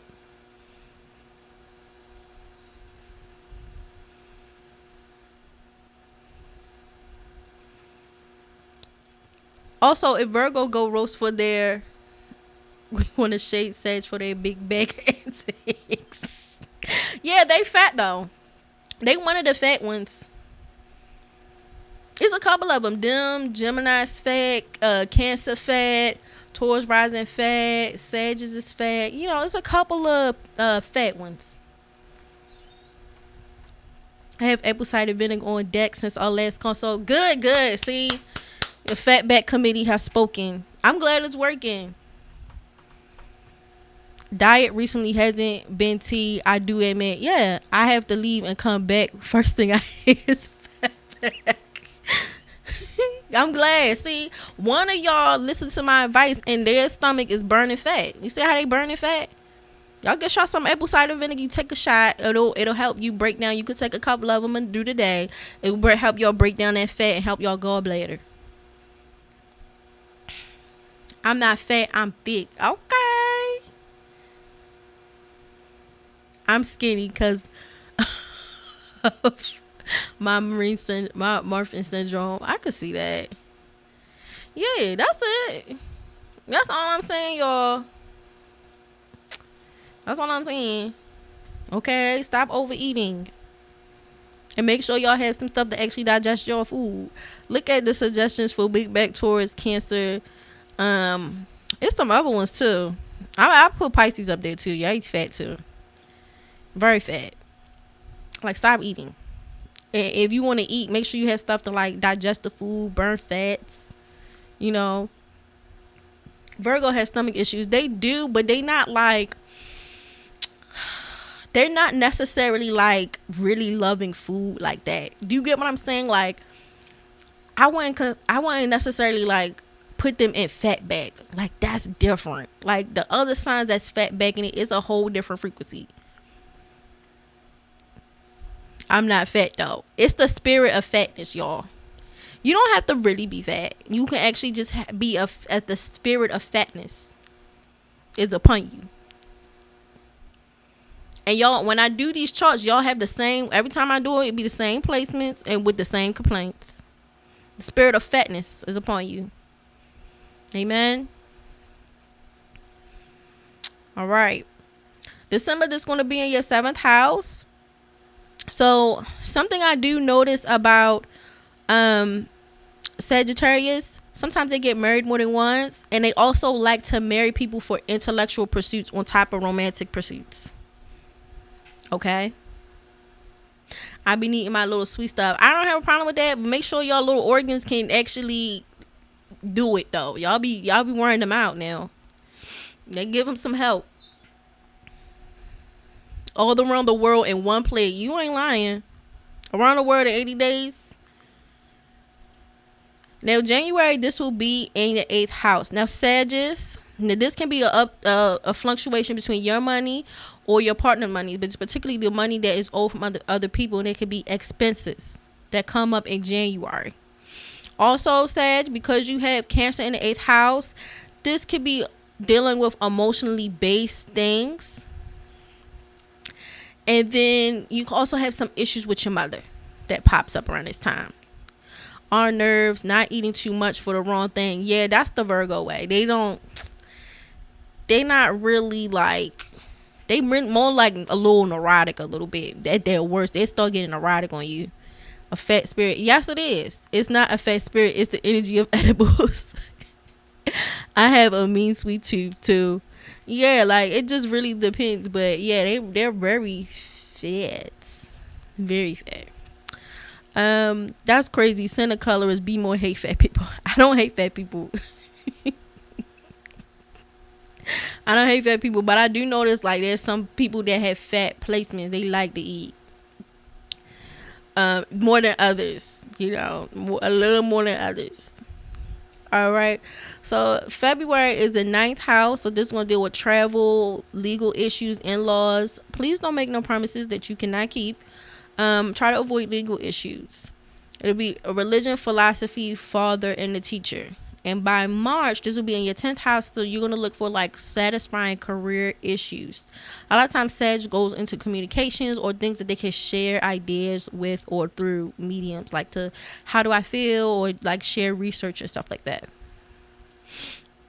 All right. Now my Capricorn risings. When you was reading my chart, it gave foodie. BMORE, it gives foodie. It gives foodie. It is. But I usually try not to go too deep into people health issues on their chart, but yeah, it gives somebody who like to eat. It gives somebody who like to eat. For my Capricorn risings, this will be on your 3rd and 9th house axis. These are just astonishing revelations. The chitlin circuit. Yeah. Grind prosperity gospel. That is true. That is so true. Now Capricorns, y'all are kind of like weird because again, y'all non-verbal. I do peep that sometimes y'all try to like people and act like y'all don't like them. I've caught y'all do that. You ask somebody they like them, then they be like, no, I'm just helping them with their homework. Like, no, you like them. I think you like them. I'm lying, but straight line. And y'all competitive. Like, you just saying that so nobody can get over there? Straight lying. Caps got dragged earlier. They do, because they don't talk. So this will center your 3rd house again with y'all poor communication skills and y'all emotional thinking. Y'all going to have to learn how to talk. This is going to be 6 months of y'all talking. You know, people have to know how you feel. You can't just like act like y'all don't have feelings or get mad because people don't understand you because you didn't open your mouth.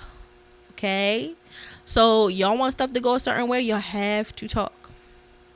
Caps with the work, husband and wife, child. Don't they? So October, it'll be in your 4th house, so family, security. But Capricorn risings tend to have like more rambunctious home lives or like upbringings, particularly their mother. And sometimes the mom can be like a source of like contention because she's fighting and all this other stuff. And so a lot of times Capricorn's always trying to look for some happiness somewhere, even though it's hard for them to find it. It's weird. Like they be just, I'm not saying y'all miserable, but sometimes y'all do. Y'all be miserable. But like real talk, it really stems from like y'all unresolved issues with your mother. I'm gonna be for real. You know, get that together and then you're gonna be happier, okay?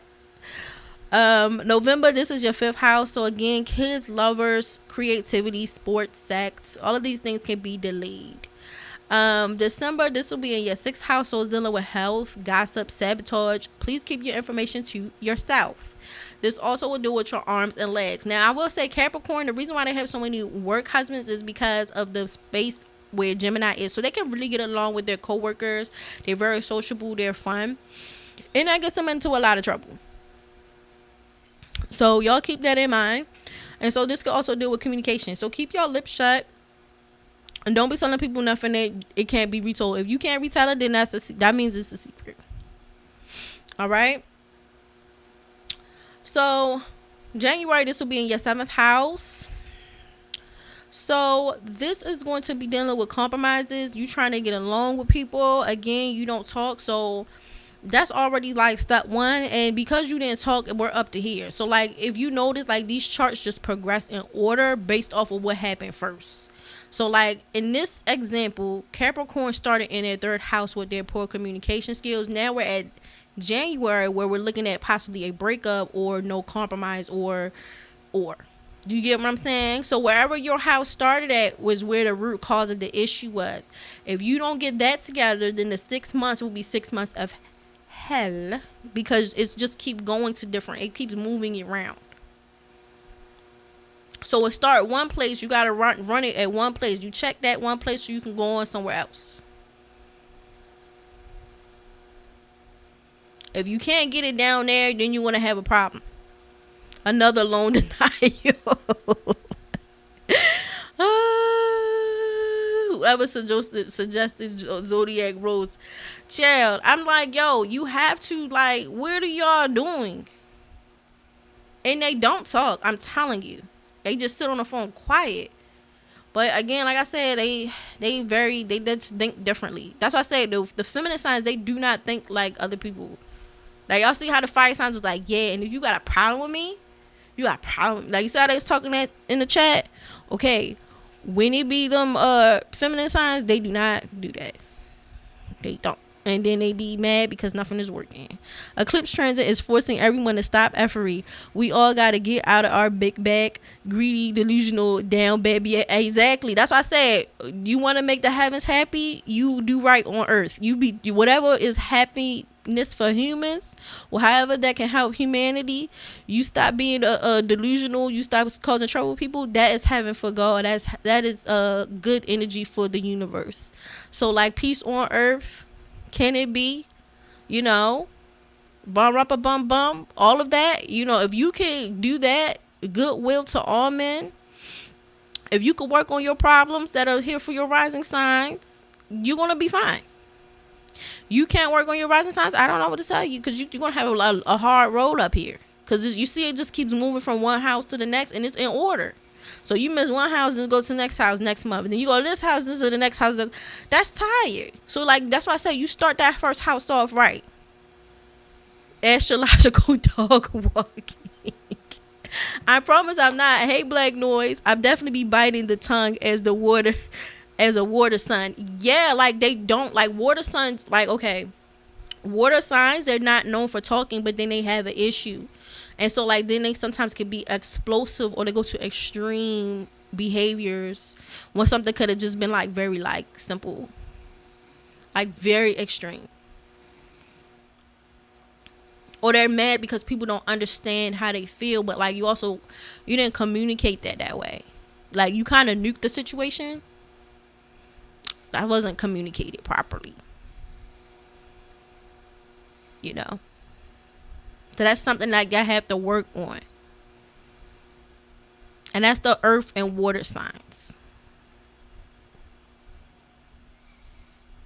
So, especially Cancer. Yeah, like y'all, because particularly Cancer and Capricorn, they're non-verbal. Like they take in non-verbal cues, which is cool. But like in relationships, you see why that could be a problem. Facts, universe just going to give a 6 months dragon. Just getting jumped by the universe. Yeah, just like, and you know what? This, like, okay, I'm gonna be for real. The Nashatra is not that bad. It can kind of give you an easy net, but you really just have to, like, really work on it. Like, genuinely. It's not even, like, a bad one. Like, the Purva bhadrapada, like, if you do right, heaven going to be happy. Like, that's easy. And comprehend, like, it's not even one that's like really, really hard where nothing can, like, the universe will actually bless you this 6 months if you want to make a change. That's why it's called from fool to wise man. Like, if you want to get right, you can get right now, because you got Pluto, which is about transformation. You got Uranus, which is about change. You got all these planets that's going to help you just change and be a better person. It's easy. In a sense, like, you're going to have support from the universe helping you. I think it'd be hilarious if BMORE was reading, or guess the birth charts or interview with a vampire main characters. Be more humor with characters. Drama is great entertainment. All right. I watched part of the interview with a vampire. I thought it was good. I liked the first one. I always liked the Anne Rice books. So I started watching the new one that they did. So it was real. I liked it. I thought they did a good job. I did not finish it though. So no spoil. Well, it's really not spoilers because I already watched the first one. So it's kind of like, but yeah, I didn't finish it. I do feel like, Blonde one really have some. He's a little unhinged for me. I'm trying to like really understand their relationship, but he's like very toxic, like very toxic. I'm not saying like the other boy that he ended up turning wasn't ghetto because he had some behavioral problems too, but it's like I feel like he's starting to outrank. I don't know. I'm gonna get it together. I didn't finish it, so I'm gonna keep my opinion to myself. But I'm like, I think you're the problem. Okay. Daddy issues in the 9th house. Capricorn baddies call me next year in March. I say we all get in our 90-day get right for the new year. Carry out the we gotta get. You know how you stay in for church and they do that twilight service for the new year. Y'all just be in there praying like, Lord, please. As a Scorpio sun 12th house, it definitely gives tongue tie and I'm fed up. Yeah, I'm gonna be honest. The 12th house is not the strongest for the sun. It don't prefer it per se. It don't like that house like that, But I get it. It is a bit hard to be there. It's hard. Lestat got some serious issues. Louis be a doormat, pissing me off, and poor Claudia. That's what I'm saying. I feel like the blonde one. I think you said his name was Lestat. I feel like he ringleader of BS though.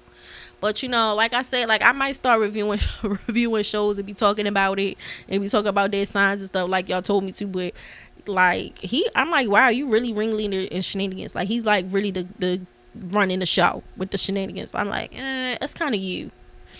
They all have issues because like to your point, Luis, he has like, I feel like he's despondent a lot, and that could be, I feel like that's a trauma response.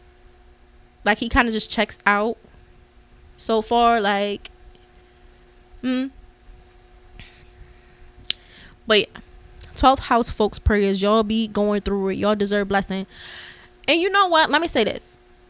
Just because you have a 12th house placement, that don't make it bad. Some 12th house placements are better than others. So it depends on like the sign. Hold on, y'all. I thought I was about to sneeze. It depends on the sign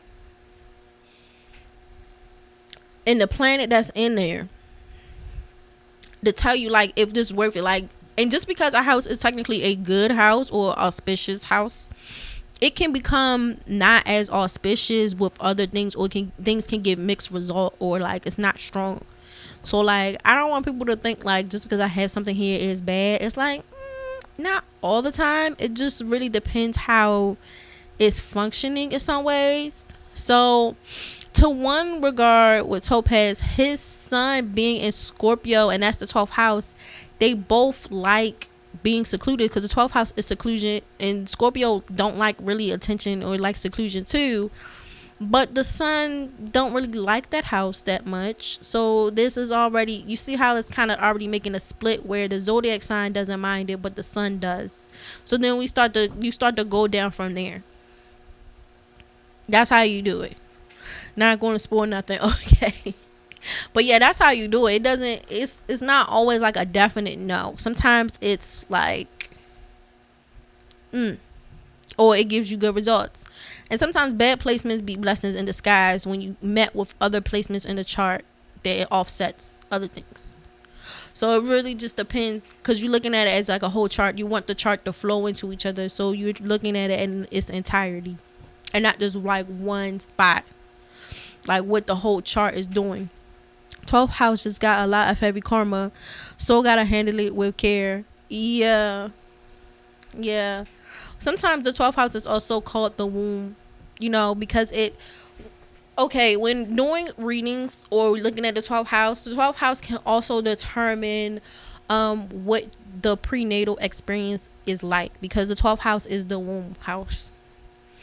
So like depending what planets you have there, it can determine how what the pregnancy was like. So if you clock back to if you were a vampire, just know how episode 5 season 1 gonna put you through it, and season 2 will stress you out. I did not get to season 2 yet. I'm still like making my way through season 1. Can you please explain the mansion part where you was talking about earlier? Yeah, so the mansions are divided into 28 mansions, but I know they only do 27. One of the mansions, I guess you could say, is hidden, but basically it is the ecliptical of it's the eclipse, or basically the rotation of the moon, and they divide it down. So it's divided. So it basically is where the moon travels. One could argue that maybe Western is more sun centered and Vedic is more moon centered. It centers around the moon. One could argue that. But yeah, it's following the moon. So we have the zodiac signs broken down into nakshatras, or parts or sections where the moon travels. So Purva bhadrapada is a section in Pisces where the moon is traveling. Now the next section in Pisces is Uttara bhadrapada, and then I think you have Ravati at the end, and then it starts back at the top with Aswini, and then it keeps going. But sometimes they bleed over into other zodiac signs, but we're following that, and it gives a story, but it also gives the energy too of how the moon is going to behave in these placements and the Lord and such. So that's what it's doing. Let's see. Cool. Yeah, I'm definitely going to find a book for y'all to look at for the nakshatras that's beginner friendly, and it tells you also the Sanskrit names. So like sometimes I think where I feel like I messed up sometimes is where I didn't learn the Sanskrit names first, and I was just using the English names, because sometimes when you read, then it forces you to have to keep coming out to figure out what the word means. So that could be a little bit helpful. Now if you feel like that's overwhelming, you definitely can write down the English name and try to work it that way and then work it back. But yeah, that, because some of the stuff is just, it has a whole different name to it in another language, and so that'd be something you have to think about too when people are writing about what these things are doing, you know. So in March you guys are going to do in February this is going to be unexpected expenses and stuff like that. I will say that Capricorn risings are unexpectedly ambitious, and they also would like their partners to be ambitious too, and they can have like unexpected expenses. March, it hit their 9th house, so it deals with like foreign art, travel, philosophy, father, things getting canceled, and people saying that they can make it and they really just cannot make it. So I will not promise anything that you cannot deliver. For Aquarius rising, this is on your 2nd and 8th house axis, so what you own, what your partner own. So the 2nd house, it deals with extreme luxury and creativity. Now I'm about to roast the Aquarius girlies though. Y'all cannot keep money to save your life. Y'all cannot keep money to save your life. And to be fair, it just come and go. Because it's Pisces in the 2nd house. So as quickly as you spend it is as quickly as it comes. Y'all stay spending. Y'all stay spending money. The money you ask them, somebody where $50 went or how much they can never just give you a calculation. They be just off. Like you be like, how you mismanage this? Like, and it just be off. But to be fair, the money comes just as quickly as it comes in. Because it said it's Pisces in the 2nd house, so they can make money a lot, but the money is coming and going just as quickly as they're spending it. Not Aquarius folk broke. They kind of, but not at the same time. Like they're making the money quickly, but if you ask them like, didn't you just have like $500? Like what happened? They will never know, but then they'll find more money. I'm about to spend some now. See? They're broke, but they're broke. Right, broke. They not necessarily broke. They have, I guess you could say they have liquidity, or like the money, it just keeps flowing to them. But like if you ask them like budgeting questions, like real, like, you know, nothing. The air signs don't care about tangible things. They don't care. They don't. You ask them how to, like, oh, okay, so what's your grocery budget? Oh, don't worry about that. The money gonna come. And to be fair to their chart, as you could see with the people in the chat, the money stayed coming. That's why they don't think about that stuff.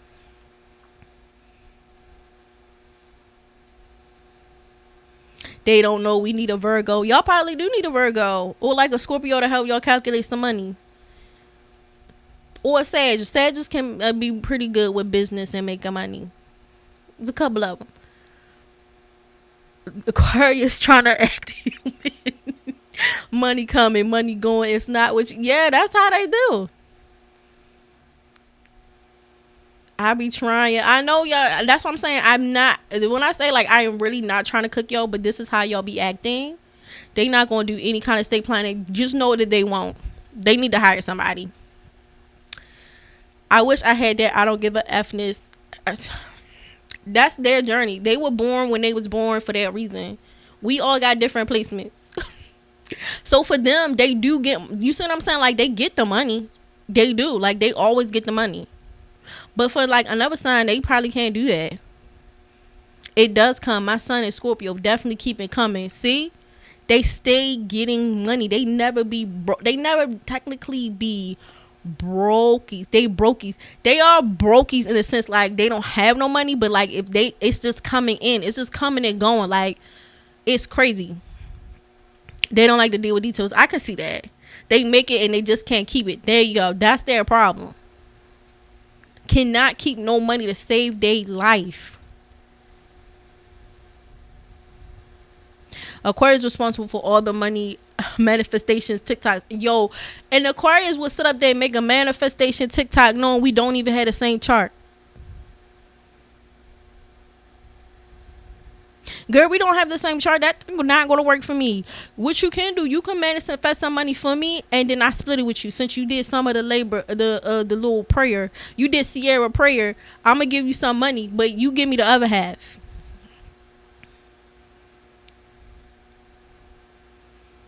Cause they be definitely doing Sierra prayer, but it's for money though. I'm a Scorpio rising, but I'm Aquarius sun. Money stay coming. I'm telling you, money stay coming. They never broke, baby.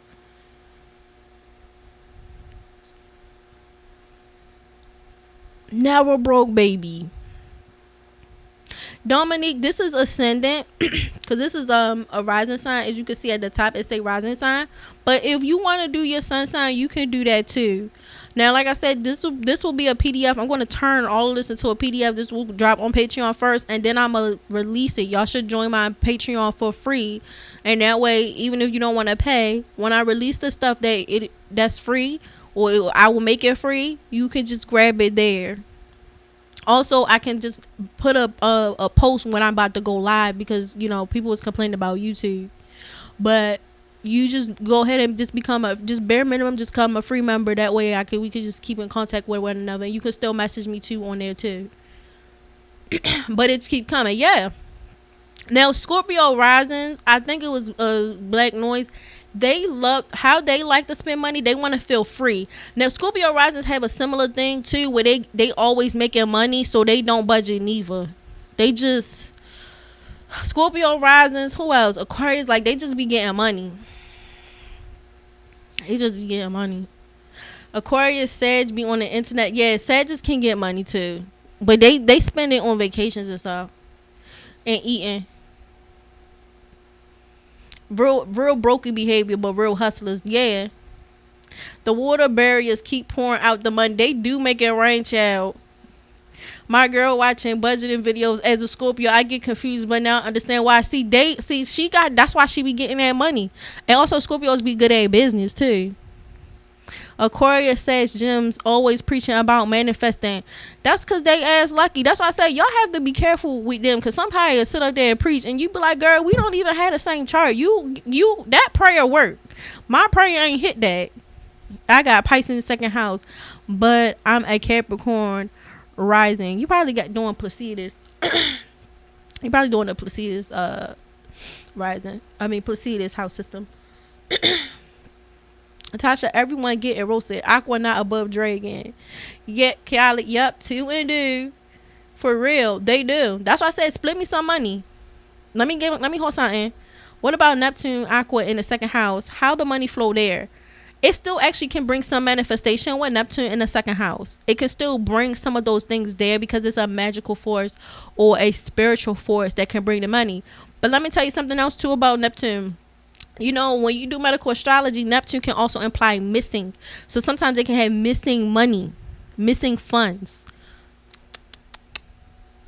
So when you got Neptune in the second house, sometimes the money just be gone. You don't know where you put it. It's lost. Why spend $70 on a pair of Levi's 502s and then you can spend $20 or less for the same at Form Mills or at Turn 7 or liquidation sales? See, that's that Scorpio rising. And he said he has some Aquarius. That's why I say they stay getting money. Now, if y'all was smart, y'all put your hooker shoes on and start shaking something for the Scorpios and Aquarius and see if they give you something. Wait till they give you something. You would hope they give you something. You shake hard enough, hope they give you a little piece of something.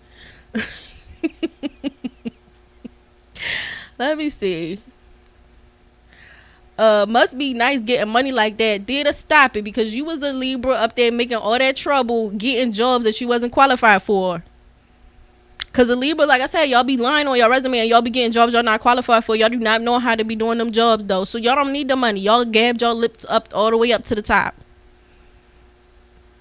I get money. See, I told you the Sagittarius get money. Sag risings get money. I think I remember Steve was a Sag rising. Sag risings get money.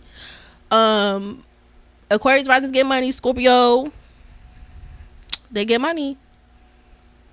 So I tell y'all my blessing. Okay. How they have money platform problems but still getting loans, child. But that's how they think though. Because they think the money will always come. Like the universe is always going to come to me. And it's true, though, for them. They always get the money. Like they do. That's just how their chart works.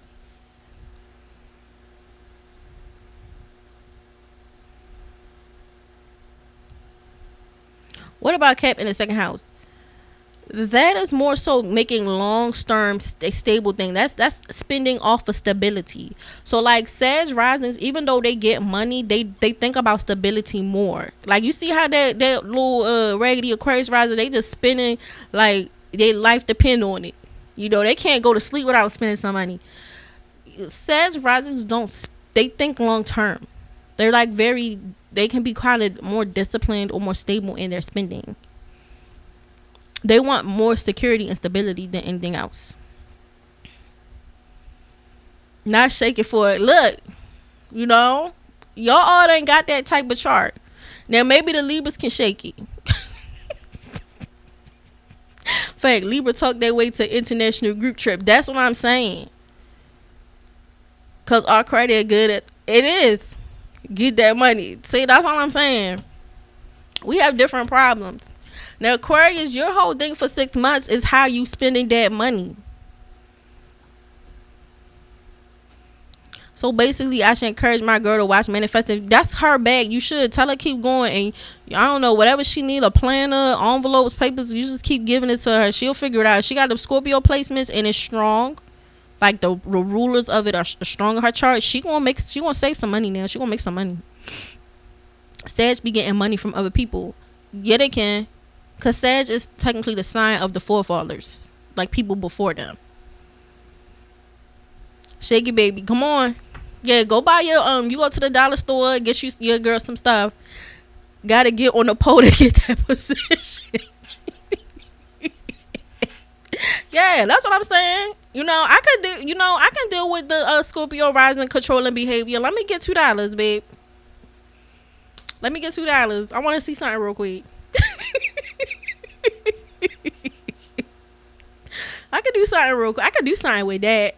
I'll handle it. Can't see. There you go. Tell her get that money. You know, because Scorpio's good at business. You got to turn that manipulation into getting money. If Scorpio, if you tell them to get money, like think, like, okay, instead of being a bitch, go figure out how to get some. They will do. They know how to get money now. Y'all already know my game plan. My gift of gab, talk my way into the inner circle of a Sag, but not this eclipse cycle. Yeah, skip this one. Skip this one, okay? But when y'all want, not this one for Aquarius, because it look like they about to sit their finances down for the 6 months. Aquarius about to have to sit down, but you get them again. You know, not this 6 months though, but you know, after this little 6 months up, you gotta see what it's doing. I need to start a business with Aquarius. I'm worried about the end of the month when the money. See, that's what you thinking. There you go. There you go. Let's get church on Sunday. Go to Joker's 2 on IMAX. Pay for tickets. You pay for concession. Theater with the Libra schemes. That's all I'm saying. They will get some money though. As I said, all the manipulative girls, they have to figure out how to make some money. Now y'all could do what ASAP Rocky did. You know, he waited for Rihanna to come around with that money. Also, the Aries risings, let me see, they can make some money too. Yeah, no, they make money. That's why he waited for Rihanna, because she got an Aries rising, so she can make a lot of money. So he waited for her butt to pull up.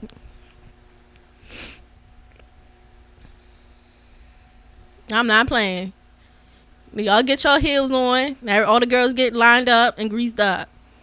$1,000, 1,000 bottles of baby oil. Okay? Now y'all know what we came in here to do. Y'all be professional. Okay? Now he won't take one of us home. ASAP was definitely, I told you, that's that Libra. He said he'll be whatever Rihanna need. What you need me to do? Not a problem, ma'am. Isn't Offset a Sage? I think he do got some Sage placements, son. Yeah. Not greased up. Look. Everybody don't have good second houses. We all have to make our way. Dang, you right. I told you. He told Riri, whatever you need, girl. Boys getting your Speedos. Okay, y'all get it together. Get your outfits on. Okay. Now Aquarius rising, this one be your second house. Okay, this be your second house. So y'all, all that free spending y'all be doing, it might be a little bit harder. Okay. ASAP is so Libra male, looking for the come up. I mean, he chose good. I mean, I can't be mad at him. She not ugly. She's successful. Like, I mean,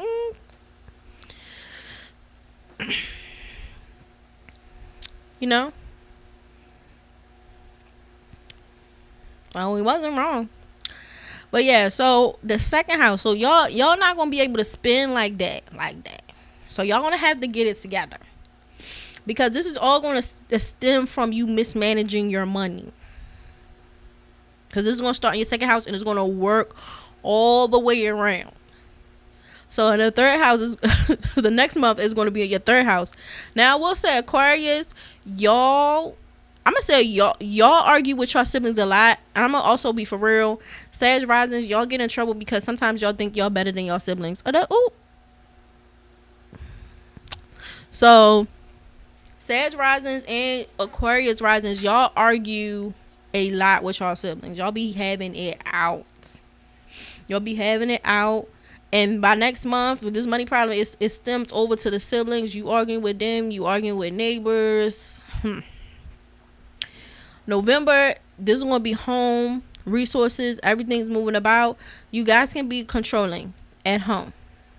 Okay? Aquarius risings, y'all are controlling at home. Take it easy. November, this will be in your fifth house, so there will be delays in sporting events, relationships, kids, investments. January, it'll be in your sixth house, so it'll deal with your health. And because your sixth house is in Cancer, you should take care of your lungs, your stomach, and your lymphatic system. Make sure you're not eating too much and pump your lymphatic system. You can do that with dandelion, milk thistle, etc. Burdock root. Get rid of all of that. The dandelion is very common. You can find it almost everywhere. It's considered a weed, but it actually do really good stuff for your health. So just go ahead and just get some. If you're not allergic to ragweed, that's another thing. Like, if you're not allergic to ragweed, so when you're doing your herbs, always make sure you're not allergic to the herb, and then you could take it. Also, make sure it's not crashing into supplements you already take or medications you already take. And you can look that up on the internet, or I guess y'all can call your doctor.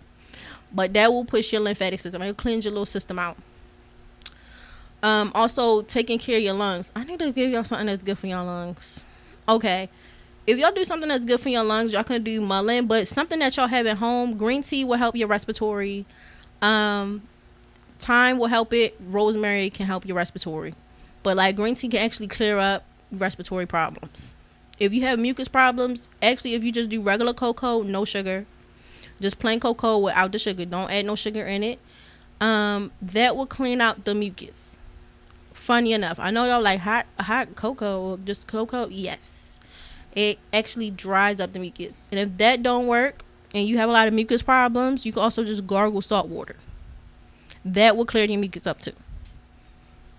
So remember I said thyme, parsley can help respiratory. Green tea can help respiratory and asthma. Chamomile, if you have it, can do it. It's a couple of herbs that you can do it. But again, make sure you're not allergic to it. I'm trying to give y'all stuff that y'all probably already have in the house. Dandelion is pretty common. You really can find it anywhere. But if you're not going to go outside and pick it from a place that doesn't have a lot of foot traffic or cars, which is called foraging, you just get it from the store. It's kind of bitter, but you can also just order it online. That way you don't have to taste it. It's a very bitter herb, you know. But if you don't know how to cook it, you know, if you just want to take the pill, just take the pill, because it is very bitter. Cocoa powder and water, yes. Because you don't want the sugar. The sugar can also make a mucus thing. If your problem mucus, you're not going to throw more sugar on it. You're not going to throw more sugar on it. That's too much. Now, if you want to try it with honey or like maybe date syrup or sugar, or like with something like that, that might be better. If you don't want to just do it black. But just if you just do cocoa powder, that actually can open up your respiratory too. There's a couple of them. Air quality in your home can make you sick. Yes, it can. Dandelion root is good. Yeah, it can. Dandelion root is really good. But yeah, dandelion can be a bit bitter at its worst. What about eating stuff with high alkaline? That could work, but just because it's high alkaline does not necessarily mean it's going to always push out your lymphatic system. But eating less junk food in general will be good for that too. Eating healthy in general, like eating less processed foods and sugars, because the more processed foods and sugars you eat, it wears your lymphatic system out, because the lymphatic system is going to try to pump. When it gets backed up, it creates all these toxins and stuff, like it's just sitting in the body. So you want to push those out as quickly as possible. You want to excrete them.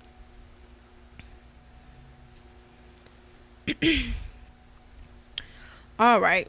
So February is in the 7th house. So this will deal with fighting, arguments. There is a thing again with Aquarius risings. Y'all feel like y'all stuff is better than other people's stuff. Like what y'all do is more important than what other people do. No. Okay? No, that's going to cause an argument. So really take the arrogance down. Everybody's stuff is important. Like, chill. Unless you're going to be prepared to argue around February. Like, be for real. But that's why y'all argue. March is going to end your 8th house with unexpected expenses, loans. Unexpected expenses. Insurance, taxes. So you have to keep that in mind.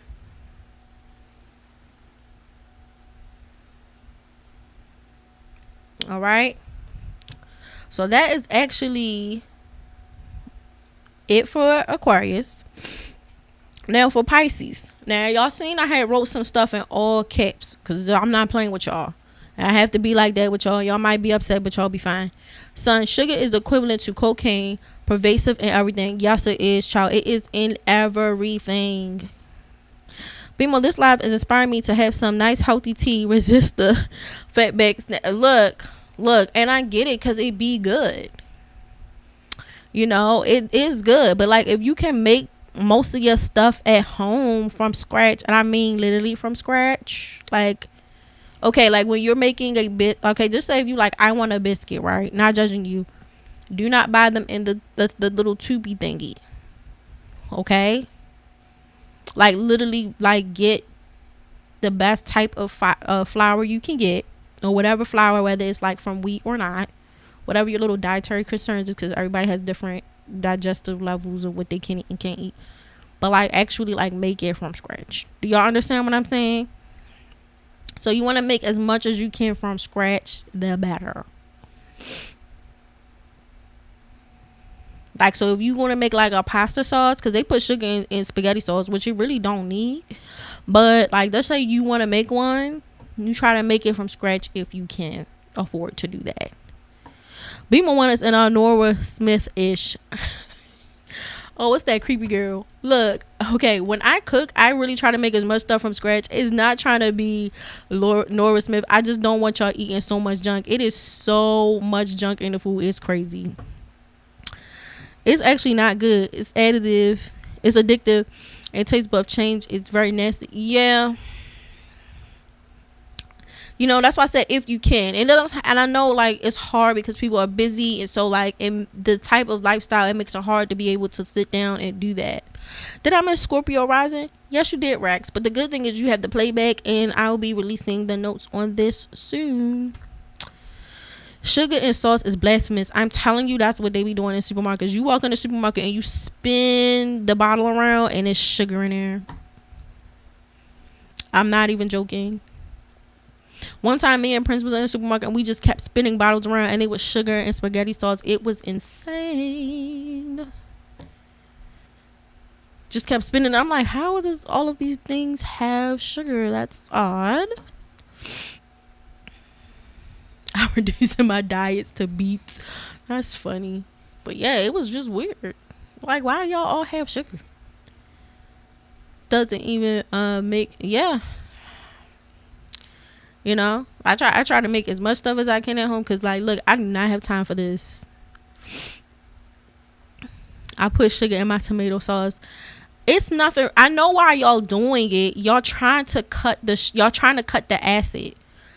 But my thing is this: if you're putting it in there, I think that you should be able to do it by yourself. So you try to get it with zero, and if you want to see, that's why you're doing it. I know you offsetting the acidity, and everybody's stomach can't take acids. I'm not judging you. I promise you, I'm not.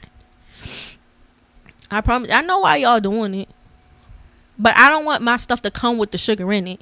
You get what I'm saying? I'm gonna put the sugars that I like in it. So like if I prefer date sugar or like coconut sugar, I want to put that in it. I don't want to put like white sugar in it. Like, it's not my thing. But I know why you doing it.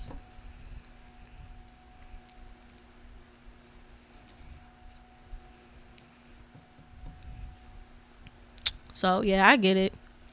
I'm not judging you, Topaz. I know people be like, why? I'm like, no, some people really cannot take acid. It like be turning them up.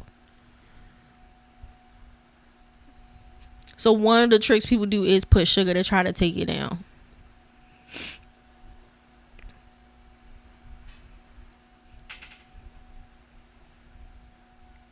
I get it. And you don't want to give up your pasta. It happens. All right. Ezekiel bread, good. Yeah, Ezekiel bread, they do make that one kind of good. And that one store-bought, that's not that bad. Especially if you don't know how to make bread from scratch and stuff.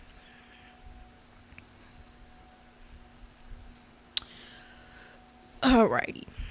So, Pisces rising. This will be in your first house. So, you're the problem. Okay? through these past couple years since 2011. Okay, Neptune has been in your first house.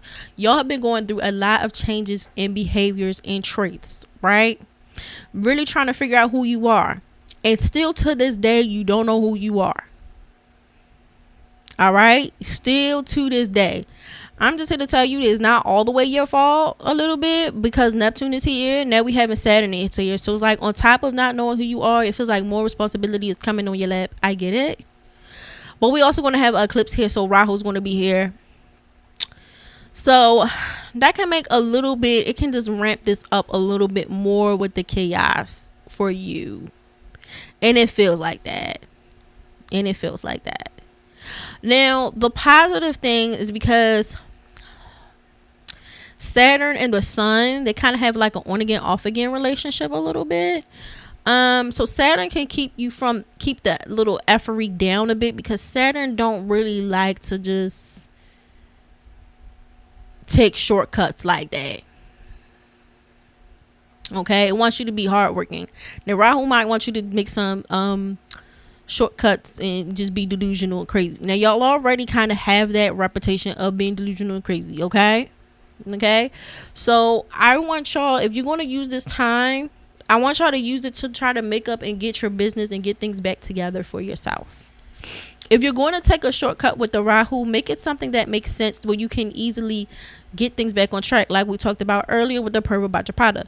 So use that Rahu to line you clean back up, get you back on track, without cutting too many corners, so that Saturn don't have to sit your butt down later on down the road because you was doing too much. Not too much shenanigans, but just the Rahu also helped you to think up ideas to get around stuff.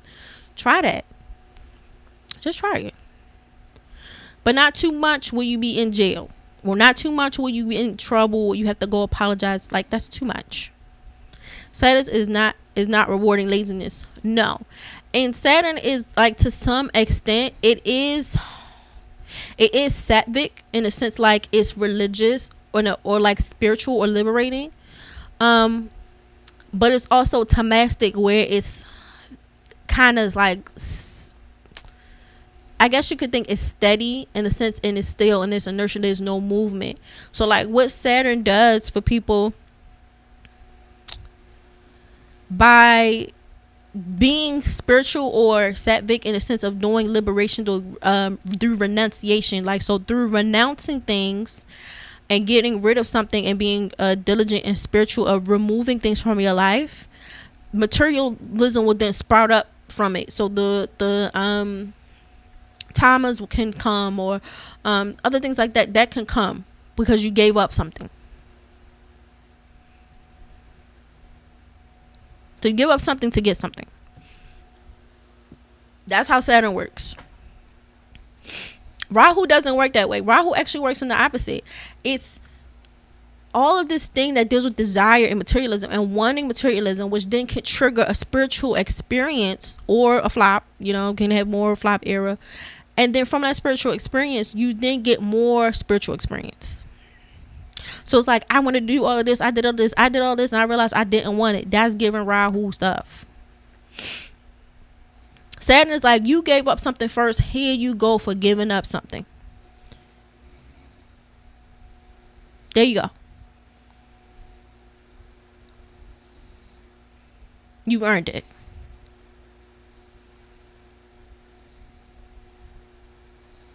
That's how that works. So in your first house, again, this deals with breakups, poor negotiations, discussions, no cooperations. It can have some delusion, lies, or whatever. But again, because it's Pisces in the first house, this can have some fatback issues. Okay, I put it in all caps, as you can see on the screen. Pisces, do not overeat. Pisces, do not overeat. Do not overspend. Do not be indulgent. Okay, because whatever you do is directly your fault. It's not your money. It's not your older sibling. It's not co-workers gossiping about you. It's you.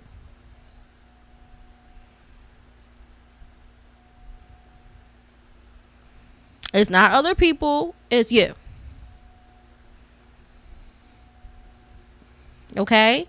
Long as we understand that no one did anything, it's you. Please stop being fat. Thank you. Take care of your immune health. Take some probiotics to get your gut up. Stop it.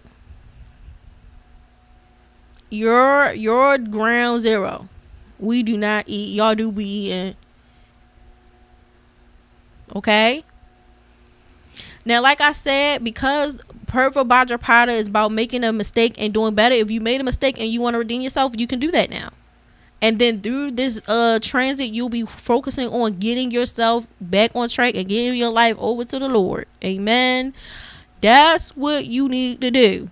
Not sit down and eat. Not be confused. Not run around in a circle.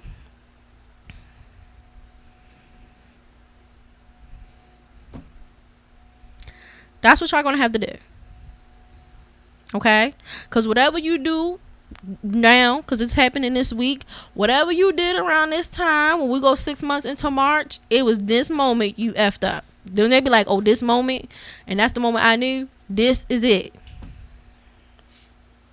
Like right here. Sound like astrological fast food. You want more, the more you eat, the more money, more problem. Yeah. It's very, because Pisces is them. It's at ground zero them. So 6 months from now, it's not other people. Everything that happened is a direct ricochet of what you did. Unlike the inverse of Virgo. Virgo is other people, and from what other people did in Pisces, of dealing with other people, it impacts them 6 months later, and it then becomes them. Pisces, this is just you. It's just you. And you trying to figure out who you are and trying to get back to that. This is it. This is it for you. Now, it might not be you being fat. It could just be you being confused and trying to figure out who you are. And I still feel like that's worth a fight too. So for my Pisces, because this is right on them, please figure out who you are and figure out what makes you your thing is. And if you feel like you slipped up a little bit or you forgot, get back into it. Get back up again. He's waiting for you. He's waiting for you. 'Cause a fist is just a Pisces who fell down but didn't get up. You stayed there. Get up. And not on no Meek Mill stuff. Like, just really get up and really sort this out. You got 6 months to get your head in the game. You got it. Whatever you felt like from 2011 up until now. Like, you know what? Now I did used to like. Yeah, I'm gonna go get back into that. That's what you need to do.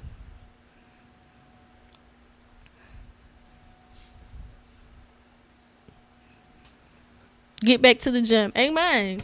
Whatever it was, just get back to it.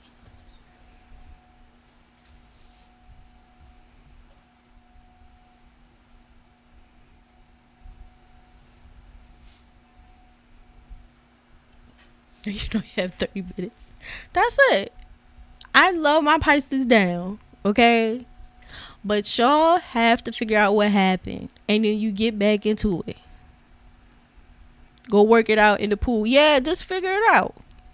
Even if it's not food, or like, you know what, I think I forgot that I like to do this, or I might have lost myself along the way, or things aren't, it's just time to redeem yourself and get back into your thing.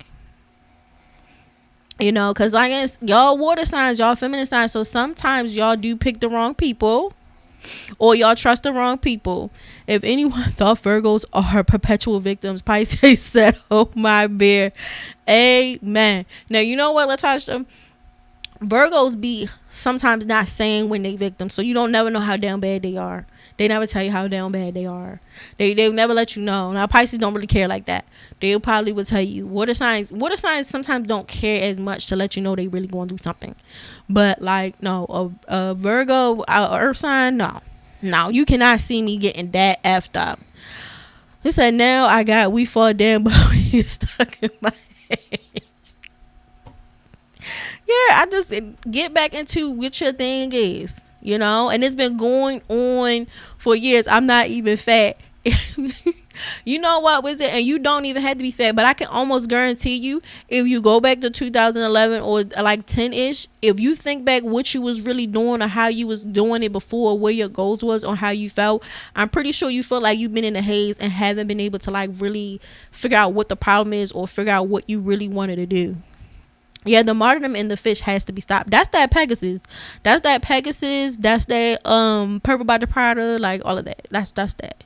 Feel like they need to go save the world, make it a better place. You know, that's that Pegasus. Because remember, the Pegasus is the steed, the white horse, the white knight on the horse and the whole shield, like we talked about early in the string. As a water sign, I probably would never allow others to see me down. That's more so like Scorpio. Cancers, they really be down, like on the floor. I've seen Cancers talk about how they got slapped. You know, I've seen that. I have definitely seen that. Scorpios, they don't really necessarily like, they are emotional, but yeah. True, you hitting my soul right now. See, that's all I'm saying with the Pisces. Like, if you feel like you lost a bit of yourself and you're kind of like, you know what? This person tried to play me. This happened. I lost my gerbil. My gerbil died. You know, I can't find my favorite shoes. Like, everything was just really hard these last couple years. You can use the Rahu to make some redemption points for yourself with compassion and love, because that's what the Rahu in the water signs can bring: compassion. It can bring love. So then you can find your way back and redeem yourself. That's one thing Pisces do have. It's the sign of redemption. So it's literally like the comeback story. The comeback story of ages, like the underdog. Now, one part is the martyr, but the other part is the rising back and making it to the heavens. Because remember, Pegasus makes it to heaven. He fixes all of this stuff, all these calamities, but he does make it there. So, like, that is a possibility. That's what y'all need to focus on, not this other stuff. Now, October, this will hit your second house. Again, Pisces, y'all definitely can mismanage y'all money, but best is due to impulse problems. Like, y'all very impulsive when y'all spend, and y'all like luxurious things, and y'all very creative, so y'all spend that way too.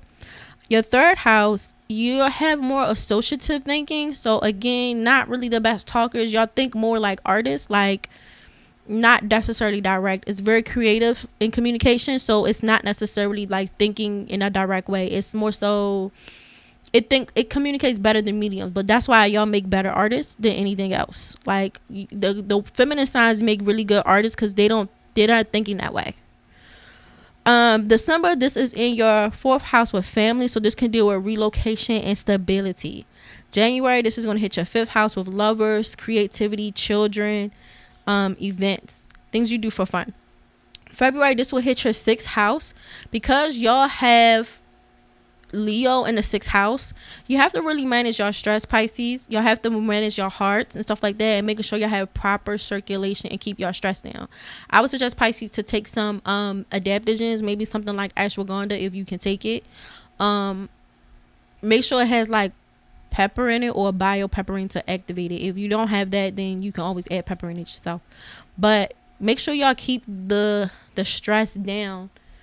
Make sure y'all keep the stress down. Because it can be hard, and I know it's hard for sometimes Pisces to get along with coworkers, because they can technically get into it, and sometimes people can start with them, to be fair, you know, like they can start, but sometimes people start with them, and so maybe self-employment could be the move. You know, that could be the move. So in March, you can also have this lasting comma in your seventh house. And because you figured out who you are and what you wanted to do and things that you wanted to work on, this will end up culminating into your seventh house. And so this can end up making you feel like, you know what? I don't really want to compromise with this person. I'm over the situation. I'm leaving. I'm no longer dealing with this. And that can really shape those situations. Okay? So that's what this is. Crying like Tyrese. That is. As a Pisces, I can confidently say I cried for like 5 hours yesterday. Also, Pisces, y'all probably also need to pump your lymphatic system too, because Pisces also rule lymphatic systems. So everything I said about that whole dandelion stuff, y'all need to take that too. Pump your lymphatic systems, pump your livers, keep all of that clean. Like, take herbs that support the liver, that support lymphatic system. Y'all will be fine. All right. Now, we have been on here for a long time, guys. Okay. So I'm going to close out the stream now. All right. It was fun talking to y'all. Now, I will have this stuff up as a PDF file, and it will be on the Patreon, and then I'll be releasing it free for the public. You guys should join my Patreon even as a free member, because then you'll be able to get this. You'll be able to get this. And then the next thing I'll be working on would be the solar eclipse. And so that will be around the new moons and what things that we're activating that you can do. Please, one more question. Make it quick, wizard, because I'm about to close. We've been on here for almost 3 or 4 hours. I actually do have lymphatic issues. Yes, that's a Pisces problem. But the lymphatic issues is why you be confused and why you be crying. No, like, no cap. I'm not even joking. That's why a lot of Pisces be acting like that. When you see a crazy Pisces, y'all shove a dandelion in their mouth. Before you go, will my reading be ready soon? Yes, I am still working on it. And I'm working on your design part of the PDF. I promise you that. Earth sign cry in the secret place. Yes, y'all do. Y'all really do. All right, wizard, I'm waiting on you. Great live stream. Thank you, Topaz.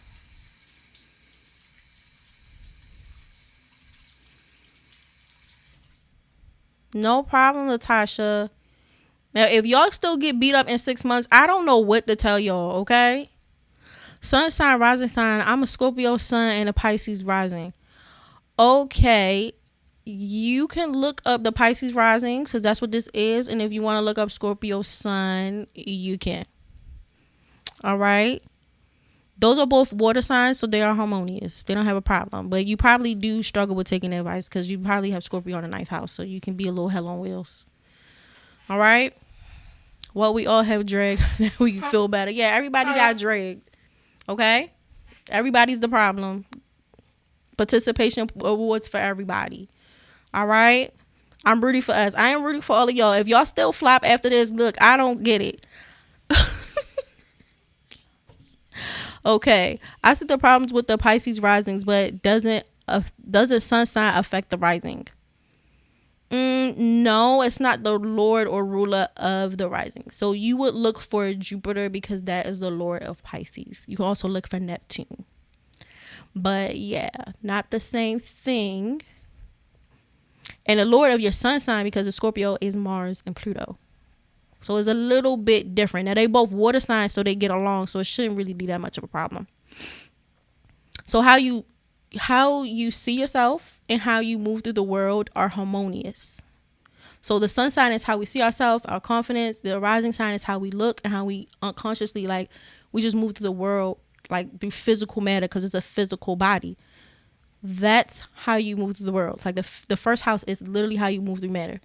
So how you see yourself and how you move through the world is in agreement, because they're making a harmonious aspect, because they're both water. Okay, thank you guys. Thank you. You snatched my ashes. I'm trying to help y'all. Now, look, I told y'all, like, some of y'all might people ended up in jail and stuff because they didn't make recompense and they didn't get their Purva bhadrapada problems together. So that's why. So I'm just helping y'all. Dandelion, yes, y'all take some dandelion and get them livers together. That's why y'all keep crying. Y'all look up some liver herbs. All right? But y'all be safe. Good night. And be one family. Peace.